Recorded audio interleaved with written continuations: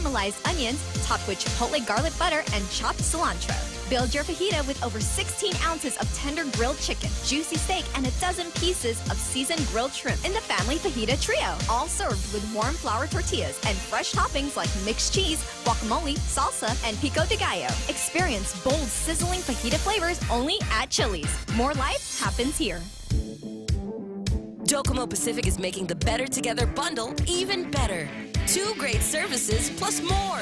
Get unlimited local calls, SMS, and 20 gigs of data, plus unlimited home internet for $109 a month. Sign up today and get free installation and choose between a free Galaxy S8, S8 Plus, or $100 off select devices. Mobile plus online from Docomo Pacific. Better together. Some conditions apply. See store for details. The number of residents removed from one state's Medicaid program has doubled, with perhaps more to come. Arkansas's Department of Human Services says more than 4,100 residents were dropped from coverage because they did not meet a work requirement. The new rule mandates Medicaid recipients work 80 hours a month for at least 3 months of the year. That rule knocked about 4,300 Arkansans off the Medicaid rolls last month, and another 4,800 could lose coverage if they don't comply by the end of October. Linking Medicaid benefits to hours worked was a stipulation the Trump administration allowed each state to opt into. The rule is the subject of a federal lawsuit filed in August. Gernal Scott, Fox News. A possible terror suspect in critical condition in Germany after lighting a Molotov cocktail and taking a woman hostage at the train station in Cologne. 2 other people were injured. 2 other police say the suspect's motives remain under investigation, including any connections to extremist groups. Facebook confirming it does hope to roll out a feature for users of its Messenger app that CEO Mark Zuckerberg has been using for months, able to delete sent messages. Screenshots of an unsent feature are circulating Twitter. Currently, folks can only delete messages from their own inbox. The unsend feature would allow users to remove a message from both sides of a conversation. Other platforms like Snapchat and Facebook's Instagram already allow users to unsend messages. While the social network hasn't revealed any dates, a rep for the company tells TechCrunch Facebook internally tests products and features before they ship to the public so we can ensure the quality of the experience. Fox's Kristen Goodwin. The Mega Millions jackpot is now the 4th largest in U.S. history, climbing to an estimated $654 million after nearly 3 months with no winner.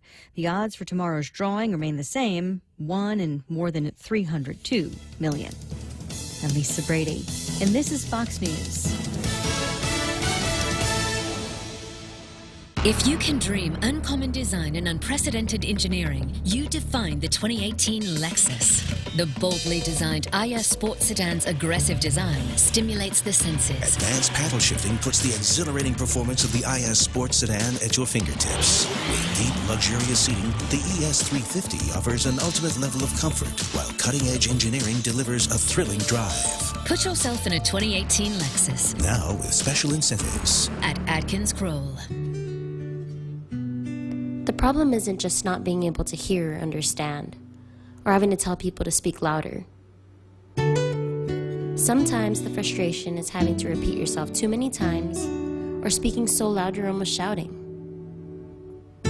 At Guam Hearing Doctors, we understand that hearing problems affect both sides. One of our goals is to help your hearing for those around you.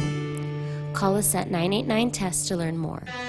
Here at APL, our core values give the company its heart and soul. Whether it's connecting your business with our global network through our newly enhanced service or investing our efforts into giving back to the community, APL is committed to serving you. We humbly honor the opportunity to find innovative solutions for you and your business. To learn more about our enhanced service, call 588-4651 or visit www.apl.com/Guam for more details.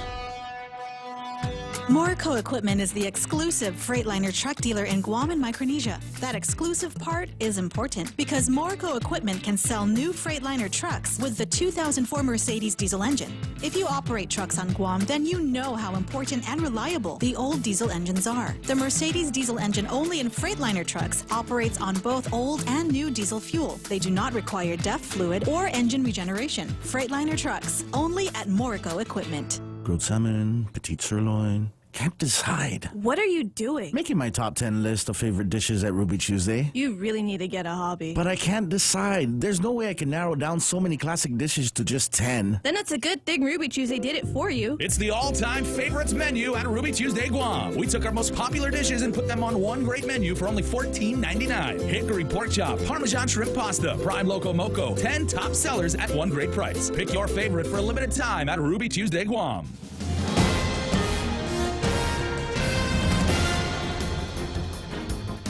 Half a day and good morning, Guam. News time here at The Point is 8 minutes past 6 a.m. this Tuesday morning. I'm Kevin Kerrigan. Here's a look now at some of the top stories from the Guam Daily Post. A Korean soccer player has been acquitted of all charges in connection with an alleged sexual assault of a Korean woman at the Leo Palace Resort in January. 28-year-old Byung-Oh Kim was found not guilty of 3 counts of third-degree criminal sexual conduct and 4 counts of fourth-degree criminal sexual conduct. In his closing remarks to the jury last week, Assistant Attorney General Jeremiah Luther described the victim as a woman who was awakened in the middle of the night half asleep and frozen by fear when Kim forcibly took advantage of her, he said.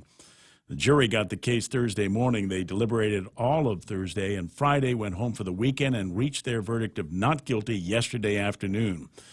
Defense attorney Randy Cunliffe painted a different picture in his closing remarks of Kim's conduct. He suggested the woman was a gold digger who consented to having sex and later threatened to sue after being jilted following the encounter. Following the verdict, Cunliffe told the Guam Daily Post that the jury apparently did not believe the woman's allegations of force. He said his client is very happy that he has been acquitted and can now return to Korea and try and get his life back together. Guam Police Department has postponed plans to conduct an Election Day survey of the department's community-oriented policing strategy known as COPS. At a press conference yesterday afternoon at police headquarters in Tizon, GPD Chief Joseph Cruz said the survey has been pushed back until January. No specific date has been set yet. Survey is meant to measure a public perception of the effectiveness of GPD's already existing community-oriented policing strategy. The Election Commission denied GPD's request to distribute the survey inside polling stations on November 6 after concerns were raised that it could have a chilling effect on voters. Some suggested the department was somehow trying to influence voters to support the Republican gubernatorial ticket. Cruz said he was disheartened by those suggestions. He said the survey was nonpartisan and non-political. Cruz also denied suggestions that the survey would be used to advance his Ph.D. thesis at Fiji's South Pacific University, which is also sponsoring the survey. Chief said his thesis would be completed by the end of this year, and the survey now won't be conducted until January. We'll have more news after this. Calvo started with a simple handshake. As we celebrate 80 years, we extend a hand to all of you who have taken our hand in trust, to the dreamers and realists, the families, the businesses, the young at heart and the old souls, our manumku and our children. From all of us to all of you, our deepest, happiest, and infinite thanks. 80 years here for you. 80 years thanks to you. Calvo's Insurance, a legacy of trust. There's a reason every day a Guam homeowner is getting a solar system installed by Micronesia Renewable Energy. It's because MRE is the most trusted name in solar. With more solar energy solutions than any other solar company on island, homeowners have a choice to go solar for zero money down or take the path to ownership. Whichever way, it keeps our skies blue and your pockets green. And with the most experienced solar technicians and an energy production guarantee, there are no worries. Call 632-2613 for a free consultation. MRE, the smarter choice. News time here at The Point is 11 minutes past 6 a.m. Opening arguments were heard yesterday in district court in the retrial of Raymond Martinez and Juanita Mosier. Martinez and Mosier are facing methamphetamine distribution and money laundering charges. They're alleged to have conspired to bring 8 pounds of meth from California to Guam. Their first trial ended in a mistrial in May. In his opening arguments yesterday, Assistant U.S. Attorney Fred Black said that the prosecution has videotapes of the defendants talking about their plans to bring the meth to Guam in cars. in the mail and in a water softener system. Key prosecution witness is former Guam Customs and Quarantine Agency Lieutenant Henry Alvendia, who the prosecution says was recruited by the defendants to help bring the meth to Guam. However, defense attorney Pete Perez called the government's case against Martinez and Mosier rotten. He said there's a law enforcement corruption in the case and suggested that his clients had been set up. The Department of Public Health and Social Services has announced that medicinal cannabis home cultivation permit applications are now ready for distribution. A release from Public Health says that as of today, the application forms can be downloaded from the department's website or picked up at the Department of Public Health Central Office in Manilao. There is one application for patient cultivators and a different one for caregivers applying to grow cannabis. To qualify for a medical marijuana home cultivation permit, applicants must register with Public Health and obtain a registry ID card. Patients must submit proof of diagnosis from their practitioner that they are suffering from one of the illnesses qualified for treatment with medicinal cannabis. Public Health Director Leo Casil said that once the application has been completed and turned in, it should take only a few days to process it and issue the permit. For these stories and more, log on to postguam.com or pick up a copy of today's Guam Daily Post. Ray and Mike now take a look at weather. Says mostly cloudy today and warm with isolated showers this morning, then scattered showers in the afternoon, plus isolated thunderstorms. There's southeast winds 10 to 15 miles an hour, decreasing overnight. Highs about 88 degrees overnight. Lows should be about 78 degrees. Sunset tonight, 6:01. Sunrise this morning was at 6:11, about the same time tomorrow. We'll take a look at the satellite imagery and see if there's anything in there that's interesting to Mike Knight. Good morning, Mike. Good morning. Not a whole lot interesting there. Just some clouds that have been lingering about for the past 2 or 3 days, really. Had an upper level low pressure system that's pulled off to the west, kind of left some of the clouds lingering behind. See that? And now we have a bit of a weak trough starting to develop down to the south, but they're not expecting any development or anything near us. Actually, maybe some development further out to the west, but that's not really going to affect us too much. Just going to ramp up the chances for rainfall based on the amount of moisture that's available. Just usual stuff for this time of year, really. Gotcha. All right, well, that's there it is. News and weather together here on The Point, brought to you by Bank Pacific. Where others put branches, they place roots. Guam Regional Medical City. We bring the healthcare advances of the world directly to you. We are an acute care hospital that complements your needs with our robust outpatient specialty clinics. From preventative care to critical care, we strive for consistent excellence at GRMC. Our core philosophy is where patients are partners, which means we work as a team to make a healthier version of you. For more information about GRMC, visit us at grmc.gu.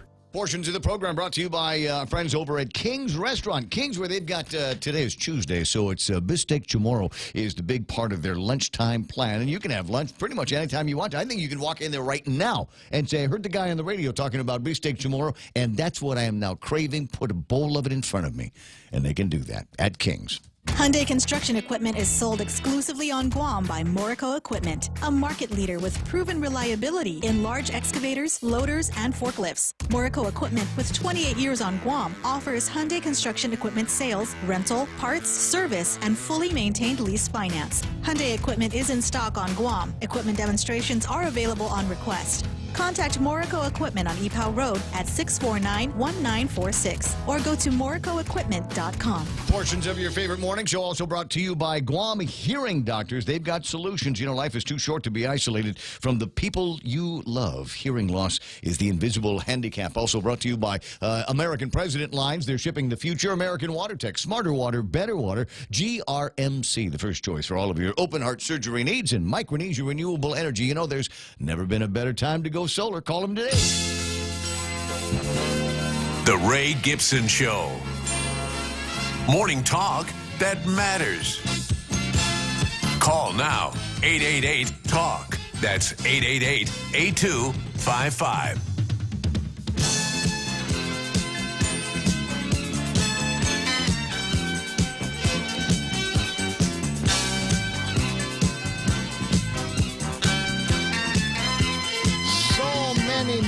of things to talk about and so few moments to talk about them with you here on the program. Welcome to the Ray Gibson Show on 93.3 FM. This is The Point. My name is Ray Gibson, surrounded by incredible broadcast radio and journalism talent like Kevin Kerrigan from the Guam Daily Post. Good morning, Kevin. Good morning, Ray. Aren't you getting tired of writing about politics yet? It's the season for it. It is the season for it. It's like every other story in the Daily Post is a politics story, and it's all got your byline on it. No, not all of it. Almost. Yeah, and crime tops the list today, though. Oh, there's some interesting crime stories out there. There's a couple that we were talking about on the radio yesterday with what's his name, Jerry Anus. The anus guy is got busted again. Yeah. Unbelievable. And then there's another story. Remind me, I printed out the magistrate report on this because it's so stupid. It's surreal. There's another one of these couples, right? They got pulled over by the cops, and naturally somebody starts fidgeting. A search ensues, and then there's actual resisting of arrest, and somebody drives away, knocks the cop in the knee, all of this other stuff, and you're going, you've got to be kidding. And they were on pretrial release. Of course they were on pretrial release. Of course they were. Just have absolutely no capacity for holding on to criminals and keep them out from harassing the public and being a nuisance to themselves and to everybody else around. There's that story, of course, and there's a bunch of others. Michael Knight will get the phone when you call at 888-8255. That's 888-8255. And now, were you keeping track of my predictions when we were going through the football scores? You didn't.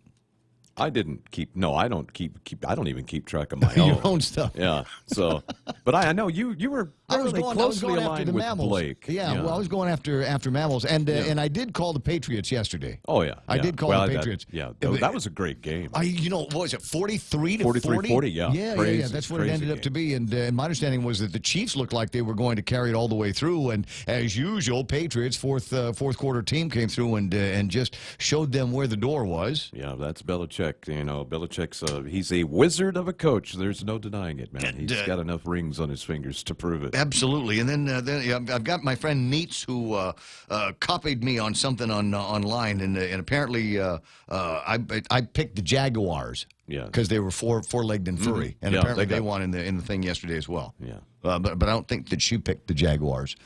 No, I did not. It's just, lost 27 confidence points. And if I knew what that meant, I'd say that's something actually smart alecky about it. Yeah, that's huge because when we make our picks, we're given a chance to assign confidence points to each one of the picks, and it starts at 15 and goes down to 1.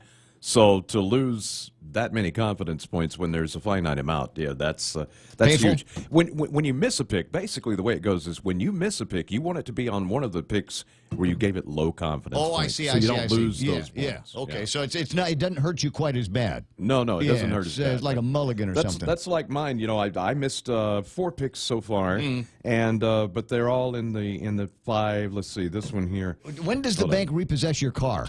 At which point, in the fantasy football, will the bank repossess your car or somebody will come and take your kids away? That's only if the Cowboys win.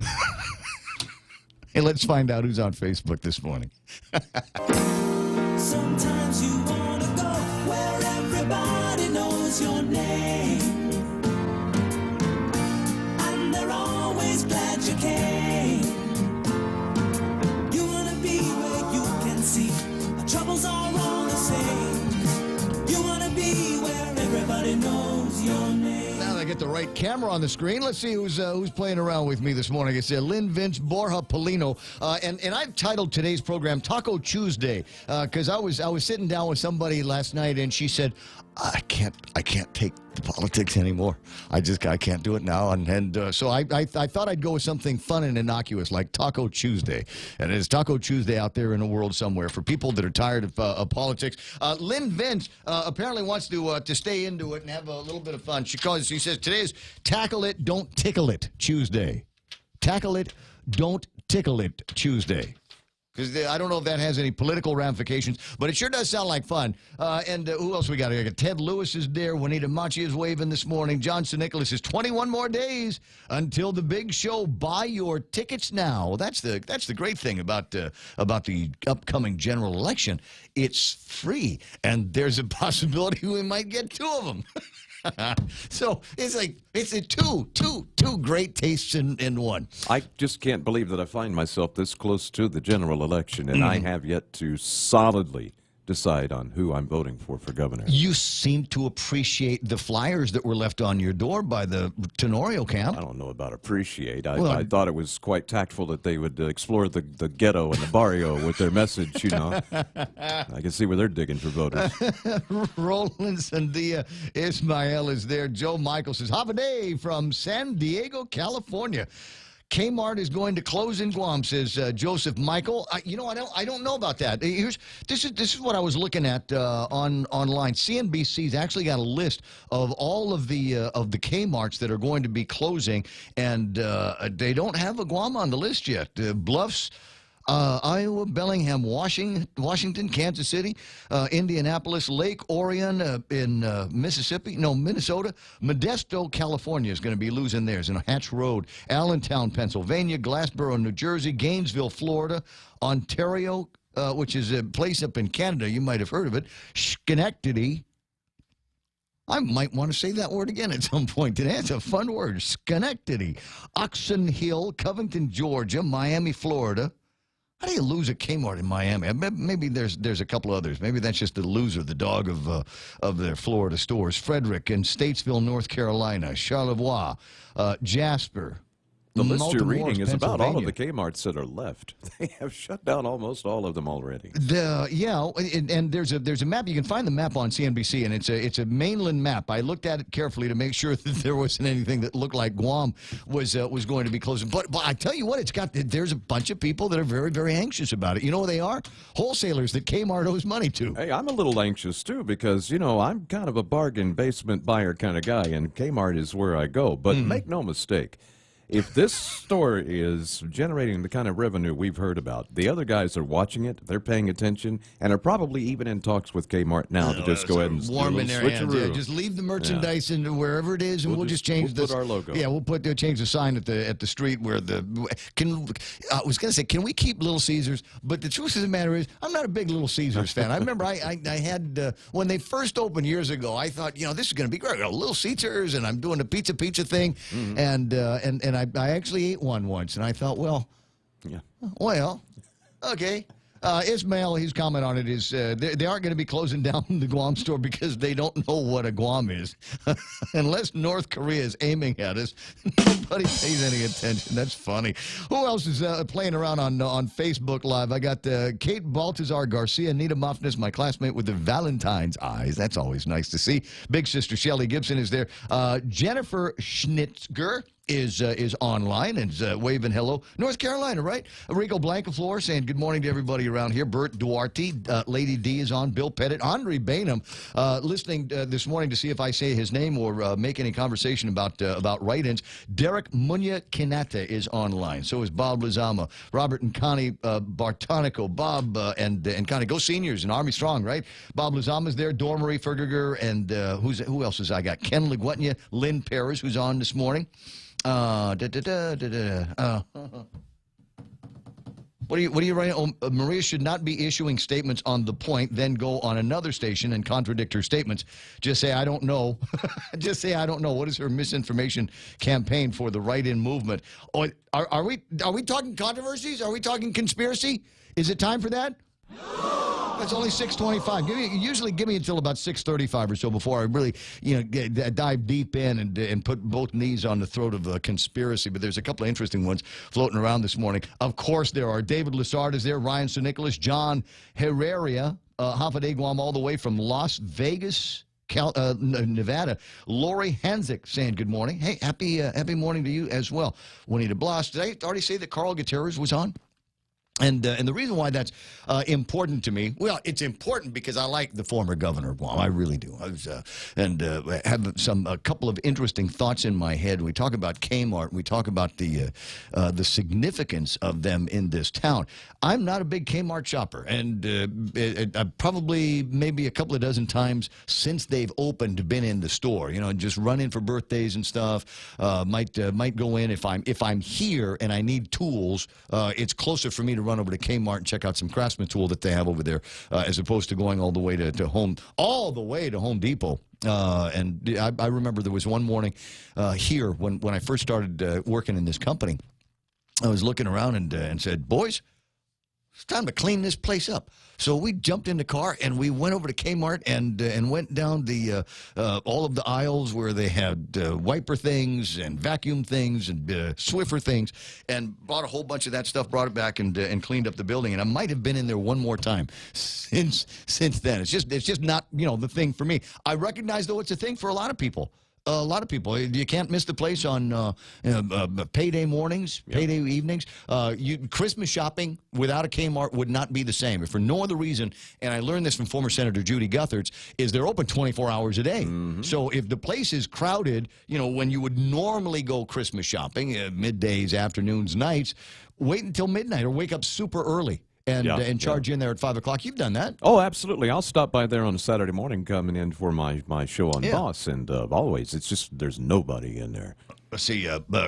Maka's there, and who else is there? John Meyerich saying good morning. Well, it's good morning to everybody here. As I said, there's one of the reasons why this is a big deal here is because their parent corporation, Sears, is in trouble. They've filed for Chapter 11 bankruptcy protection. That was a big story on Fox Business. Do I have the gizmo up? Can I play audio from here?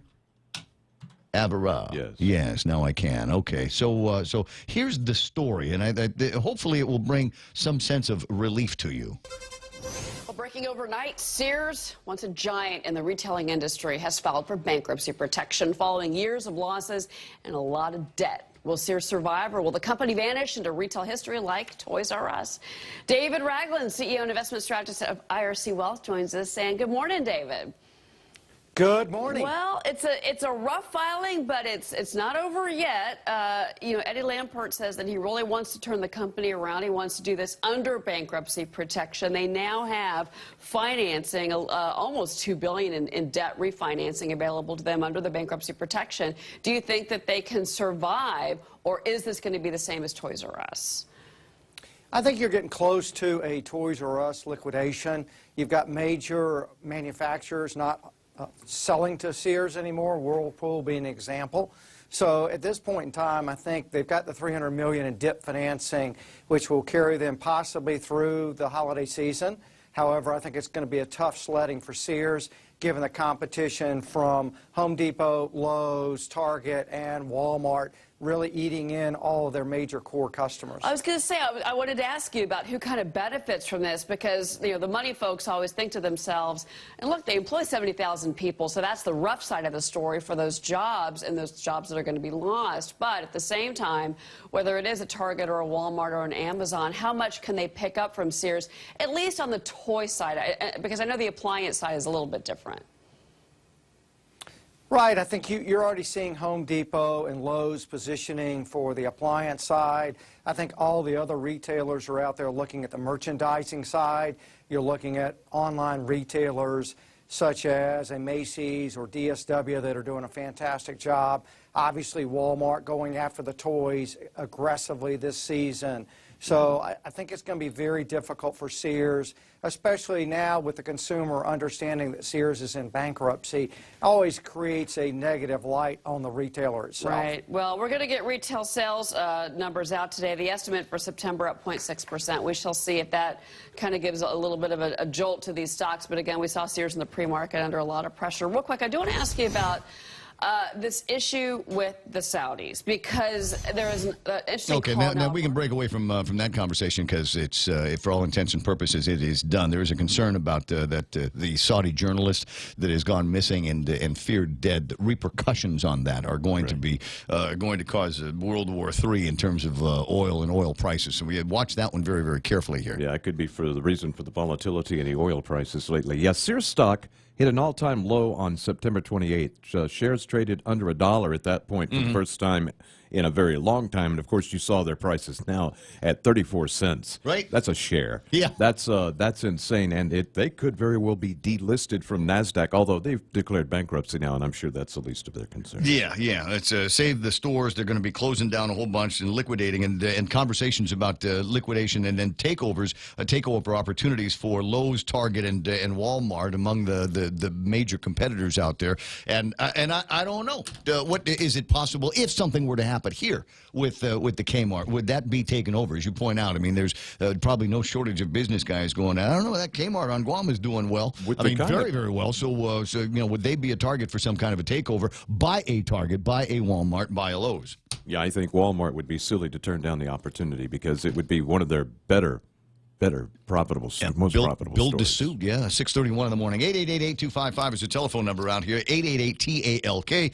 It is 988-5874. 988-5874 is the radio station WhatsApp. What? A radio station with a WhatsApp? Sure. You know why? Because it makes it easy for you to be able to take funny memes or cool videos or statements of things that you would like me to say on the air that you don't necessarily want shown on the Facebook Live or the YouTube Live.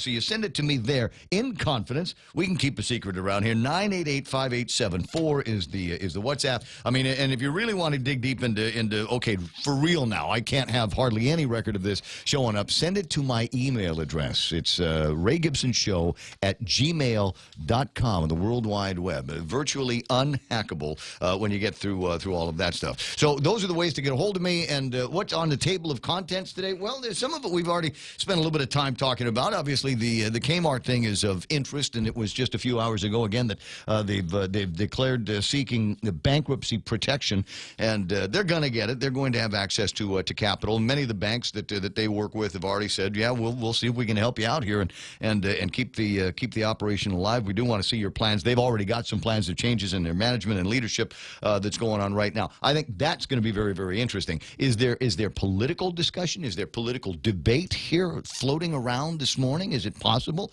Of course there is. This is Guam. You want to know what's at the tip of my tongue and the top of my political gossip table of contents?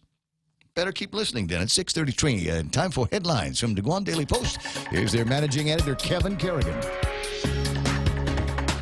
Half a day and good morning, Guam. And the headlines from the Guam Daily Post this morning. Students and staff at Simon Sanchez High School are mourning the deaths of two fellow students who died in a car crash in Jonah over the weekend. The boys were identified by fellow students as Josiah Blas and Timothy Uwe. Both were 17 years old. DOE spokeswoman Isa Baza said additional counseling has been provided to the students. The school's flag flew at half-staff yesterday, and a moment of silence was held for the students. Uwe and Blas were passengers in a black Toyota Corolla being driven by a 19-year-old. The vehicle ran off Route 4 in Jonah and crashed into the bush late Saturday night. The 19-year-old was treated for his injuries and later released. An airman on pretrial release following accusations that he raped a 9-year-old girl in July has now been jailed after he traveled to the mainland U.S. without permission. 33-year-old Luis Anthony Vargas appeared in Superior Court yesterday for a pretrial hearing in front of Judge Anita Sokola. Vargas was on pretrial release, confined to his home in Manilao and under orders not to leave Guam. However, the Air Force Office of Special Investigations found out that he had left Guam and traveled to New Mexico via Hawaii. When he returned, he was taken into custody. Judge Sokola revoked his release while he awaits trial.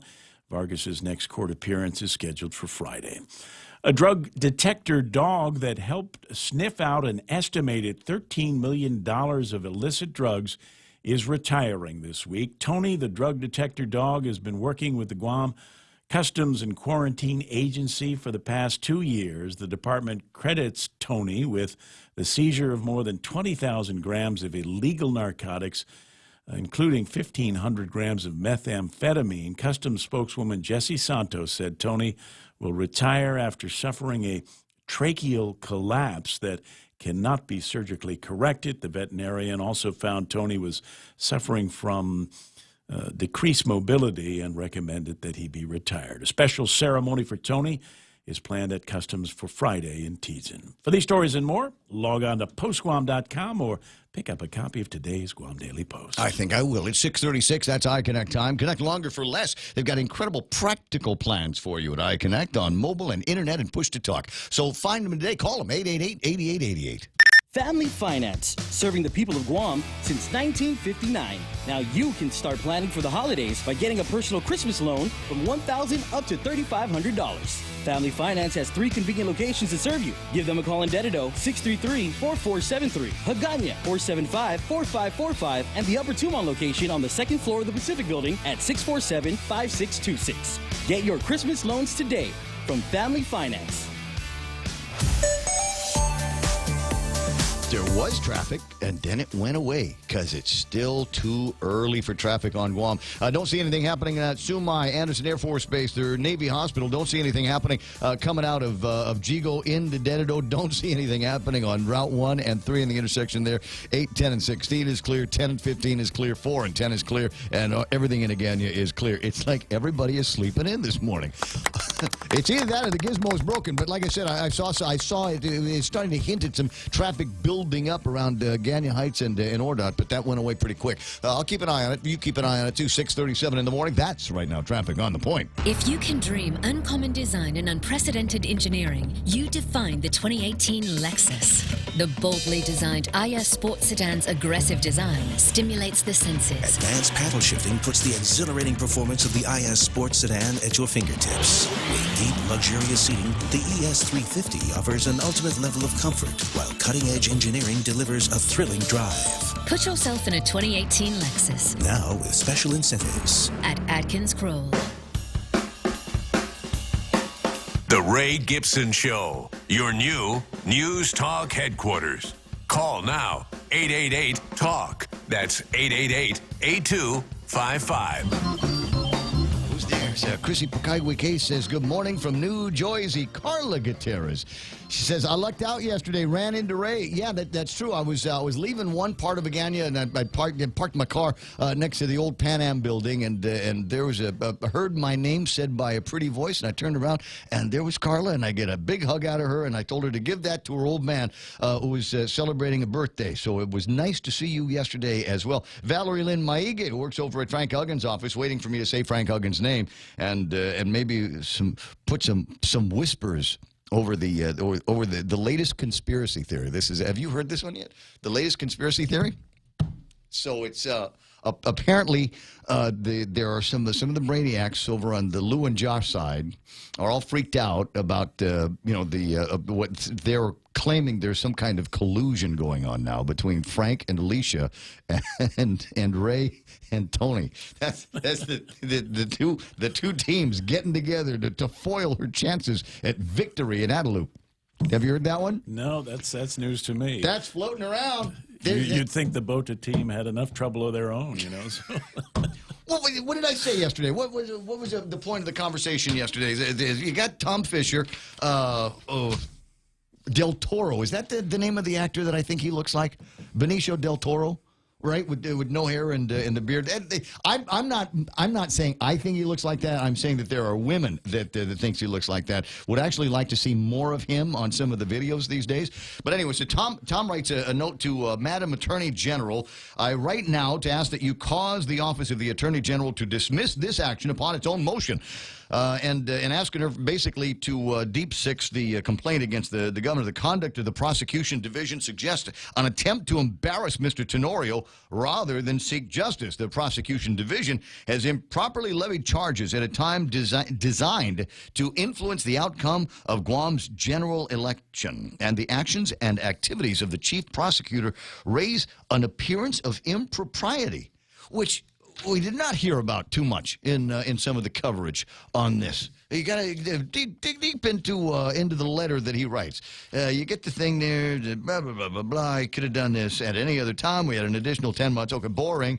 And then, disagreements over what constitutes official misconduct, yada, yada. Boring.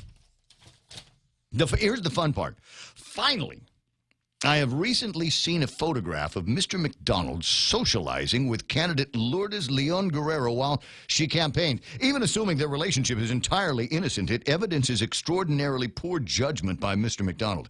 You may recall that just such a meeting between then Attorney General Loretta Lynch and President Bill Clinton in June 2016 resulted in the recusal of Ms. Lynch from an investigation relating to Secretary Hillary Clinton.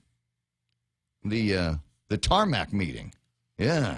In any case, I do not believe their relationship is innocent. Mr. McDonald, as photographed, was in the company of a certain Mr. Brennan. That gentleman's sister is believed to be the campaign manager for Ms. Leon Guerrero. Mr. Brennan's niece is an employee of Ms. Leon Guerrero, and sister-in-law is the chief probation officer at the Superior Court of Guam. Can you just see the wheels turning around in Tom's head? Upon information and belief, it is her office and perhaps Ms. Brennan herself that is a regular source of information covertly passed to members of the island media. Dark conspiratorial thoughts. Thoughts only. Well, who's your source?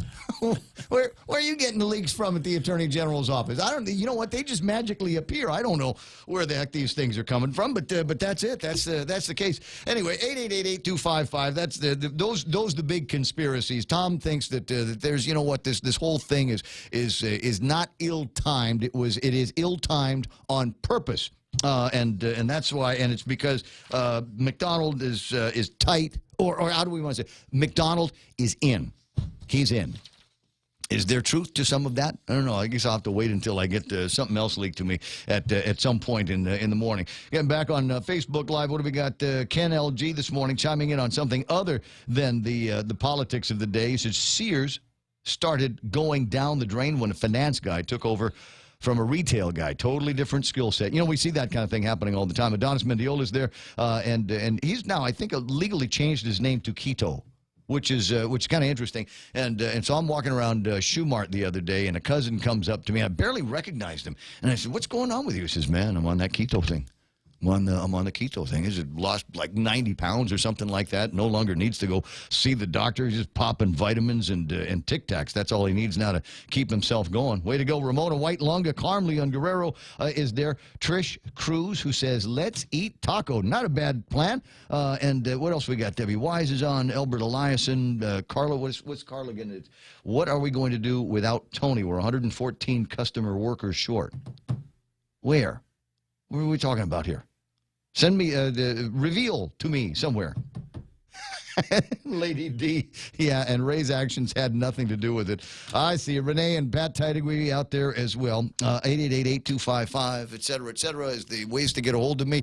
And I didn't have a chance to talk about it yesterday, although it was on my radar. I wanted to wish one of my favorite agencies on the, I swear to God it's true. When I was a little boy, my favorite thing was when Uncle Jim and Uncle Joe would say, "We're going to the port," because it wasn't someplace that we got a chance to go to all the time. We had to pick something up, and we'd go meet a ship and go find the break bulk place and just get all kinds of goodies and toys that we'd pick up ourselves over at the port. It was always one of my favorite adventures was going by the port. And now we wanted to wish the port a happy anniversary. Joanne Brown's on the line. Good morning. Hey, good morning, Ray. How are you? I'm doing okay. And to this day, I look for the opportunities to get down to the port when I'm training for races and stuff. I will often run from the old USO all the way down the breakwater. I mean, literally all the way down the breakwater to the end of it. And that's the easy part. Running back is the hard part because you're against an amazing amount of wind. So, I mean, there's so many different uses for the port facility. Anyway, happy anniversary. Well, thank you. To be 43 again is wonderful. I like that. I like that. That was old. Now you get a little older, and it's like, hey, 43 doesn't sound so bad anymore. Yeah, can I get that? Let's get that engraved. So, what are you guys doing? What are you doing to celebrate? Well, of course, yesterday we had our opening ceremonies, and we had Lieutenant Governor Ray Tenorio there, along with our board chairman, Frank Santos, and our board members, and, our oversight chairman, Senator Frank Uggan, who was there to help us commemorate. You saw Frank? 43rd. Yeah. You saw Frank? Nobody see it. He's at rallies. The guys are like radio silence. It's amazing. Is he okay? I haven't heard of him. He is just as fine and vibrant and engaged as he always is. And certainly in this past term, he's been our oversight chair. He's been very supportive of our operations, and he certainly championed our bond legislation a year ago that, of course, we were able to execute this past summer. So we're very pleased to have him come and join us. But yes, he is alive and well and doing good as always. I worry about him because, I send him WhatsApps and we try to call him and just, see how he's going, what's up with the campaign, all that stuff. And I just never get a chance to, just hasn't been able to return my calls. I thought he was sick. No, he's doing very well. Beyond that, I can't comment on why he is or is not engaging with the media. I have to defer that to him. That's okay. Sorry, just it's a little bit of the Cassie spirit has taken over me here this morning as we go. So what are you going to be doing to celebrate Port Week? Are we going to tours with the kids? Are you going to let people go and explore the riprap? Well, I mean, we have to limit, of course, activity in the port yard. I know that occasionally we're able to accommodate that, but that's not a standard thing just because of the operations that we have ongoing. But it's more so an opportunity for us to recognize our employees and our retirees that have retired this past year. And so we have a number of activities for our employees to include volleyball. They'll have a softball game this weekend, bowling. And just a little change of pace for them during their workday to give them an opportunity to take a break and spend a little time with each other. And so that's what we're celebrating. We try to break that up, of course, because of our operations. We're not able to do that, within this particular week. So we try to span that out so that our employees, including the ones in the yard and those that certainly work on the night shift, can participate. But we're excited. I mean, of course, this is only the 43rd year of the Port Authority as an autonomous agency.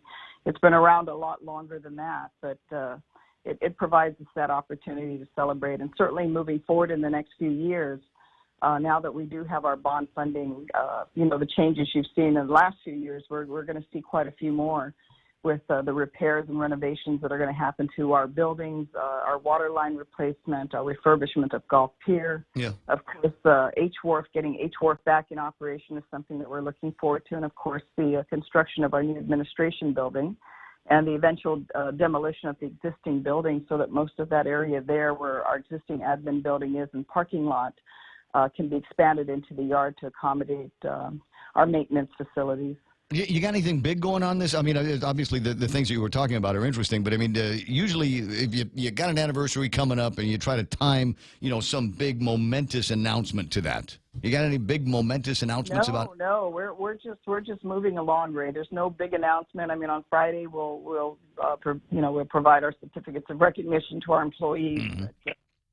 That will wrap up Port Week, but no, we don't have any big announcement. I mean, we've been doing an awful lot of heavy lifting in the last few years and transforming the port, and that in and of itself, has been our main mission. So nothing extraordinarily different other than, moving forward, what will be close to, another $60-70 million of construction, including our grants and, of course, the projects that the port itself is funding.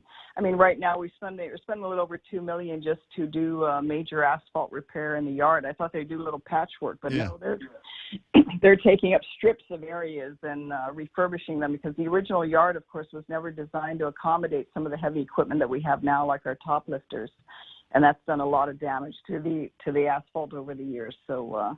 We have a contractor out there right now doing that. We're going to be replacing all the trench drains in the old yard because of metal fatigue. After a while, those things get stressed out, and we have to, replace them for safety issues. So just regular maintenance in a big way. Because a bunch of days at work, we'll take a break and we'll make a couple of speeches, and then everybody go back to work. And as always, I mean, we still, even while we had the ceremony yesterday morning, we still had an operation going on. So that's a normal day, but that's what we're supposed to be doing every day. Got any cruise ships coming in anytime soon? Not this month, but of course towards the end of the year, as we always do, between the 31st and New Year's, we get a couple of Japanese cruise ships that come in, and we have one of our Carnival, I believe our Carnival cruise ships that's going to be coming to Guam in October of next year, which I think is pretty significant. Yeah, I always think there's a great opportunity there that we haven't exploited completely yet. We got Hotel Wharf, maybe we ought to create a tourist wharf.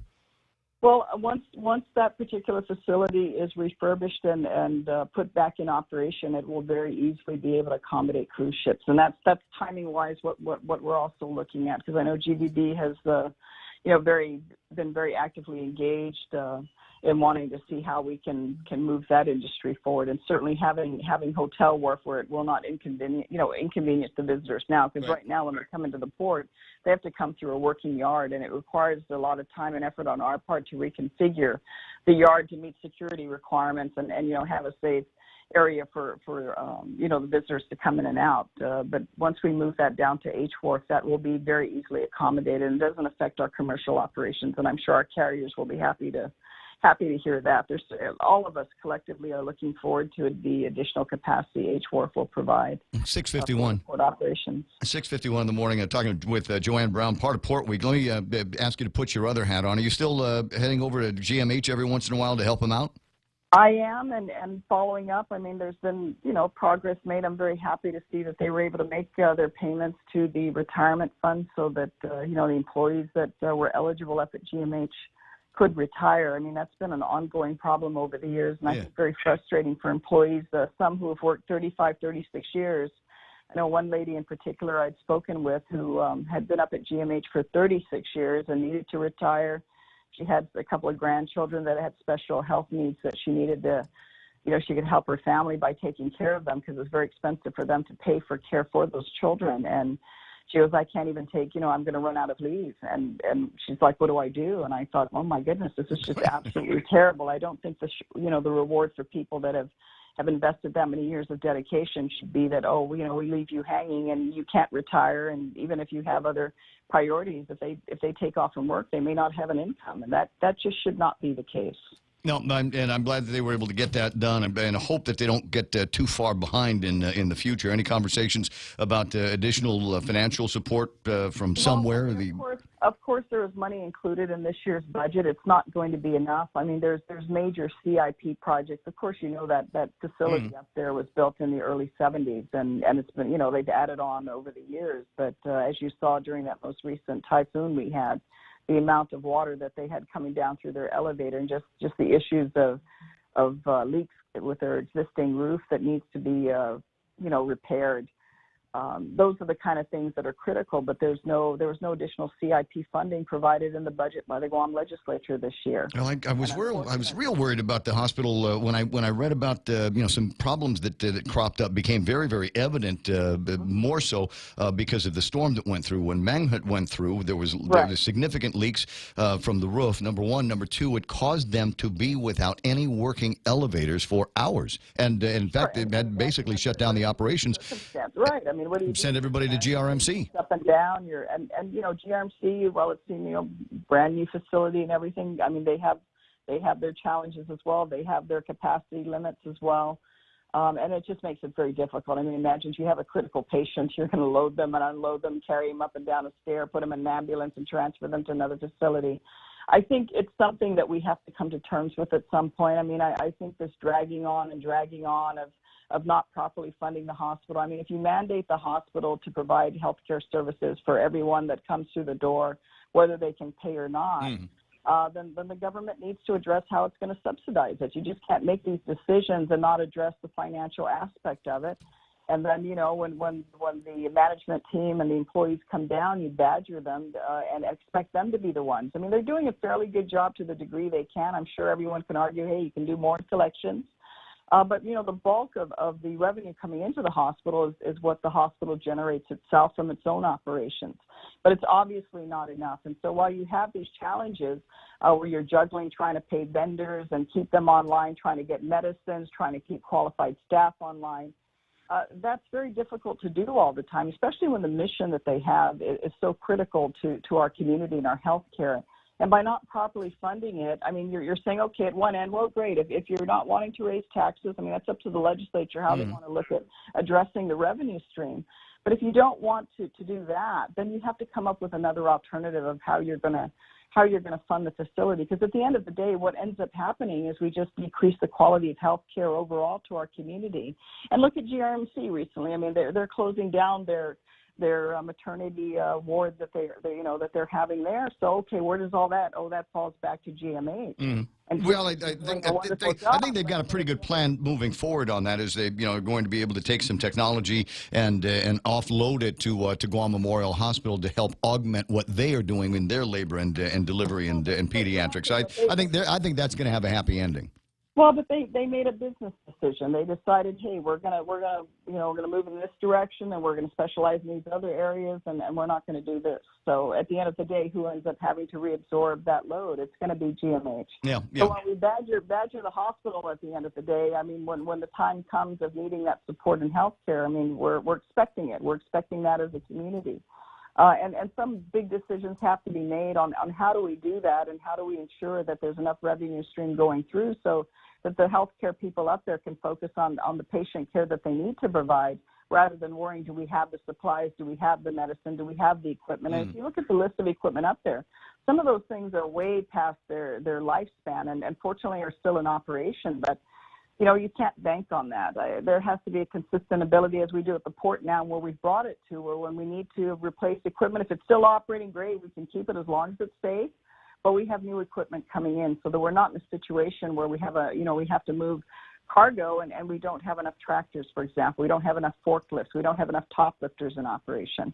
Imagine critical medical equipment that you need for the survival of the patient. Sure. So, I mean, we know that. It's an old story, but at the end of the, to borrow my word again, I'm going to say it the first time, at the end of the day, Ray, we still need to properly adjust funding the hospital. Otherwise, we're going to end up in this chaotic situation, no matter who you put up there to operate. Well, and no matter who's going to be at Adelup. What an interesting problem this is going to be for the next governor of Guam. And while I've got you on the line for just a couple of seconds more, what are your thoughts about Frank and Alicia jumping in as write-in candidates in this upcoming general election? Boy, you put me in a tough situation. I mean, at the end of the day, I'm sure they have their reasons, and they've made that very public. I know this weekend they had a gathering, and they made their announcement to their supporters as to their decision. And at the end of, what can we say? That's their choice to do that. I'm sure Lou and her running mate Josh probably are not that happy with it and felt that getting through the primary, we in their view, they got the votes. We should be the main team, and having Frank and Alicia running out behind and saying, hey, we're still in this game. Mm-hmm. I'm sure that's not something they're happy about. But at the end of it's everybody's walk, Ray. I mean, imagine all the years of preparation. I mean, Frank Duggan came into the legislature in the 24th. That was 2 years after I first came in, and we're talking 22, 23 years ago. And he's invested so much of his life, in public service. So I can imagine at this time, including 2 gubernatorial runs previously, I'm sure this is, it's a walk I'm sure he needs to finish for himself. And, more power to anyone who runs for office, because that's a tough road. I mean, while we sit and politics is such an interesting pastime for all of us here on the island, we select our candidate and, we stay up all night watching the votes come in. Mm-hmm. That's a tough walk for anyone. I mean, all the teams, Ray and Tony running, and Lou and Josh, and certainly, Frank Duggan and Alicia Limtiaco. It's a tough walk. The sacrifice, the things you got to put up with, the patience you need to find deep inside yourself, and certainly the energy, to keep going. Because imagine your regular day, imagine that, and then having 5 or 6 functions that evening on top of everything else, and the thick start all over again. Yeah, the thick black that you have to develop, the thick skin and black heart that you've got to develop in order to be able to survive something like this. We'll talk about that as I get into a little bit more political gossip. It's always fun talking with you, and happy Port Week. Well, thank you so much, Ray. Appreciate the opportunity to talk with you. You have a good week as well. I sure will. It's 6:59 and change. Joanne Brown from the Port Authority of Guam wears the other couple of hats in roles with Guam Memorial Hospital, and always interesting to hear what her thoughts are on politics, etc. Stand by for Fox News Live. That's coming up next on the other side of that. Kevin Kerrigan with all the big stories from the Guam Daily Post. And then we'll chat about what's happening with the economy. It wasn't a great day for the markets. We'll talk about whys and more on the other side of these. A day-long tour of destruction. Lisa Brady, Fox News. President Trump and the First Lady now in Georgia, getting a first-hand briefing on recovery efforts there from Hurricane Michael after spending several hours in Florida, where landfall leveled whole communities in the Panhandle. Just wiped houses away. The foundations, everything gone. So we saw some areas that were hard to believe, actually hard to believe. The president also offering encouragement to Alabama and the Carolinas, now recovering from 2 hurricanes. Michael is blamed for at least 19 deaths from Florida to Virginia. Utility crews still working to restore power to hundreds of thousands. The president sending Secretary of State Mike Pompeo to Saudi Arabia, which remains under international pressure over the suspected killing of a Saudi journalist in Turkey. President Trump, before departing for Florida, said he had spoken to the King of Saudi Arabia and he had firmly denied any involvement with Jamal Khashoggi's disappearance or alleged murder. The king told me that Turkey and Saudi Arabia are working hand in hand very closely on getting to the bottom of what happened. Sources tell Fox News that President Trump has been informed of news reports that Khashoggi may have been accidentally killed during an interrogation as part of an unauthorized attempt to abduct him and take him to Saudi Arabia. Fox's John Decker at the White House. Khashoggi last seen entering the Saudi consulate in Istanbul, where a joint team of Saudi and Turkish investigators began a renewed search today, although Turkey reportedly has claimed to have recorded evidence that Khashoggi was murdered and dismembered. Health and Human Services Chief Alex Azar just making this announcement. We are proposing to require American drug companies, for the first time ever, to include in their TV advertising the list prices of drugs paid for by Medicare or Medicaid. This is Fox News.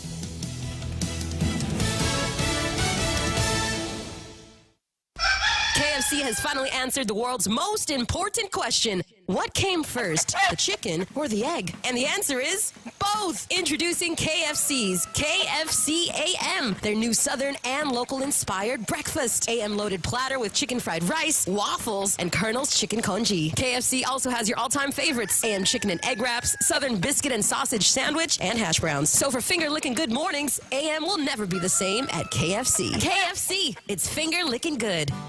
At the heart of everything we do is our mission to improve the life of every child. From mungy nennies to growing teens, they'll be in trusted hands at FHP Health Center, where we offer comprehensive pediatric services to nurture and protect your child's health from day one. Begin your little one's journey to good health at FHP with seasoned pediatricians and professional staff who hold decades of combined experience. FHP Health Center, our island, your clinic.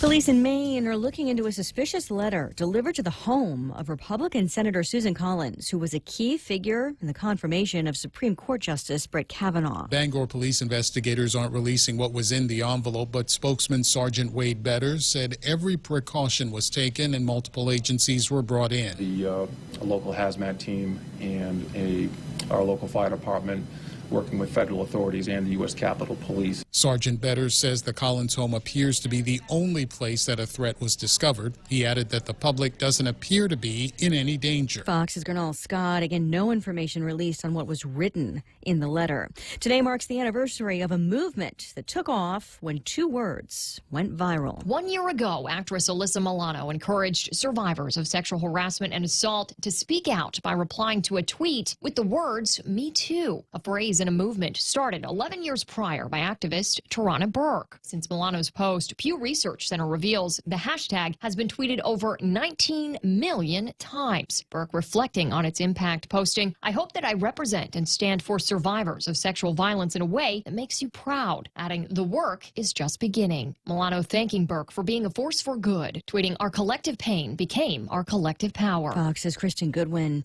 A new hashtag is trending, Royal Baby, after Kensington Palace confirmed Britain's Prince Harry and wife Meghan Markle are expecting their first child next spring. They were married just under 5 months ago. Somebody will take the lead in baseball's National League Championship Series tonight. The Dodgers and Brewers each won a game in Milwaukee, sending the series back to L.A., where Game 3 is tonight. Meantime, the Red Sox tied up the ALCS last night in Boston. The Astros will host Game 3 in that series tomorrow. I'm Lisa Brady, and this is Fox News. Security Title is honored to join in sponsoring Ray Gibson on The Point. Half a day. I'm Rita Tidigli of Manila, and this is where I start my day, listening to the voices of our community and sharing thoughts about issues that affect all of us. It all boils down to our people and our land. Ingatan ang iyong tahanan, protect your home. When purchasing or refinancing your home, remember to call the professionals at Security Title, just like you call Ray Gibson in the morning. Are high power bills sending your budget into chaos? Take control with the help of Micronesia Renewable Energy. Using the highest quality panels, a solar energy system from MRE will guarantee to save you money on power. With MRE, Christmas comes early. With every solar energy system, homeowners not only get $400 for signing up, but also an entry for a chance to win $1,000 in cold, hard cash, just in time for Christmas. It pays to be an MRE customer. Conditions apply. Call 632-2613 for details. MRE, the smarter choice. Grilled salmon, petite sirloin. Can't decide. What are you doing? Making my top 10 list of favorite dishes at Ruby Tuesday. You really need to get a hobby. But I can't decide. There's no way I can narrow down so many classic dishes to just 10. Then it's a good thing Ruby Tuesday did it for you. It's the all-time favorites menu at Ruby Tuesday Guam. We took our most popular dishes and put them on one great menu for only $14.99. Hickory pork chop, Parmesan shrimp pasta, prime loco moco. 10 top sellers at one great price. Pick your favorite for a limited time at Ruby Tuesday Guam.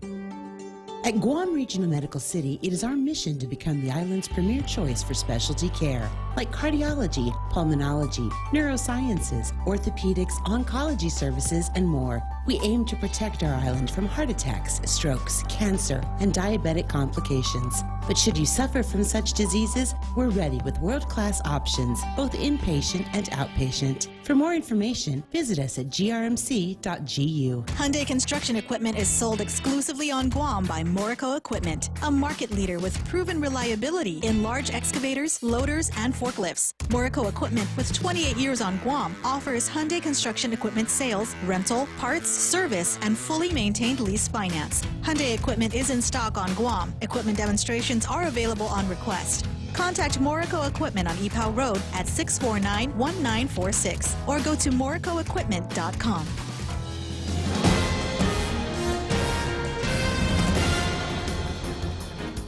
Half a day and good morning, Guam. News time here at The Point is 8 minutes past 7 a.m. this Tuesday morning. I'm Kevin Kerrigan. Here's a look now at some of the top stories from the Guam Daily Post. A Korean soccer player has been acquitted of all charges in connection with an alleged sexual assault of a Korean woman at the Leo Palace Resort in January. 28-year-old Byung-ho Kim found not guilty of 3 counts of third-degree criminal sexual conduct and 4 counts of fourth-degree criminal sexual conduct. In his closing remarks last week to the jury, Assistant Attorney General Jeremiah Luther described the victim as a woman who was awakened in the middle of the night, half asleep, frozen by fear, when Kim, he said, forcibly took advantage of her. Jury got the case on Thursday morning. They deliberated all of Thursday and Friday, went home for the weekend, reached their verdict yesterday afternoon. Defense attorney Randy Cunliffe painted a different picture in his closing remarks last week, suggesting the woman was a gold digger who consented to having sex and later threatened to sue after being jilted following the encounter. After the verdict, Cunliffe told the Guam Daily Post that the jury apparently did not believe the woman's allegation that force was used. He said his client is very happy now that he has been acquitted and can now return to Korea and try and get his life back together again. The Guam Police Department has postponed plans to conduct an Election Day survey of the department's community-oriented policing strategy known as COPS. At a press conference yesterday afternoon at police headquarters in Tizen, GPD Chief Joseph Cruz said the survey has been pushed back until January. No specific date has been set yet. The survey is meant to measure public perception of the effectiveness of GPD's already existing community-oriented policing strategy. The Election Commission denied GPD's request to distribute the survey inside polling stations on November 6th after concerns were raised by some that it could have a chilling effect on voters. Some suggested the department was somehow trying to influence voters to support the Republican gubernatorial ticket. However, Chief Cruz said he was disheartened by those suggestions. He said the survey was nonpartisan and non-political. The chief also denied suggestions the survey would be used to advance his own PhD thesis at Fiji's South Pacific University, which is also sponsoring the survey. Chief said his thesis would be completed by the end of this year, and the survey now won't be conducted until next year. We'll have more news after this. Here at APL, our core values give the company its heart and soul. Whether it's connecting your business with our global network through our newly enhanced service or investing our efforts into giving back to the community, APL is committed to serving you. We humbly honor the opportunity to find innovative solutions for you and your business. To learn more about our enhanced service, call 588-4651 or visit www.apl.com/Guam for more details. What would you do with unlimited internet? With Docomo Pacific, the possibilities are endless. Docomo Pacific is throwing off the data caps so you can enjoy more of the things you love. Watch, stream, download, and play with no end in sight. Stop by any of our stores or check out DocomoPacific.com to learn more. Life becomes limitless with Docomo Pacific. Better together. 11 minutes past 7 a.m. here at The Point. The Department of Public Health and Social Services has announced that medical cannabis home cultivation permit applications are now ready for distribution. A release from Public Health states that as of today, the application forms can be downloaded from Public Health's website or picked up at the Public Health Central Office in Manilao. There is one application for patient cultivators, a different one for caregivers applying to grow cannabis for their patients. To qualify for a medical marijuana home cultivation permit, applicants must register with Public Health and obtain a registry ID card first. Patients must also submit proof of diagnosis from their practitioner that they are suffering from one of the illnesses qualified for treatment with medicinal marijuana. Public Health Director Leo Casil said that once the application has been completed and submitted, it should take only a few days to process it and issue the permit. A drug detector dog that helped sniff out an estimated $13 million of illicit drugs is retiring this week. Tony, the drug detector dog, has been working with Guam Customs for the last 2 years. The department credits the canine with the seizure of more than 20,000 grams of illegal narcotics. Customs spokeswoman Jessie Santos says Tony will retire after suffering a tracheal collapse that cannot be surgically corrected. The vet also found that Tony was suffering from decreased mobility and recommended that he be retired. A special ceremony for Tony is planned for Friday at Customs headquarters in Tietzen.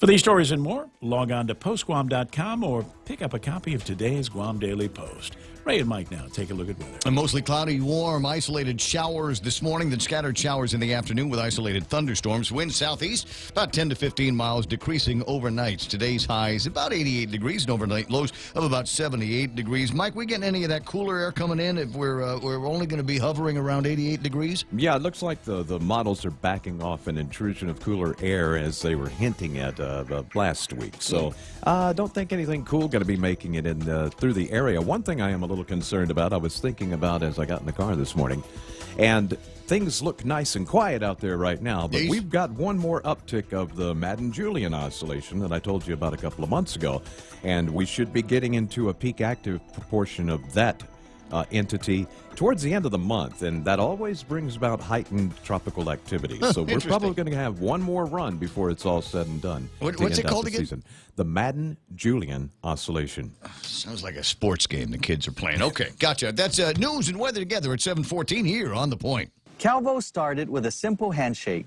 As we celebrate 80 years, we extend a hand to all of you who have taken our hand in trust, to the dreamers and realists, the families, the businesses, the young at heart, and the old souls, our manumku and our children. From all of us to all of you, our deepest, happiest, and infinite thanks. 80 years here for you. 80 years thanks to you. Calvo's Insurance, a legacy of trust. It's 7:14. This is the Ray Gibson Show, and it's brought to you by King's Restaurant. And they've got a great daily lunch special every day. How do I know it's great? Because they keep doing it. If it was no good, then they'd have to come up with another lunchtime plan, right? But the great lunchtime special, yesterday was Salisbury steak. Today, it's beefsteak chamorro. You like that? Yeah. Oh, don't like it? They got the pick 2, pick 3 combo. Come on, you'll find something on the menu you're going to love at King's. There's a reason every day a Guam homeowner is getting a solar system installed by Micronesia Renewable Energy. Energy. It's because MRE is the most trusted name in solar. With more solar energy solutions than any other solar company on island, homeowners have a choice to go solar for zero money down or take the path to ownership. Whichever way, it keeps our skies blue and your pockets green. And with the most experienced solar technicians and an energy production guarantee, there are no worries. Call 632-2613 for a free consultation. MRE, the smarter choice. Portions of the show also brought to you by First Hawaiian Bank, where it all starts with, yes, American President Lines. They're shipping the future. Micronesia Renewable Energy, never been a better time to go solar. American Water Tech, smarter water, better water. Can he go on? Can he possibly do this with the single breath that he took? Yes, Guam Regional Medical City, the first choice for your open heart surgery needs. Security Title is honored to join in sponsoring Ray Gibson on The Point. Half a day. I'm Mark Beneventi of Santa Rita, and this is where I start my day, listening to the voice of our community and sharing thoughts and issues that affect us all. It all boils down to our people, our land. Protei Igumama. Protect your home. When purchasing or refinancing your home, remember to call the professionals at Security Title, just like you call Ray Gibson in the morning. It's 7:16 right now. What am I supposed to do? Oh, the hot pastrami. It's still there. This is a revelation. They're still doing hot pastrami over at Subway, which indicates to me that we got to be getting close to the edge of this special promotional limited time only feast. Hot pastrami meat, and they slice it up. It's all lean and tasty, and then we'll put some of that in your whatever bread you like, with whatever condiments you want, whatever toppings that you want. It really is the big deal, but only for a limited time at Subway. Eat fresh. Ray Gibson brings you closer to the action. Watch and listen live on thepoint.gu. Anna Kilroy on Facebook Live. Bobby Titano says, hi, Raymond and Kevin and Mike. Johnny Atulai and Bobby watching. Legendary name, that Johnny Atulai. Yes. What you been catching these days? You haven't given up on that, have you? Who else? Lillian Cruz, Renee Ogo, good morning to you. Evelyn Uggan, Renee and Pat Tigui. Nate Horn says, this is Guam. Everybody's connected to everybody else. I think that's in regards to the statement that I read from attorney Tom Fisher, who, like Jerry Roberts, has no hair on the head. Just is talking about... He's in the Brotherhood? Could be. Oh, you haven't seen? No. You don't watch the news? I don't have time, Ray. I spend all of my free time writing for you.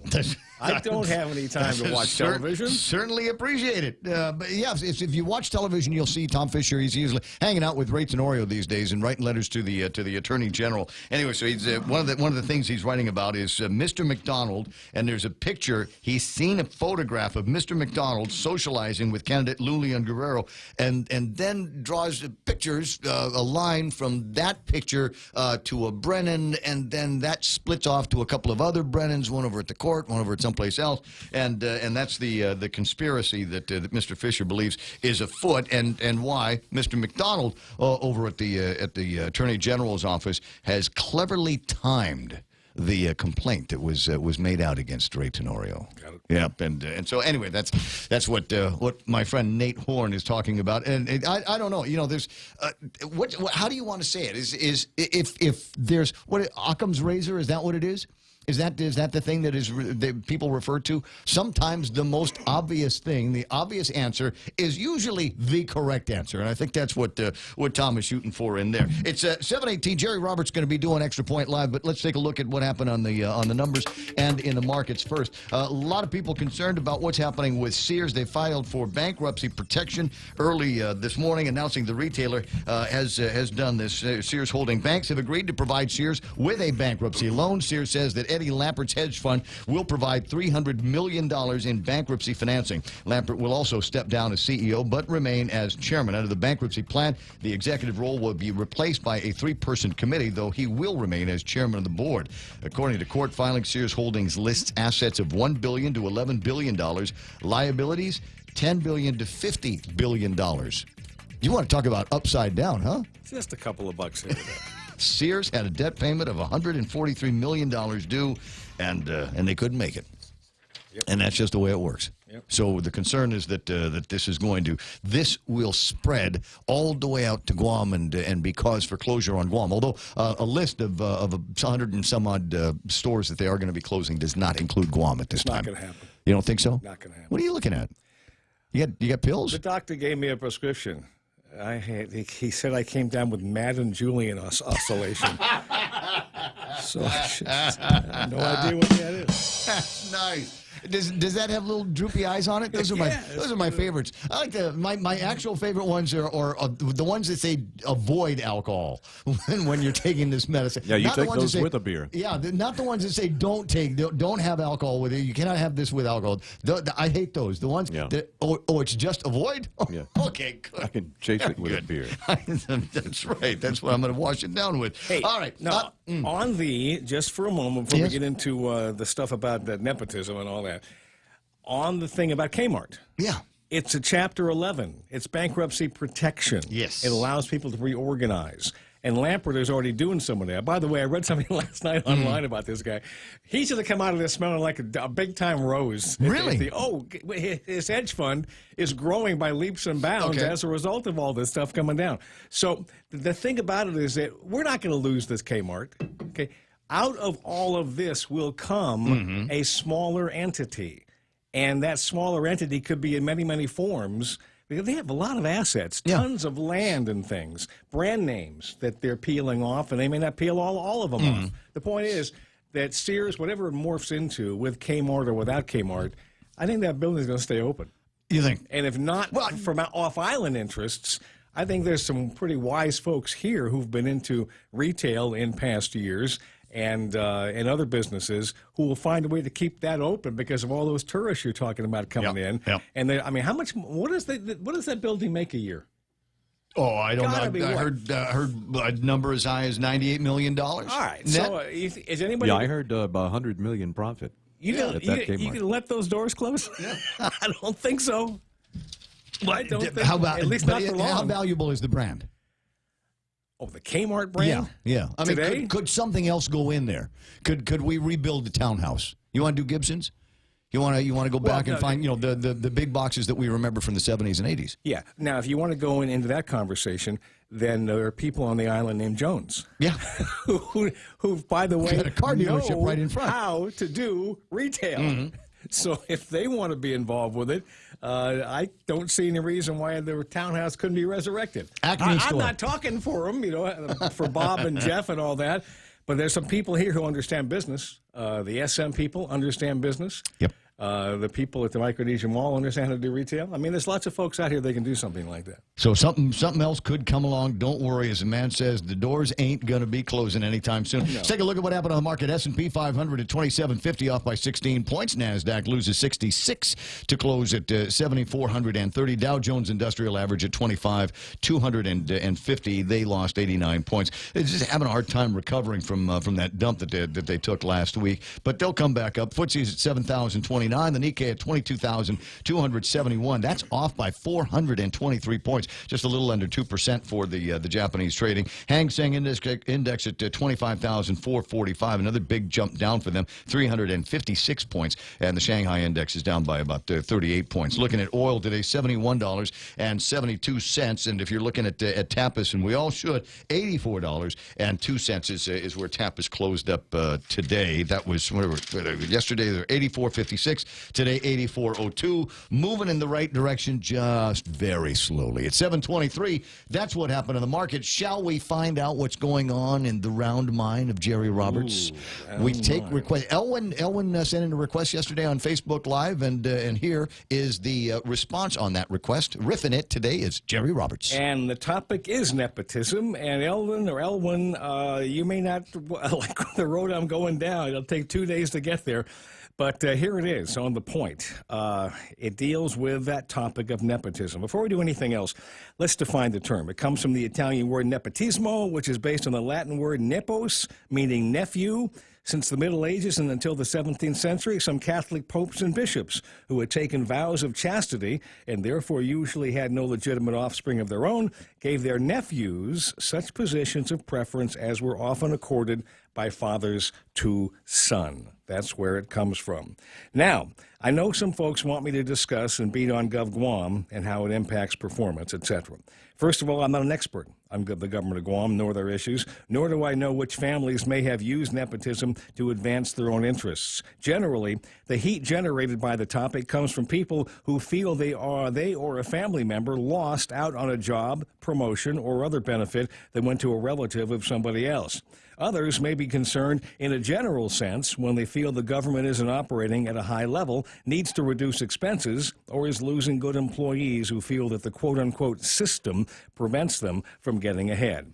I went online and I found an article from the East-West Center Pacific Islands Report, April of 2013, where then Public Auditor Doris Brooks said there is no specific law that prohibits relatives from working in the same agency. It's only where it becomes an issue of supervision. Brooks said it's not illegal, it's not improper, but is it good to have in terms of good governance? I also found the job application from the Department of Administration, and it read this way: spouses and persons within the first degree of blood relationship, that's like spouse and brother and sister, or son and daughter and stuff like that, may not be employed in the same department or agency in a supervision subordinate relationship, and where two or more family members under the same household are prohibited. Exception to this rule may be made for the good of government service.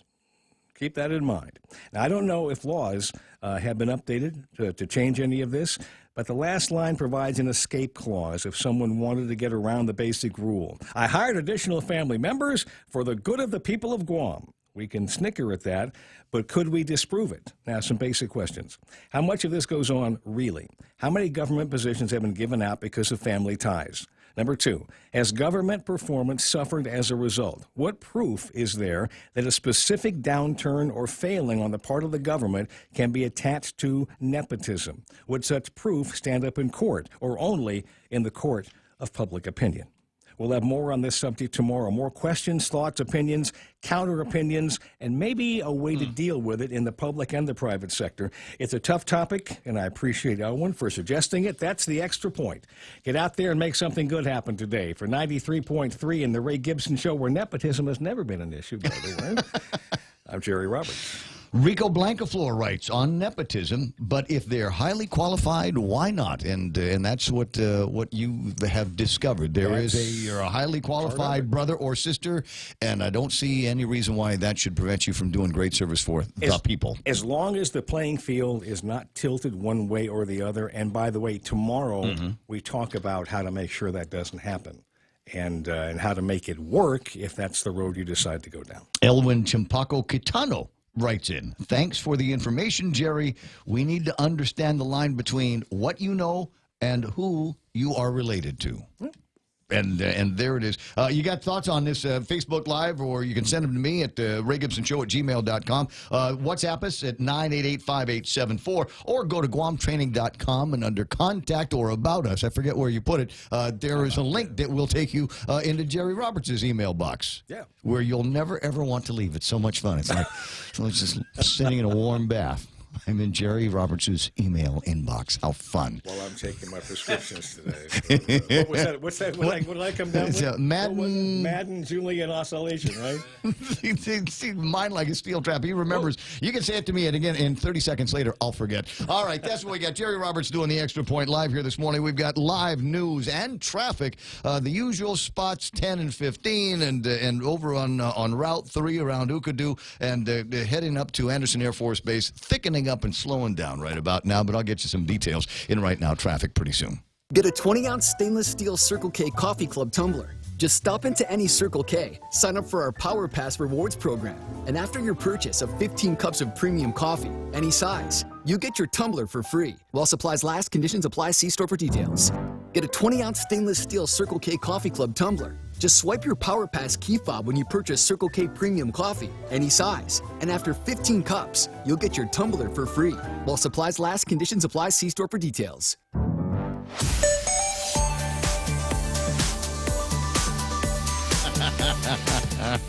Yeah, we're still playing around with the Madden Julian Oscillation jokes here in the studio. And when we're not, then we're talking about eating goat salmon and cactus hide.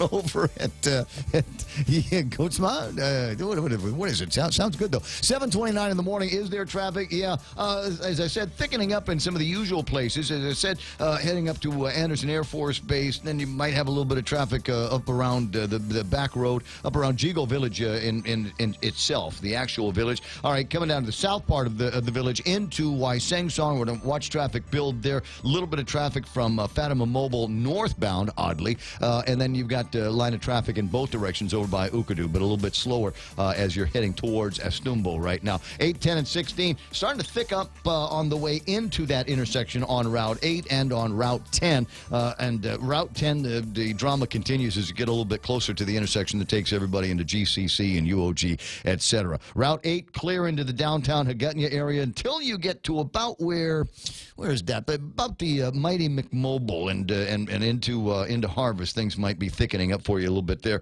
as well as a little bit of a slowdown right in front of Wendy's in the Agana Shopping Center.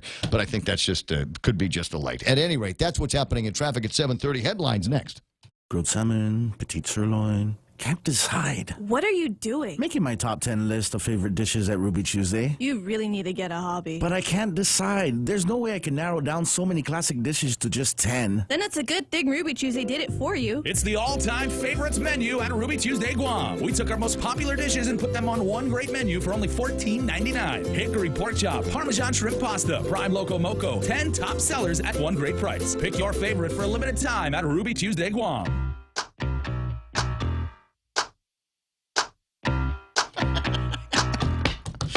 Kazendo! He's chiming in a lot this morning, and we're talking about what will replace Kmart if Kmart ends up closing. And the answer is, as they've done in the past with virtually every mom-and-pop store on Guam, it won't be called Kmart, it will be called the new Kmart. Run by the Korean family down the street. You know what I'm talking about, right? Mary Cruz is there. Kaz writes in, bring back Gibson's brand. What an interesting brand that was. An interesting kind of store that was as well. And the people that ran it. I mean, some folks that are legendary in the retail business from Servco and back in those days. You start talking about those names and the memories will come chiming back in. And that's what retail was like in the 1970s when they opened that in 1975. I personally had a good time with the concept of Gibson's. It was a nice place to shop, great place to kill an afternoon in the olden days. And its name was Gibson's. And literally every person upon meeting me would say, do you own the store? And the answer would always be, why, yes, I do. Where was it located? Why, yes, I do. Where GPO is. Okay. All right, so imagine GPO without walls. Okay. That was Gibson's. Oh, nice. That was, I mean, the whole thing was a gigantic department store from back in the old days when we did gigantic department stores. You know, clothes over here and records over there and appliances over there. And they also made for kiosks. There were kiosks. There was guys that sold comic books back in the olden days. And Bill Hagen and the Hagen family continues the dynastic work. They're in the solar rooftop business. And Bill had this guy, serial entrepreneur. One of my favorite Bill Hagen businesses there was he did frames. So you would go, like if you were in the record department over at Gibson's, you'd buy a poster, right? An Iron Maiden poster, or, Boston album cover poster or something like that. And then you would take it over to Bill's place, and he would put it in a frame, stick some glass on it, put some foam core behind it, and then 20 minutes you took the thing home, and it looked like you bought it in an art gallery. And then he also got into the art business. I've got at the house, at Mom's house, I have Nagel. I have a Nagel. And you might, older folks will remember, Nagel was the artist that did very provocative, sexy, but not dirty sexy images for Playboy magazine. Okay. You know the guy, you know the artwork, and you can see it in your head. The Duran Duran album cover, right? Okay, The real. That's Nagel did that. Anyway, so I've got a Nagel at the house, and if you turn the back of it around, there'll be a Hagen sticker on it because he's the guy that put that in the frame. It was an interesting place. And of course, the retail has changed a whole lot since then, and there aren't a whole lot of those kinds of department stores around. It closed up, Townhouse closed up, and we're left with Kmart. And that's why we have this conversation. Kevin's been around a long time. He remembers the place. 7:34 in the morning. And time for headlines from the Guam Daily Post. Here's Kevin Kerrigan. Half a day and good morning, Guam. In the headlines from the Guam Daily Post this morning, opening arguments heard yesterday in district court in the retrial of Raymond Martinez and Juanita Mosier. Martinez and Mosier facing methamphetamine distribution and money laundering charges. They're alleged to have conspired to bring 8 pounds of meth from California to Guam. Their first trial ended in a mistrial in May. In his opening arguments yesterday, Assistant U.S. Attorney Fred Black said that the prosecution has videotapes of the defendants talking about their plans to bring the meth to Guam in cars, in the mail, and even in a water softener system. Key prosecution witness is former Guam Customs and Quarantine Agency Lieutenant Henry Alvandia, who the prosecution says was recruited by the defendants to help bring the meth to Guam. Defense attorney Pete Paris, however, called the government's case against Martinez and Mosier rotten. He said there's law enforcement corruption in the case and suggested that his clients had been set up. Students and staff at Simon Sanchez High School mourning the deaths of 2 fellow students who died in a car crash in Jonah over the weekend. The boys, identified by fellow students as Josiah Blas and Timothy Uwe, both boys 17 years old. DOE spokeswoman Isa Baza said additional counseling was provided to the students yesterday. The school's flag flew at half-staff yesterday as well, and a moment of silence was held for the 2 students. Uwe and Blas were passengers in a black Toyota Corolla being driven by a 19-year-old. Vehicle ran off Route 4 in Jonah and crashed into the bush late Saturday night. The 19-year-old was treated for his injuries and later released. An airman on pretrial release following accusations that he raped a 9-year-old girl in July has now been jailed after he traveled to the mainland U.S. without permission from the court. 33-year-old Luis Anthony Vargas appeared in Superior Court yesterday for a pretrial hearing in front of Judge Anita Sicola. Vargas was on pretrial release, confined to his home in Manilao and under orders not to leave Guam without the court's permission. However, the Air Force Office of Special Investigations found that he did leave Guam, traveled to New Mexico via Hawaii. When he got back, he was taken into custody. Judge Sicola revoked his release while he awaits trial. Vargas's next court appearance is set for Friday. For these stories and more, log on to postguam.com or pick up a copy of today's Guam Daily Post. It's 7:37, Kevin. That's iConnect time. Swing by iConnect or give them a call at 888-8888 and find out why they are the practical choice in telecommunications. Great rates on mobile and internet and push-to-talk plans, too. 888-8888.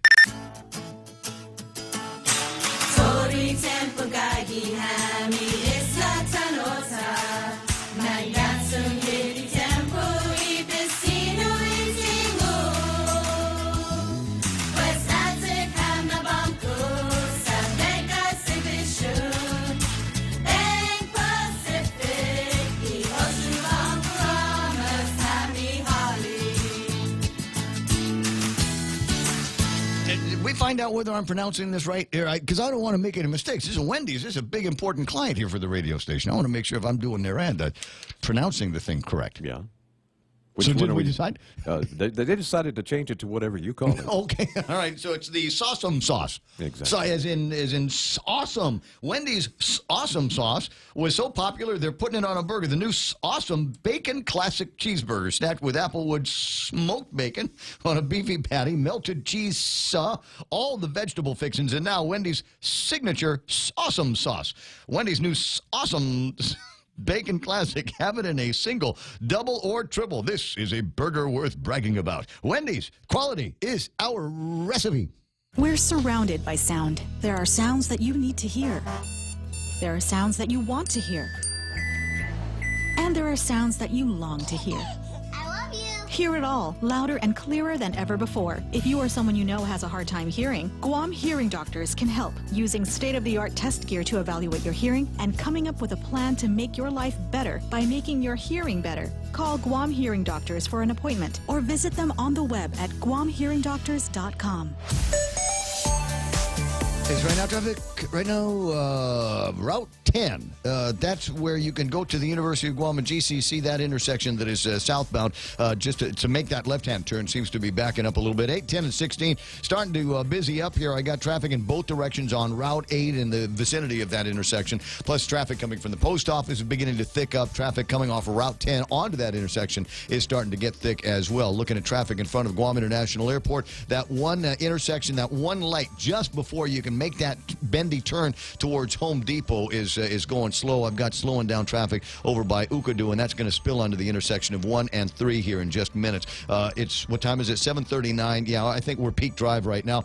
Traffic getting into Anderson Air Force Base, a little bit heavy at the gate, but you'll make it through. Nothing in front of Big Navy and nothing right now in front of Navy Hospital. It's right now traffic at 20 till on the point. If you can dream uncommon design and unprecedented engineering, you define the 2018 Lexus. The boldly designed IS Sport Sedan's aggressive design stimulates the senses. Advanced paddle shifting puts the exhilarating performance of the IS Sport Sedan at your fingertips. With deep, luxurious seating, the ES350 offers an ultimate level of comfort, while cutting-edge engineering delivers a thrilling drive. Put yourself in a 2018 Lexus. Now with special incentives. At Atkins Kroll.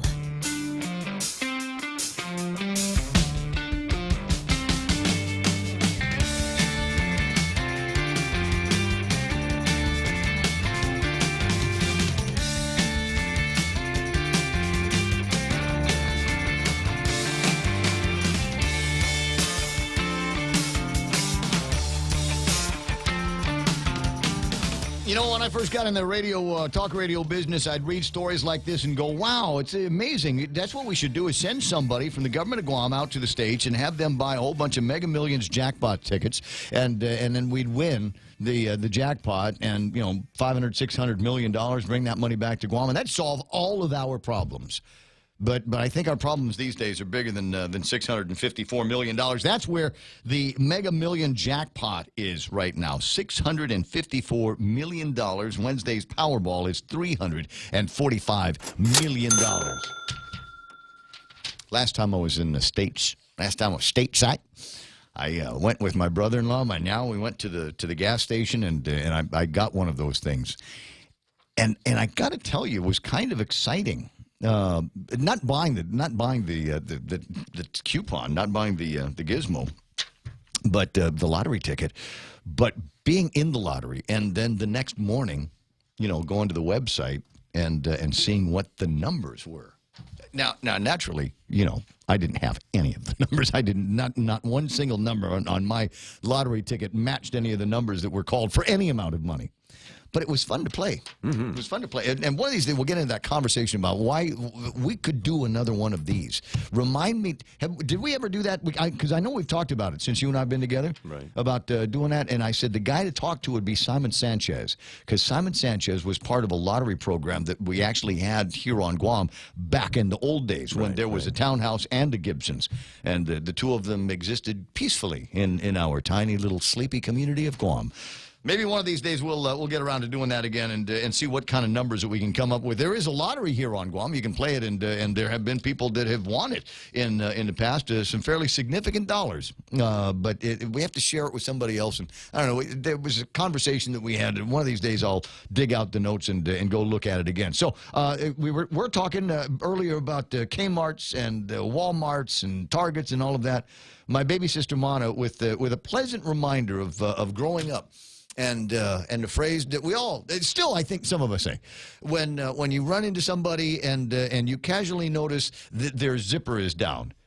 I think we were all raised here on Guam to say, flying low. No. The line here on Guam is your townhouse is open. I don't know why. Why is that? It can't be just my family thing, because I've heard it said 1,000 times by 100. Well, not to me 1,000 times. I'm pretty careful about making sure that I am not flying low. But that was our phrase. Your townhouse is open when you notice that somebody's zipper is down. And there is an answer, by the way. And the answer is it doesn't close until 9. Depending on what day of the week it is. 888-8255 Nowadays is the telephone you'd say number. it's okay because it's an Airbnb. Hey, my buddy Vince Akimoto's on the line. Hey, Doc, how you doing? Hey, Ray, your townhouse is open. Doesn't close till 9. Isn't that a great memory? I remember being disappointed when they closed it down because we'd have to find another way to say it. Did we just regress to 6th grade? Yes, we did. It's fun. And that's the thing. It's not a great memory because you'd be in 6th grade and somebody would say that in another class and everybody would laugh, right? It's a feeling of humiliation. It's you know what? You just live with it. Just love it. Embrace it. Embrace it. Why not? So what did Joanne Brown say in between the 5 at the end of the days that and she caught herself a couple of times. Did you see that? She caught it because I gave her a hard time about it last week or 2 weeks ago, and now she catches herself just before she's going to say at the end of the day, "I've solved one of our long-standing problems, ladies and gentlemen." You hear that? Ray Gibson on the point figured out the strategy to resolve that issue. What do you want me to fix now? She still said it 5 times, though, so you still got some work to do. Dude, we've counted up to 13. Okay, well, she's getting better, but we do appreciate all Joanne Brown, Senator Brown's hard work at GMH. I guess she's been there now for 6 months, while she's also been still detailed to running the commercial port, which has been going through a lot of big changes. I think they floated a huge bond while she was also $73 million. Yeah, save GMH. So, I mean, Senator Brown has been doing a lot of wonderful things, or at least participating in a lot of wonderful conversations. But if I get the gist of what she was saying today is that GMH is still broken and the funding for GMH has not been resolved, and they're still having difficulty making payroll, paying their vendors, and doing all the necessary things to run the hospital at the end of the day.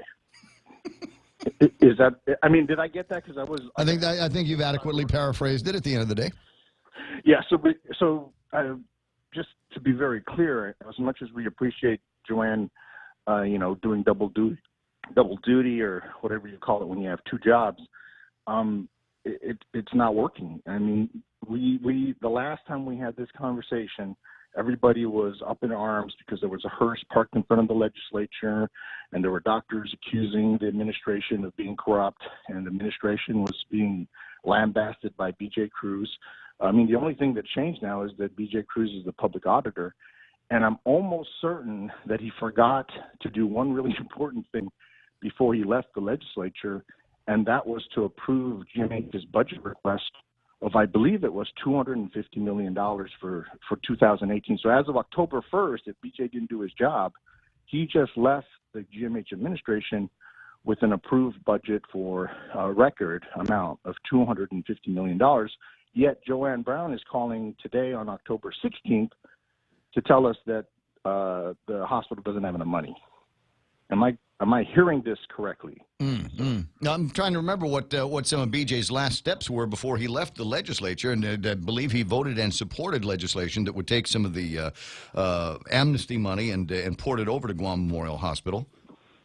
Right, and I think the only job he really has, and all the other senators, is to control the purse strings and therefore to approve a budget, and then the executive branch is supposed to implement it. But we're now hearing a major member of the executive branch complaining that GMH still doesn't have enough money, yet their budget request was an astounding record amount of money, which was in the middle of an astounding open hearing or public debate or crucifixion of the administration for them mismanaging a tremendous amount of money last year. I mean, if we all remember correctly, they apparently had been given money to fix an electrical panel about 3 years ago, and they never spent it. And then Benita Maglonia tells us everybody's going to die. So nobody died. GPA fixed the electrical panel, and apparently everything's fine until a fire erupts on a Friday evening. And although they still say it wasn't a fire, apparently JACO still says we're investigating it. So It's now October 16th, and I'm just hoping that maybe somebody will call a special meeting before we have this election, because we have now Joanne Brown openly declaring the hospital still to be in a shambles despite this record amount of money. So apparently money was not the solution. And we're still confused because the hospital hasn't gotten accreditation, yet there's still a large number of people being paid at the hospital to do something. And if I'm remembering correctly, we got our taxes raised to help the hospital. So it all sounds like there's money at the hospital, but there's no solutions. I just wish a group of like-minded people would get together this week, maybe sit down with some of the gubernatorial candidates and try to ask really hard questions about how to solve this problem, because I think the people of Guam are still using the Guam Memorial Hospital to have babies, to take care of their injuries after a car accident, and also to say goodbye to people who have died. Yeah. And so when they look around and the hospital is broken, and then Joanne Brown, Senator Brown, comes on the air and says that the hospital's broke and doesn't have enough money, even though its budget is $250 million, for 130 beds that are not always open or functional. And so you got to ask the question: Where's all the dough going? Well, I asked that question, and it's not just specific to Guam Memorial Hospital. I mean, I ask a kind of a larger question: is what kind of money did the government of Guam bring in? It was $1 billion revenues that the government of Guam is supposed to be generating. It's near $1 billion here, and for all that kind of money and some incredible spend years, receivables years, I'm trying to figure out what we've got to show for it. I mean, there's a lot of salaries that got paid. And we had a fun fest pack, and we've got all these little buildings in what used to be the parking lot at Paseo. But after that, I'm trying to figure out what else we've got to show for all of the money that we got coming in. Well, we got Pudding over in Washington, D.C., working real hard for something. Well, she's on speed dial with the White House. Yeah. The White House has her on speed dial. That's terrific. That's great. I'm sure $110,000. Yeah. Kevin looked up the numbers here. The figures that are there for Guam Memorial Hospital. That's $30 million, right? Where'd that money go? What's the source of that revenue? Is that the general budget? fund? Yeah, they didn't get. They asked for. They asked for 250. Million, yeah, but they I mean that's very standard. So I don't think they got the kind of money that you think they did. Well, the thing is that debate. I mean, that answer. Well, what's the amount? Because we were looking for what the actual amount is that the hospital has. Either way, they asked for a lot of money, and apparently Joanne Brown says today that they don't have enough to buy medicines, repair outdated medical equipment. And we're going into this election 2 weeks away. We're going to vote for a new governor, and she's telling us the current administration has failed to fix the hospital. Actually, they did worse than that. They broke the hospital because it was accredited when they came in, and now 8 years later, it's broken, and it may not be safe. And now GRMC, who doesn't pay any taxes because of this administration, has now dumped apparently a money-losing part of their practice, the neonatal care and OB, onto GMH to take over, because apparently it's not part of their business plan to lose money in that part of the thing. But again, you missed my subtle hint that a bunch of really smart people should get together this week before the election to ask really tough questions of the political candidates, like Joanne Brown and her colleagues. There's a debate.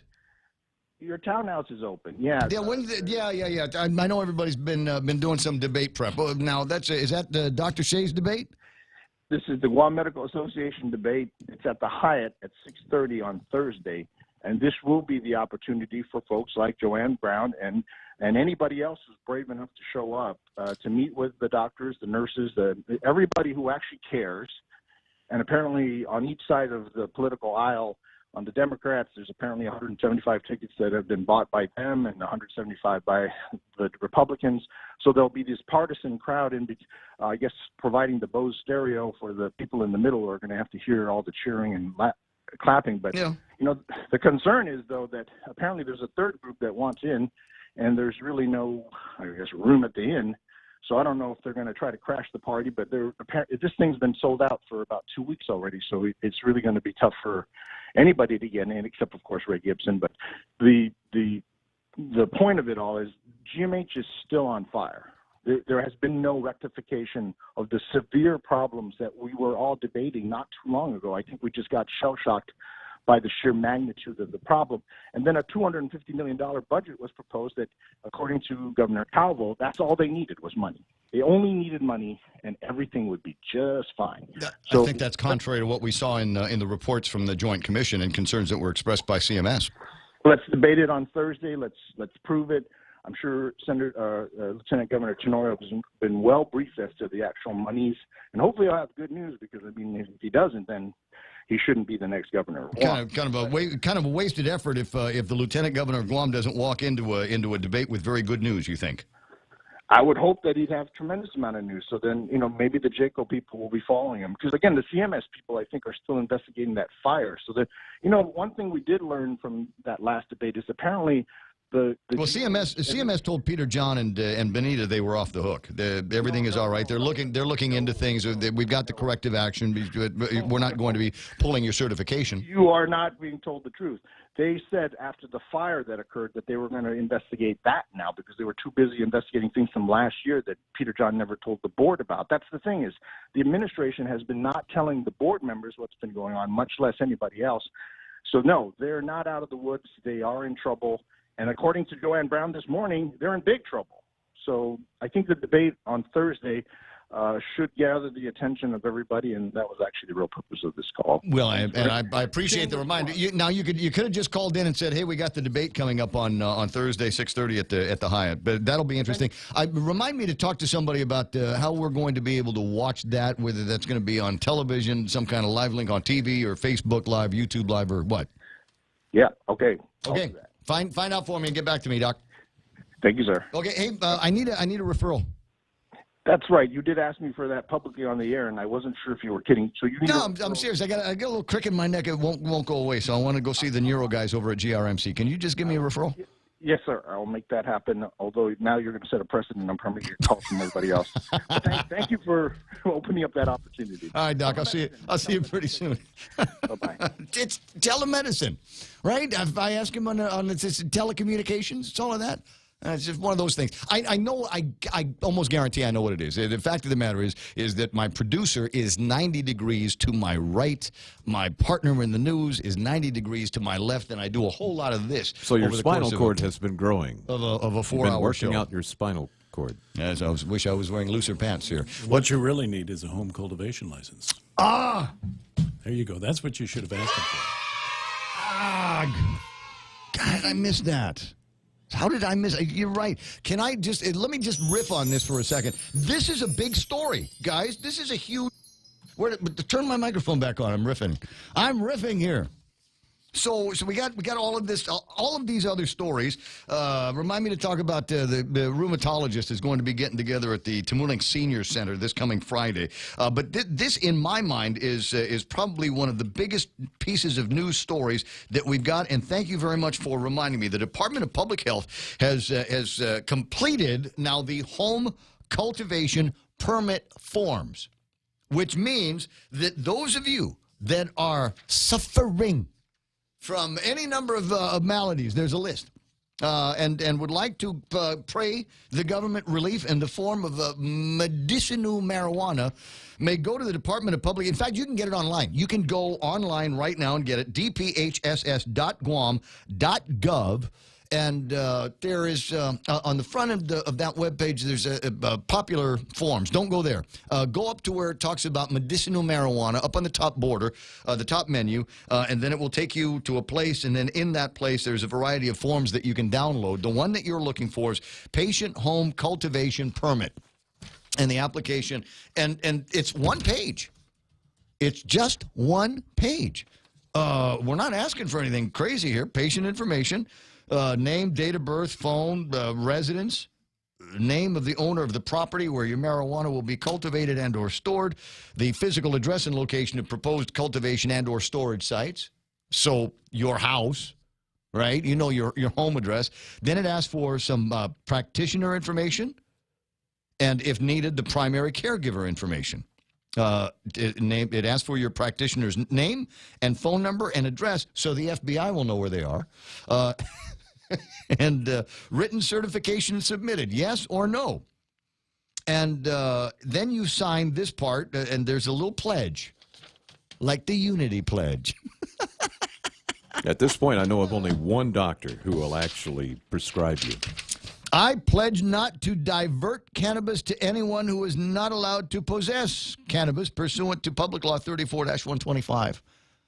That's it. That's the pledge. I'll tell you that, man. I don't feel nothing, man. You qualified patient signature, you put the date on it, and there's a thing down at the bottom says for official use only, where they authorize the permit number, the date issued, expiration date, registration, authorization for use of cultivation site. Somebody's got to sign off on that storage site, officials, initials, and date.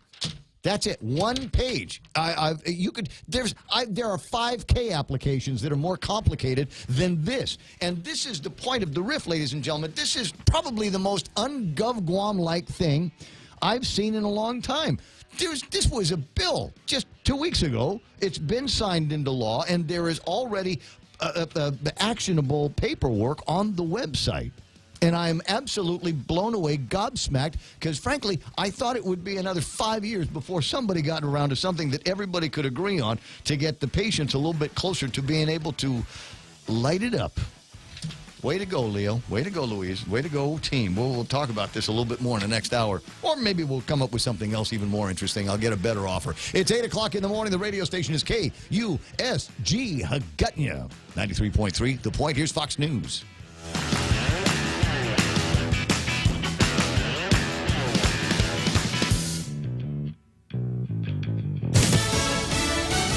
Surveying the damage. I'm Lisa Lacera, Fox News. President Trump and First Lady Melania Trump spending part of the day in parts of the South ravaged by Hurricane Michael. This hurricane happened very quickly.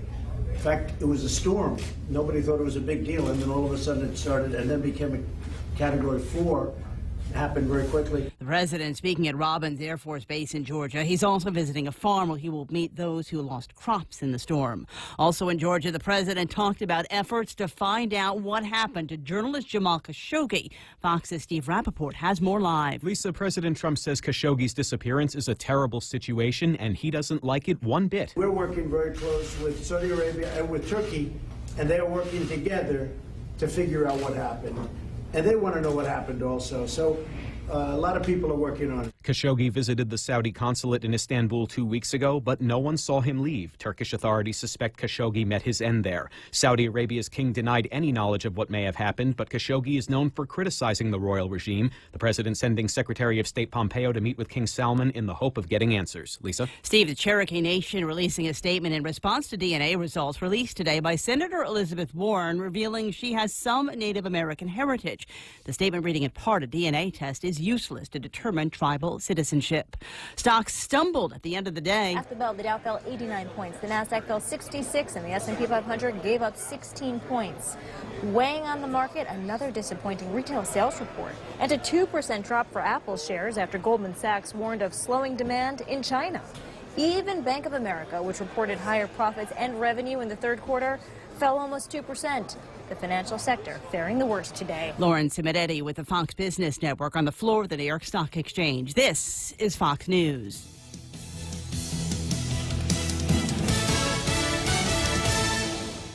It's important to have claims process that works for you. At Guahan Insurance Services, we make things simple and convenient. Same door you walk in to purchase your insurance is the same door you open to file your claim. We can't pretend that the car insurance claims process is fun, but we can promise a hassle-free and speedy recovery without any runarounds.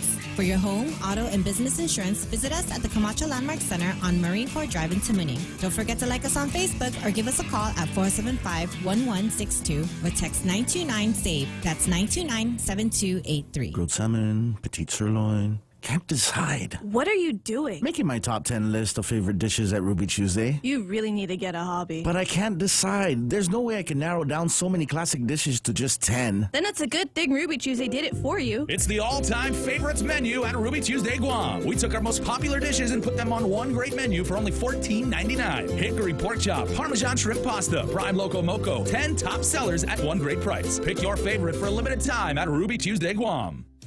And a Fox News alert now. Microsoft co-founder Paul Allen has died at the age of 65. That's according to his statement from his family. Once again, Microsoft co-founder Paul Allen has died at the age of 65. That's according to a statement from his family. Police in Maine looking into a suspicious letter that was delivered to the home of Republican Senator Susan Collins. Bangor police investigators aren't releasing what was in the envelope, but spokesman Sergeant Wade Betters said every precaution was taken and multiple agencies were brought in. The local hazmat team and our local fire department working with federal authorities and the U.S. Capitol Police. Sergeant Betters says the Collins home appears to be the only place that a threat was discovered. He added that the public doesn't appear to be in any danger. The letter will be processed to see if the contents could have threatened the health or life of the senator. Gernal Scott, Fox News. Power has been turned off to tens of thousands of customers in Northern California in an unprecedented step to prevent wildfires amid rising winds and official warnings of extreme fire danger. Pacific Gas and Electric began turning off the lights in California's wine country and other areas near the San Francisco Bay Area last night. A one-time household name in financial trouble. Sears has filed for bankruptcy reorganization, which means the chain will stay open, at least for now. The Chapter 11 filing means the bankruptcy court will run the company. Hedge fund manager Edward Lampert will step down as CEO but will remain chairman.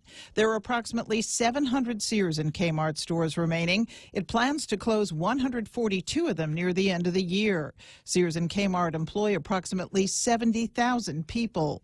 Ginny Cosola, Fox News. MGM's reported nearly $27 million in revenue during the first full month of operation at its casino in Massachusetts. I'm Lisa Lacera, and this is Fox News. Meet all the candidates up close and personal and find out why they deserve your vote. On Saturday, October 27th, you can meet them face-to-face during Micronesia Mall's One-on-One with the candidates. From 1 to 4 p.m., you can ask the tough questions, exchange views, express your concerns, or just get to know your candidates better. Hosted by Ray Gibson and broadcast on 93.3 The Point. Go one-on-one with the candidates. Saturday, October 27th, only at Micronesia Mall. Here at APL, our core values give the company its heart and soul. Whether it's connecting your business with our global network through our newly enhanced service or investing our efforts into giving back to the community, APL is committed to serving you. We humbly honor the opportunity to find innovative solutions for you and your business. To learn more about our enhanced service, call 588-4651 or visit www.apl.com/Guam for more details. The problem isn't just not being able to hear or understand, or having to tell people to speak louder. Sometimes the frustration is having to repeat yourself too many times, or speaking so loud you're almost shouting. At Guam Hearing Doctors, we understand that hearing problems affect both sides. One of our goals is to help your hearing for those around you. Call us at 989-TEST to learn more. Taste the sizzle at Chili's with our new fajita flavors. Our signature fajitas are served with sliced bell peppers, caramelized onions, topped with chipotle garlic butter, and chopped cilantro. Build your fajita with over 16 ounces of tender grilled chicken, juicy steak, and a dozen pieces of seasoned grilled shrimp in the family fajita trio. All served with warm flour tortillas and fresh toppings like mixed cheese, guacamole, salsa, and pico de gallo. Experience bold, sizzling fajita flavors only at Chili's. More life happens here. Docomo Pacific is making the Better Together bundle even better. 2 great services plus more. Get unlimited local calls, SMS, and 20 gigs of data, plus unlimited home internet for $109 a month. Sign up today and get free installation and choose between a free Galaxy S8, S8 Plus, or $100 off select devices. Mobile plus online from Docomo Pacific. Better together. Some conditions apply. See store for details.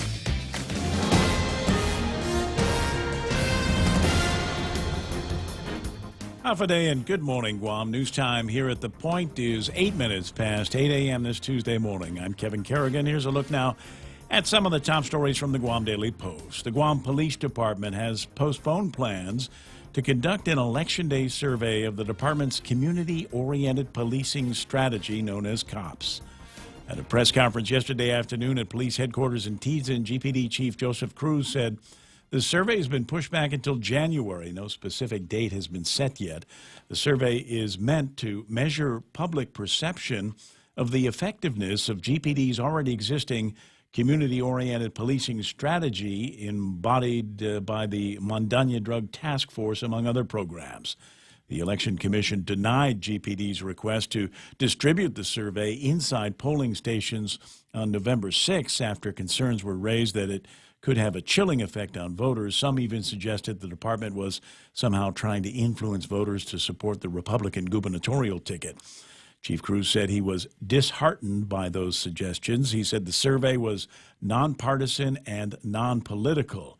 Chief Cruz also denied suggestions that the survey would be used to advance his Ph.D. thesis at Fiji's South Pacific University, which is also sponsoring the survey. The chief said his thesis would be completed by the end of this year, and the survey now won't be conducted until January or later. A Korean soccer player has been acquitted of all charges in connection with an alleged sexual assault of a Korean woman at the Leo Palace Resort in January. 28-year-old Byung-ho Kim found not guilty of 3 counts of third-degree criminal sexual conduct and 4 counts of fourth-degree criminal sexual conduct. In his closing remarks to the jury last week, Assistant Attorney General Jeremiah Luther described the victim as a woman who was awakened in the middle of the night, half asleep, and frozen by fear when Kim forcibly took advantage of her, he said.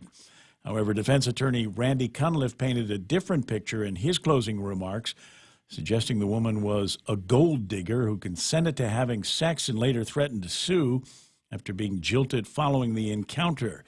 The jury got the case on Thursday morning, deliberated all day Thursday and Friday. They went home for the weekend and reached their verdict yesterday afternoon. Following that verdict, Cunliffe told the Guam Daily Post that the jury apparently did not believe the woman's allegation that force was used. He said his client is now very happy that he's been acquitted and can now return to Korea and try and get his life back together.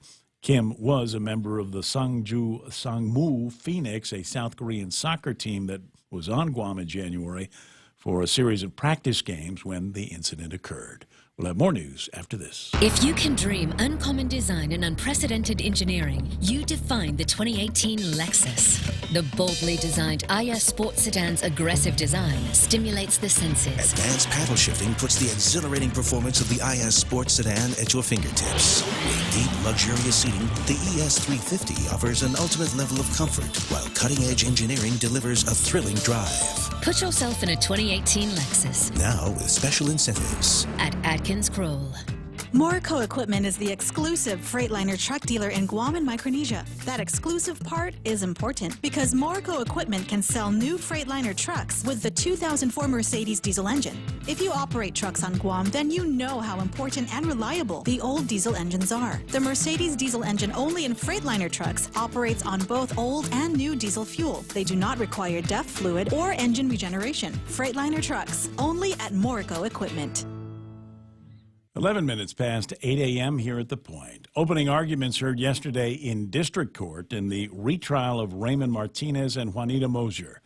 Martinez and Mosier are facing methamphetamine distribution and money laundering charges. They're alleged to have conspired to bring 8 pounds of meth from California into Guam. Their first trial ended in a mistrial in May.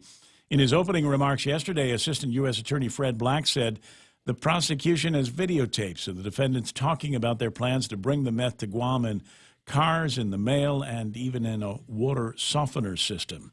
The key prosecution witness is former Guam Customs and Quarantine Agency Lieutenant Henry Alvendia, who the prosecution says was recruited by the defendants to help bring the meth into Guam. However, defense attorney Pete Perez called the government case against Martinez and Mosier rotten in his opening remarks. He said there is a law enforcement corruption in this case and suggested that his clients were set up. An airman on pretrial release following accusations he raped a 9-year-old girl in July has now been jailed after he traveled to the mainland U.S. without court permission. 33-year-old Luis Anthony Vargas appeared in Superior Court yesterday for a pretrial hearing in front of Judge Anita Sokola. Vargas was on pretrial release, confined to his home in Manilao and under orders not to leave Guam. However, the Air Force Office of Special Investigations found out that he had left Guam, traveled to New Mexico via Hawaii, then came back to the island when he was arrested and taken into custody. Judge Sokola revoked his release while he awaits trial. Vargas's next court appearance scheduled for Friday. For these stories and more, log on to postguam.com or pick up a copy of today's Guam Daily Post. Ray and Mike now take a look at weather. Now, let's see what we got here. Mostly cloudy skies, warm, isolated showers this morning, then scattered showers in the afternoon, isolated thunderstorms as well. Southeast winds to about 15 miles an hour, decreasing overnight. Highs about 88 degrees. Cooler tonight, 78 degrees. Sunset will be at 6:01 for those of you keeping track of when that golden hour is going to be in sunrise this morning and tomorrow morning about 6:11 a.m. Did I get it all? You did, for the most part. Looks like the scattered showers have already started. Got quite a bit of rain, especially right here in Upper Tumon. I have no radar. I can't tell who else is getting the rain, but yeah, it's raining pretty good up here, so going to be a wet drive to work, and that'll continue right on through the day today. But you still should be able to see a sunset. Yeah, it must be why I'm looking at traffic in the middle of Jigo on southbound Marine Corps Drive, after the intersection of 1 and 3. Let me see here. Route 27, that's the one that takes you by the school at the Dededo Sports Complex. That one is slowing down as well. We'll see some more traffic inbound on Marine Corps Drive, going slow right now, right up until you get to about where St.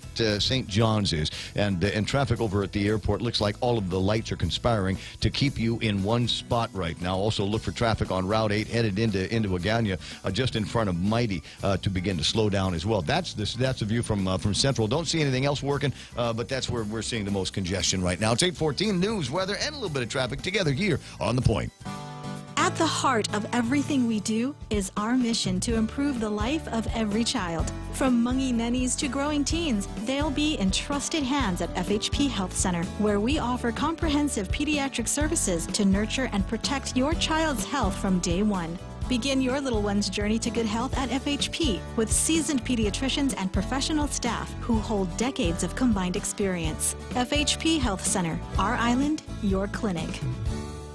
Blake says it's pouring rain. You know what to do when it's pouring rain? Go inside. Go inside to King's, because they have Bistec tomorrow. It's Tuesday, and that's the big lunchtime special that they've got waiting for you. Not into that. Maybe you had some the other day. Maybe you made some the other day for yourself, and you're going, yeah, maybe I want to eat something else if I go to King's. They got a huge menu there, and the pick 2 and pick 3 combo works as well.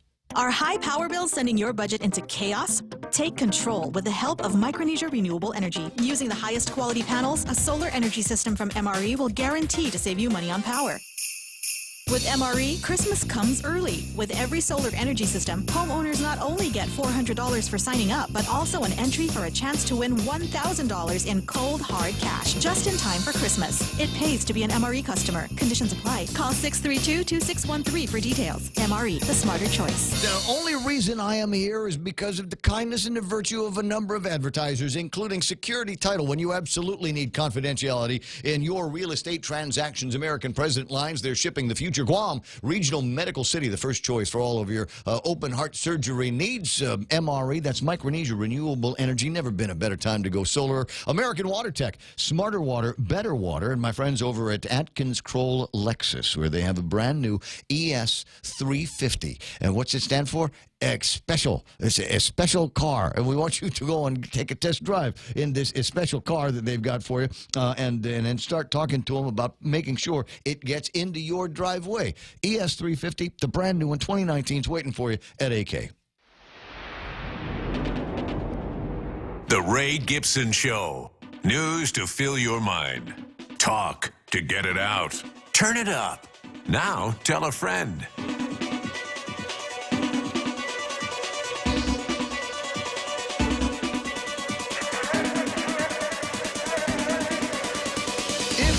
To the Department of Public Health Social Services website, you can find the application for the Patient Home Cultivation Permit.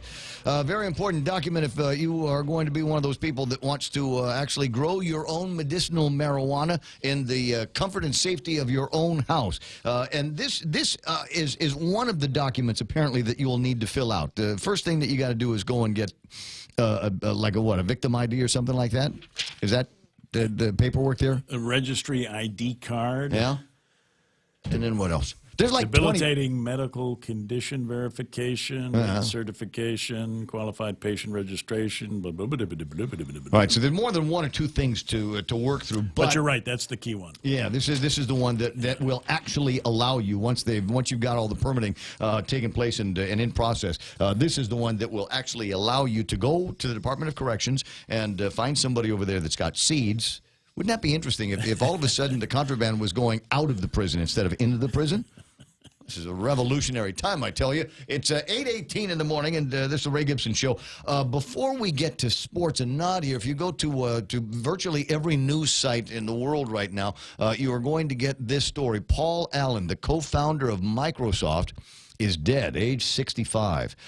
And I've said on more than one occasion, all stories are local stories, one way or the other. And Paul Allen has a fascination for the Pacific. He's got this super yacht, the Octopus, that is called on Guam numerous occasions. When what's his name, the Cameron, when he went down, Paul Allen it was Paul Allen's boat that he came in on, right? Well, I know the boat was out here and monitored that dive when it happened. When Cameron went down to the Challenger Deep. Yep. And it was not that long ago, 5 years ago that Paul Allen's team found the wreckage of the USS Indianapolis, which is a component to the Enola Gay story, because it was the Indianapolis that delivered it, and it made its way out of Guam, sailing out of Guam under confidentiality and radio silence, attacked and sank by the Japanese. And anybody that watched Jaws knows what the rest of the story is for the Indianapolis. It should be noted that Paul Allen's team also found the Japanese battleship, the sister ship of the Yamato, the Musashi. That was in the Sibuyan Sea in the Philippines, was sunk during the Battle of Leyte. Right, just a fascination, as I say, with this part of the world here. Before we get into sports, let me play this. It's a story from KUAM going back a couple of years. Headline: Research ship owned by Paul Allen on a mission to find the wreckage. Yeah, we spent most of the day out here. I'm still trying to get my sea legs out here on the research vessel Petro, but we're joined by Rob Kraft, one of the men behind the project and the mission happening just off the coast here in Guam. So Rob, tell us about what you guys are doing. I heard some testing. Hi, Nick. Yeah, we're out here in Guam. We're doing some testing on the ROV, the autonomous vehicle we have, also the crane and some of the ship systems.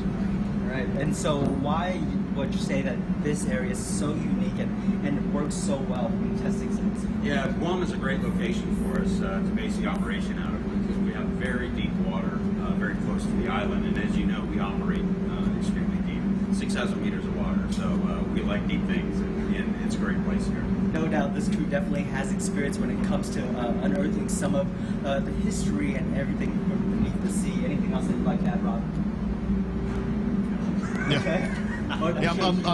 They're interesting pictures, but I'm having a hard time making out what they're saying. But basically, the control room on board this ship looks very much like the control room that you were working in. It's festooned with monitors and consoles and a lot of flashing lights. Plenty of flashing lights. Yeah, anyway. everybody knows I'm pretty much underwater in here most of the time. But as I say, a fascinating story and a fascinating individual. Paul Allen, the co-founder of Microsoft, and somebody who's got a fascination for our neighborhood here in the world, has passed away. Right now it's time for Sports with Blake.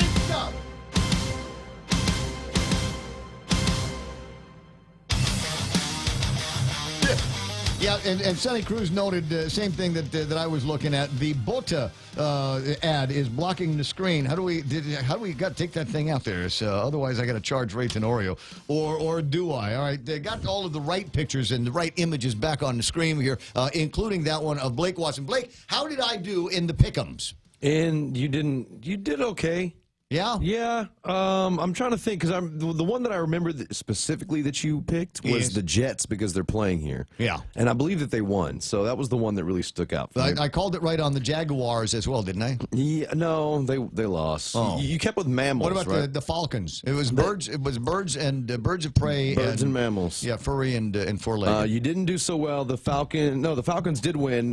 You picked the Bengals. They lost. I picked them as well with you. The Chargers, I think you picked L.A. as well.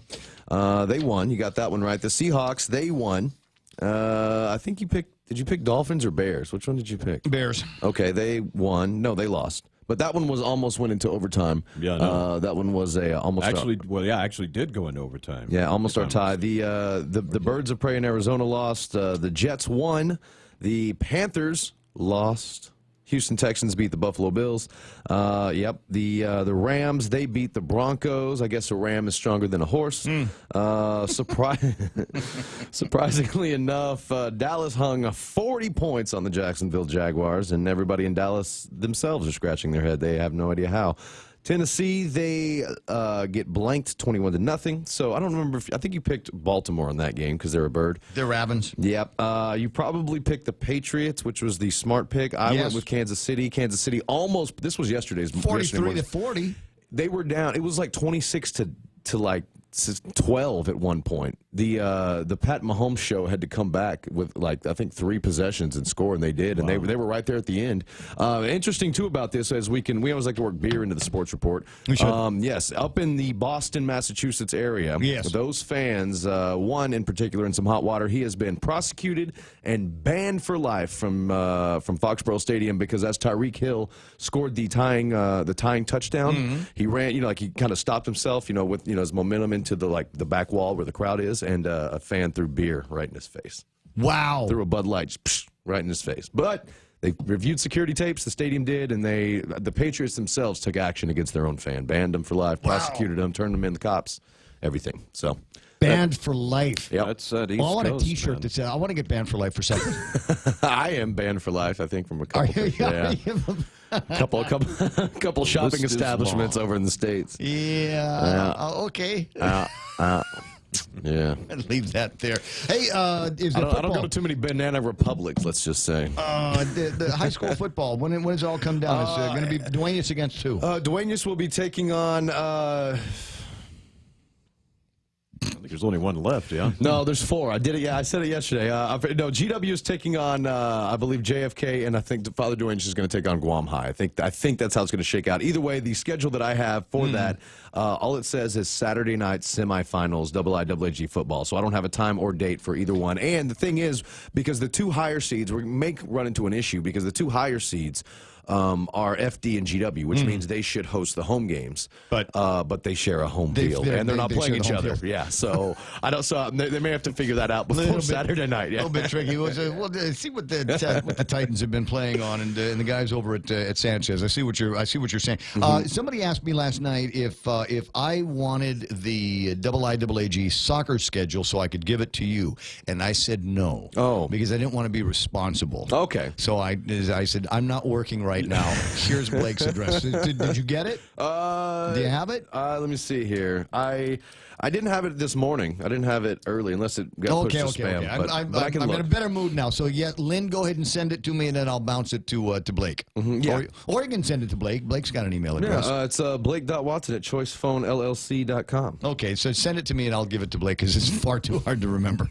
He lost me at Blake. Let's see here. Yeah, I'm just looking. I don't have it yet. If you've got important sports information that you'd like to pass along to Blake as well, you can WhatsApp it to the radio station 988-5874. Again, 988-5874. Or you can send it to the WhatsApp for Star 101. 682-7101. That's 682 get it? Spell Star 101. 682-7101. There you go. We're fancy like that. Also going on last night was keeping with soccer. 2018-2019 Budweiser Soccer League Premier Division officially kicked off over the weekend and this week as there were tons and tons of matches from out there. 14 athletes from 5 teams scored 21 goals in 4 matches, Ray, to start the season. So Budweiser's doing something. Does it start this week or is it next week where they're going to be giving away? And, we used to think it was a big deal if you get tickets to go to the Super Bowl, which obviously you still do. But my understanding is they're giving away tickets to go watch any game, any stadium where they sell Bud Light in the country. I actually talked to some friends yesterday that know a lot about that, and I was like, they were like, so any stadium, pertains to me personally, so they're like, any stadium where they serve Budweiser products, you're good. I'm like, what's the matter? My team's sponsored by Miller Lite. So my home stadium doesn't serve Bud But products. you would go and I would have to go watch the Cowboys. You'd still watch the Cowboys, right? But I'd have to go I'd have to go to Seattle or Denver or somewhere to watch them. Yeah, so. Oh, life's hard. I know. You still get the airplane ride. You still get the. I actually would rather go to. I'd rather go watch them play the Giants up in New York. That'd be a good game. Yeah, and so that is one of the things. So I think it's pretty cool where you can pick out which what game you want to watch. I'm willing to bet Guam residents are not eligible. No, they are. No, they are. They're doing it. No, our radio stations is promoting it. Yes, Guam residents can. This isn't a Budweiser First thing. I've heard about This is a local thing. This isn't a Budweiser That's home why I office. put it in the news here in the sports because it's kind of a newsy thing. It's our It's not partners like, over at. it's not like where there's like a $1 menu at McDonald's in like Idaho, but it's here $1.25 here. here. No. This pertains to anybody. We can all go. Yes, but it is but I think it's a much cooler too. Shout out to Budweiser and whoever decided that, wherever InBev is located over there in St. Louis or somewhere. But yeah, that's much better than having to be because like there was a Super Bowl in Dallas that I could have gone to, but I'm like I hate the Steelers and I really hate the Packers, so I don't really care to go. It's not like why You passed up the chance to go to a Super Bowl in my own hometown. Never mind who's playing. In my own hometown. Never mind who's playing. It's the excitement of being at a Super Bowl. No, I'm a true fan. I don't mess with teams I hate. Yeah, it was the two most teams. Super Bowl games are boring anyway. So. Isn't it amazing? The people that we work with, you learn something new. You think you know a guy, right? Well, here's the After all deal. of these years. I didn't want to see the Steelers pass us for the Super Bowl total in my stadium, and I didn't want to see the quarterback with the most punchable face in the NFL. Talking about Aaron Rodgers, I didn't want to see him win. I didn't want to see either of those teams win in my. I didn't want to watch a football game in Dallas Cowboys Stadium that didn't have the Dallas Cowboys in it, unless it's high school, whatever. But I'm not an NFL game. That's true believer stuff, man. Yeah. Sorry, that's tried and true. I'm just not there. I bleed silver and blue. Yeah, I've gone to visit my dad in North Carolina and watched the Carolina Panthers play another team, and I can't remember who the heck it was. Didn't really care for either one of them. But it was just being in a stadium watching a live football game. That new wore off for me because from like 1988 to about 2005. I got to go to any home game I wanted to for the Dallas Cowboys. That's season tickets, so it's the new wore off from just being there. I got to see plenty. To me, there's still so many new adventures. I go watch basketball teams. Anybody knows me knows I don't know anything about basketball or basketball teams, but I got to sit upstairs in one of the in somebody's box. That's the best. And I never. watch a If I basketball had game. a box, if I ever had a suite at the Super Bowl, maybe a little bit different. But I'm not going to go sit down there with the It's commoners. strange, like you've got two heads. It's amazing. It's 8:30 in the morning, and we got anything else big going on that we got to tell people about? Nothing. We You just have a big sports weekend. Actually, you coming know up? what? I do want to announce this. We do we do as far as IIAAG goes in football, but I do want to say this or announce this because the 2018 football All Island for IIAAG list is out. Just going to round out the offensive and defensive MVPs because the other lists are way too long.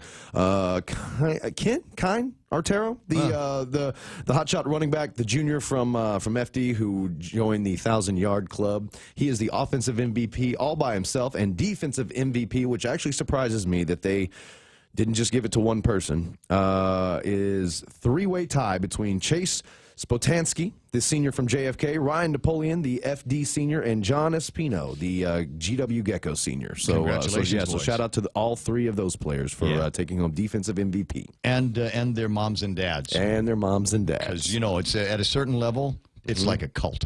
Yep, I had a mom hit me up last night asking for her son's stats season long. I was like, You haven't got it memorized, Mom? I haven't the time or the effort, nor was I at any of the games. All right, so Sonny Cruz is shouting out words on Facebook Live, just Cowboys and Jags smoked and Pats won. Yep. Yeah, good. Pats won, Jags smoked. And Nick Perlowski and Steelers fans hate the Cowboys. And Eddie Cruz says, I'm with you, Blake. Go Cowboys. You've got at least one other. See, there you go. Cowboys fan. I'm looking If I get the flyaway, Eddie Cruz, I'm taking you. Right on. Yeah. Well, that would be crazy fun. We'll send you pictures and WhatsApp videos. No pictures. I got a big, No big pictures, fan. no cameras. We're going to New York, Eddie. We're going to New York in December to watch the Giants and the Cowboys out at the Meadowlands. Have an upcoming 2K, 5K. Send your information to goodnews@postguam.com to have your running event featured here. There is nothing on the bottom page announcing any 5Ks this week. I believe that this week is going to be the Ghoulish 10K. The Guam Running Club is running that again. In the costumes? You can run in costume if you're stupid. Yep. I mean, no. If you're, I think I'm with you on that line of thinking. I'm just wondering. It's an option, right? So here's my thing is I don't want to get beat by anybody in costume pushing a stroller or anything like that. So I just any dogs. Dogs. I get dogs. Yeah. So I don't know. So the Ghoulish 5K or 10K it starts in the back way to the Old Navy Golf Course, and we make our way to Route 8. Then you run up past Barragata Heights, past the stores, up until you get to about Catholic Social Service, but just before you get there, turn around right by the Coca-Cola bottling company. Right. That's about the turnaround, and then you head back. So you're up against the wind and a little bit of uphill on the way out, a little bit of a gravity return, a little bit of wind behind you on your way back to the thing. And so Guam Running Club is doing it again. Bring candy. And shout out to them as they gear up for their big event in February as well. Always a reminder. 8:33 in the morning, and that's all the time we've got for sports. Blake's going to go finish the morning show over on Star 101. Yes, I'm going to go watch it rain and talk some Kanye news. He's making America again. Yes, he took president. I think he took off the again. Did you see that? He made a hat for Just Trump. making America great. Yeah, so it's not again. He's just making America great. He took off the A from MAGA. And he's ticking off all of the libbies in Hollywood and all the guys in the music industry. And he lost it a little bit because he quit Twitter for a week, and he's got nothing to do with nothing. But I just like to say this flex my Kanye knowledge. He just boarded a plane to Uganda, took the whole family, rented a whole 5-star resort, and he told the Ugandan president he's going to turn it into, quote, Jurassic Park, end quote.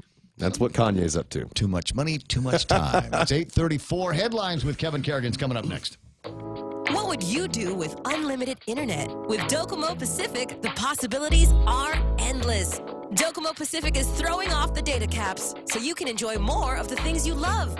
Watch, stream, download, and play with no end in sight. Stop by any of our stores or check out DocomoPacific.com to learn more. Life becomes limitless with Docomo Pacific. Better together. Starting to go around here. Got a friend, Perla, sent me a link to a CNBC story. 142 Sears and Kmart stores are set to close. Though when you look at the map, hon, you don't see Guam on that. In fact, if it was me, if I was Mr. Mart at Kmart, shop smart, shop Kmart, I'd open another location on Guam. Wouldn't that be something? So you get the one up here, right? Where would we put another Kmart location? Ganya? Ganya. Here's the statistic that most people, I didn't know until somebody told it to me. Here's the statistic. The majority of the population on Guam lives north of here, Micronesia Mall North. The majority of the money and moneyed individuals is a Ganya Shopping Center, south. So think about that when you're starting to ponder about maybe expanding or opening businesses someplace. As they say, find the fish, not the fishermen. It's 8:35 in the morning. Headlines now from the Guam Daily Post with Kevin Kerrigan. Half a day and good morning, Guam. And the headlines from the Guam Daily Post this morning, the Department of Public Health and Social Services has announced that medical cannabis home cultivation permit applications are now ready for distribution. A release from Public Health says that as of today, the application forms can be downloaded from the department's website or picked up at the Public Health Central Office in Manilao. There's one application for patient cultivators, a different one for caregivers applying to grow cannabis. To qualify for a medical marijuana home cultivation permit, applicants must also register with Public Health and obtain a registry ID card. And patients have to submit proof of diagnosis from their practitioner as well that they are suffering from one of the illnesses qualified for treatment with medicinal marijuana. Public Health Director Leo Casil said that once the application has been completed and submitted, it should take only a few days to process it and issue the permit. Students and staff at Simon Sanchez High School mourning the deaths of 2 fellow students who died in a car crash in Jonio over the weekend. The boys were identified by fellow students as Josiah Blas and Timothy Uwe. Both boys were 17 years old. DOE spokeswoman Isa Baza said additional counseling has been provided to the students. The school's flag flew at half-staff yesterday, and a moment of silence was held for the students. Uwe and Blaus were passengers in a black Toyota Corolla being driven by a 19-year-old. The vehicle ran off Route 4 in Jonia and crashed into the bush late on Saturday night. The 19-year-old driver was treated for his injuries and later released. A drug detector dog that helped sniff out an estimated $13 million of illicit drugs is retiring this week. Tony, the drug detector dog, has been working with Guam Customs for the last 2 years. The department credits Tony with the seizure of more than 20,000 grams of illegal narcotics. Customs spokeswoman Jessie Santos says Tony will retire after he suffered a tracheal collapse that cannot be surgically corrected. The vet also found that Tony was suffering from decreased mobility and recommended that he be retired. A special ceremony for Tony the Customs dog is planned for this Friday at Customs headquarters in Tizen. For these stories and more, log on to postguam.com or pick up a copy of today's Guam Daily Post. What's going to happen to that dog? What are they gonna do after the ceremony, the retirement? What are they going to put him someplace with like a poodle or something? Well, there must be a loving family out there somewhere. I would hope. Take him in. Yeah. See him, name something after this dog. Sounds like a legendary career in law enforcement and drug interdiction, right? Sure. Yeah. Big kennel or something out there. Where are we in the program? 8:38 in the morning. That's iConnect time. Swing by iConnect or call 888-8888 and ask them about the incredible deals they have on mobile and push to talk and even internet plans. They are the practical choice at iConnect. Family Finance, serving the people of Guam since 1959. Now you can start planning for the holidays by getting a personal Christmas loan from $1,000 up to $3,500. Family Finance has 3 convenient locations to serve you. Give them a call in Dededo, 633-4473, Hagana, 475-4545, and the Upper Tumon location on the 2nd floor of the Pacific Building at 647-5626. Get your Christmas loans today from Family Finance. Yeah, Kevin's going to go and do that real-life job that he's got over at the Guam Daily Post. I get to stay here and have the fun and tell you about Cold Stone Creamery, inviting you to try the banana bread battered ice cream and sea salt caramel ice cream made with premium Ghirardelli sea salt caramel sauce in a new creation. Or Cold Stone Creamery, celebrating 30 years of the ultimate ice cream experience. The Extra Point with Jerry Roberts of Guam Training every morning on The Ray Gibson Show. No doubt you've heard these words. Life just ain't fair. We all have had things or people go south on us, leaving us feel that we were victimized. I'm Jerry Roberts, and at 7:20 a.m. on The Ray Gibson Show, I've got a story you might not soon forget. You can find daily transcripts of The Extra Point by Jerry Roberts at guamtraining.com. Tune in every weekday morning at 7:20 for The Extra Point with Jerry Roberts on The Ray Gibson Show on 93.3 The Point. Was crazy traffic just a few minutes ago. I got all kinds of red lights on the traffic gizmo, but it looks like things are calming down just a little bit. Still a lot of traffic, but it seems to be moving all right. 8, 10, and 16, you see a little bit of congestion around there. Just lots of cars, nothing to worry about.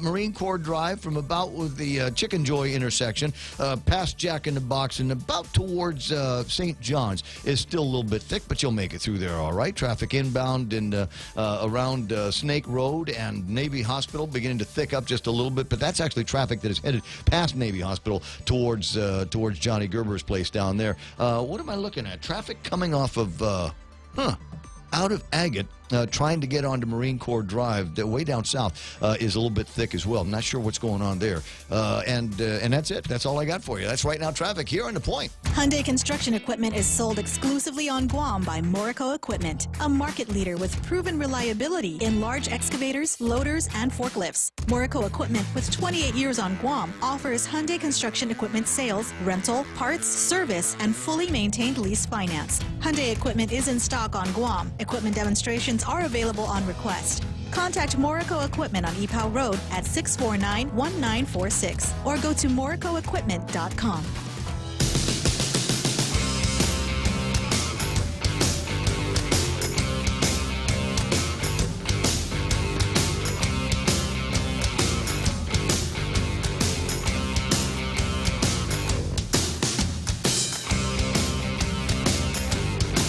I see that, Daryl. Taco first, then politics. Still skins. It's in Redskins? What are we talking about? Sonny says, we were talking about the dog that they're going to retire. Sonny says the handler might adopt him. Hopefully, he can help sniff out the Mary Jane from his kids' rooms. Now. 888-8255 is the phone number here. What have I got on the WhatsApp? Anything cranking on the WhatsApp? Anybody send me some funny memes? I did get. I want to say I did get a funny meme. I'm just not sure if I can if I can or should. Stupid. I'm not sure if I can load it up on the Facebook Live for everybody to see it. Tell you what, find Ismael Velez on Facebook and ask him to send it to you. Just say show me the picture of your recent meme. Send it to me here in the messenger, and you'll enjoy. And you get to make a new friend. And you'll get to make a new friend. 988-5874 if you want to. And I'm not even sure if I want to read this here, but somebody sends me on the WhatsApp. He says, retire the dog, great. Just don't send the poor dog to a dog retirement location in the Philippines. What is that? Crazy. Remind me to read you the entire magistrate report on the great pullover story featuring Dan Sanchez and Francine Mateo. The names are familiar because they've already been arrested. They already got busted. Well, that's all right. That's okay. I wanted to find 8:43 in the morning, and one of the people I consider to be just among the more fascinating creatures that lives on Guam is Lee Weber. And I was wondering if maybe Lee Weber knew a thing about Paul Allen and his incredible fascination with historical wrecks here in the Pacific area. And maybe did you rub elbows with him on one of these dives? He seems to be one of those kind of guys that you would have had some kind of connection with. Good morning, Lee. Good morning. How are you? I'm doing terrific. It was nice to see you and the dogs over the weekend. It was nice. Yeah, that was enjoyable. Yeah. So now, was there already, before I get to the Paul Allen questions, was there already an underwater pumpkin carving contest? No, it's the 27th this month on Saturday. Nice. People can register at MDA if they like, and it's a lot of fun. Probably the most fun is watching pumpkins bounce to the surface when they get loose. Well, I tell you what, and having seen some of the pumpkins that get carved and the incredible detail that people can put into them in these contests, it's amazing. I mean, I can barely handle just making triangle eyes and cutting out the mouth. Some of the way that people will carve these pumpkins, and remember, they're doing it underwater, is just incredible. So if you get a chance, participate. Or where are you going to take the pumpkins when they're done for the judging? They get judged right there at the beach. Oh, I see. All right. Well, try to be there when it comes down to the judging. Anyway, so Microsoft founder Paul Allen, apparently dead at 65 years old. And as I'm fond of saying, all stories are local stories. I thought maybe you might have a connection or know a thing or two about Paul and his fascination with the Pacific. No, I never met Paul Allen. James, I met and dove actually with James Cameron in Chuuk, and he had me on board the yacht when they were making the dive out there. But I never met Alan. I know he was fascinated with the work that Cameron did in this part of the world, as are a lot of us. And it's sad to lose somebody as young as he is, and as abruptly. He's a brilliant man. So. No, and like I said, it wasn't that long ago. In fact, you were quoted in a story that they did at the Stripes about the discovery of the wreck of the Indianapolis, and then they had asked you questions about some of the more incredible wrecks that we've got here on Guam, in particular, two of them in Apra Harbor. Yeah, well, you actually have multiples in Apra Harbor. You have the Tokai, the Cormoran, the Kitsugawa from World War II wrecks, but you got a number of planes down as well. And then there's a plethora of other wrecks. There's 30 some odd wrecks around the island. Can I just say I've penetrated the Tokai Moru, but didn't go very, very deep inside of it. There's something quite claustrophobic about it, and of course you're swimming in a facility in the ship, and it lies at a little bit of a tilt, and that's kind of off-putting. So I never really was much of a wreck diver when I was diving, but you've been in and around and through a bunch of wrecks in the Pacific, haven't you? Yeah, I dove Chuuk quite a bit over the years. I'm not really that much of a wreck diver either. Although we've done quite a few dives down in Chuuk. We've penetrated multiple levels down into Heian, into the engine rooms and the areas where the power was controlled and the repair rooms and things like that. It's just, they're fascinating. And to me, what's fascinating about them is really the history and the fact that you're going places that not a lot of people have ever been. And that's just, to me, amazing. And I haven't been to Chuuk in about a year or so, but we have groups going down there all the time. There's a kind of solemnity when you're in these wrecks. I mean, there's obviously the thrill of something that is akin to flying in a gym, if you will, if you get into a rather large holding area on the ship. But there's also a solemnity involved in that you're diving on something where people lost their lives. Yeah, and there's a lot of not a lot, but quite a few of the wrecks in Chuuk still have remnants of the soldiers or sailors or whoever they were who were on board when they went down. There's still a lot of bones left on a number of the wrecks that you'll run into as you dive. It's kind of, and for some people it's very, very eerie. For other people it's very calming. For other people it's just plain frightening. So it runs the gamut. As you can imagine. Beginning the conversation, I'm talking with Lee Weber and from MDA, and the reason why I'm talking to him is because Paul Allen has passed away, and as I said, Paul has done a significant amount of research and artifact hunting here in the Pacific Ocean, and somewhere around here is going to be somebody that says, Paul Allen, yeah, I had a drink with him over at the beach bar a couple of weeks ago. Tell you all about him, and we'll see if we can lock up with that guy. Lee, it's always fascinating talking with you, and I got to tell you, I loved the live version of your editorial that you gave me on Sunday, and I enjoyed reading it yesterday about how, the history-making election that we are in right now really isn't all that historic. It's been done before. It's kind of a rerun. Yeah, it's most of the voters today, unless they were around and of an age that they would remember the election in 1970 with Ricky Bordalio, probably have no recollection of it, which is why I tried to throw it out there, because the similarities between what's going on within the Democratic Party and the fact that you have a Republican candidate standing alone, and the reality that in that election, Ricky, while he and Dick Taitano did win the primary election, and there were three other sets of Democratic candidates, when it came down to the general election, he actually ended up losing to Carlos Camacho and Mr. Camacho. Do you think that history will repeat itself? I mean, that's the big question, I think, that people are asking themselves now among the political gossipers. We're pondering what the scenario is going to be. Carlos Camacho, though, running unopposed, wildly popular, and near as anybody can tell, never grabbed anybody by the gun.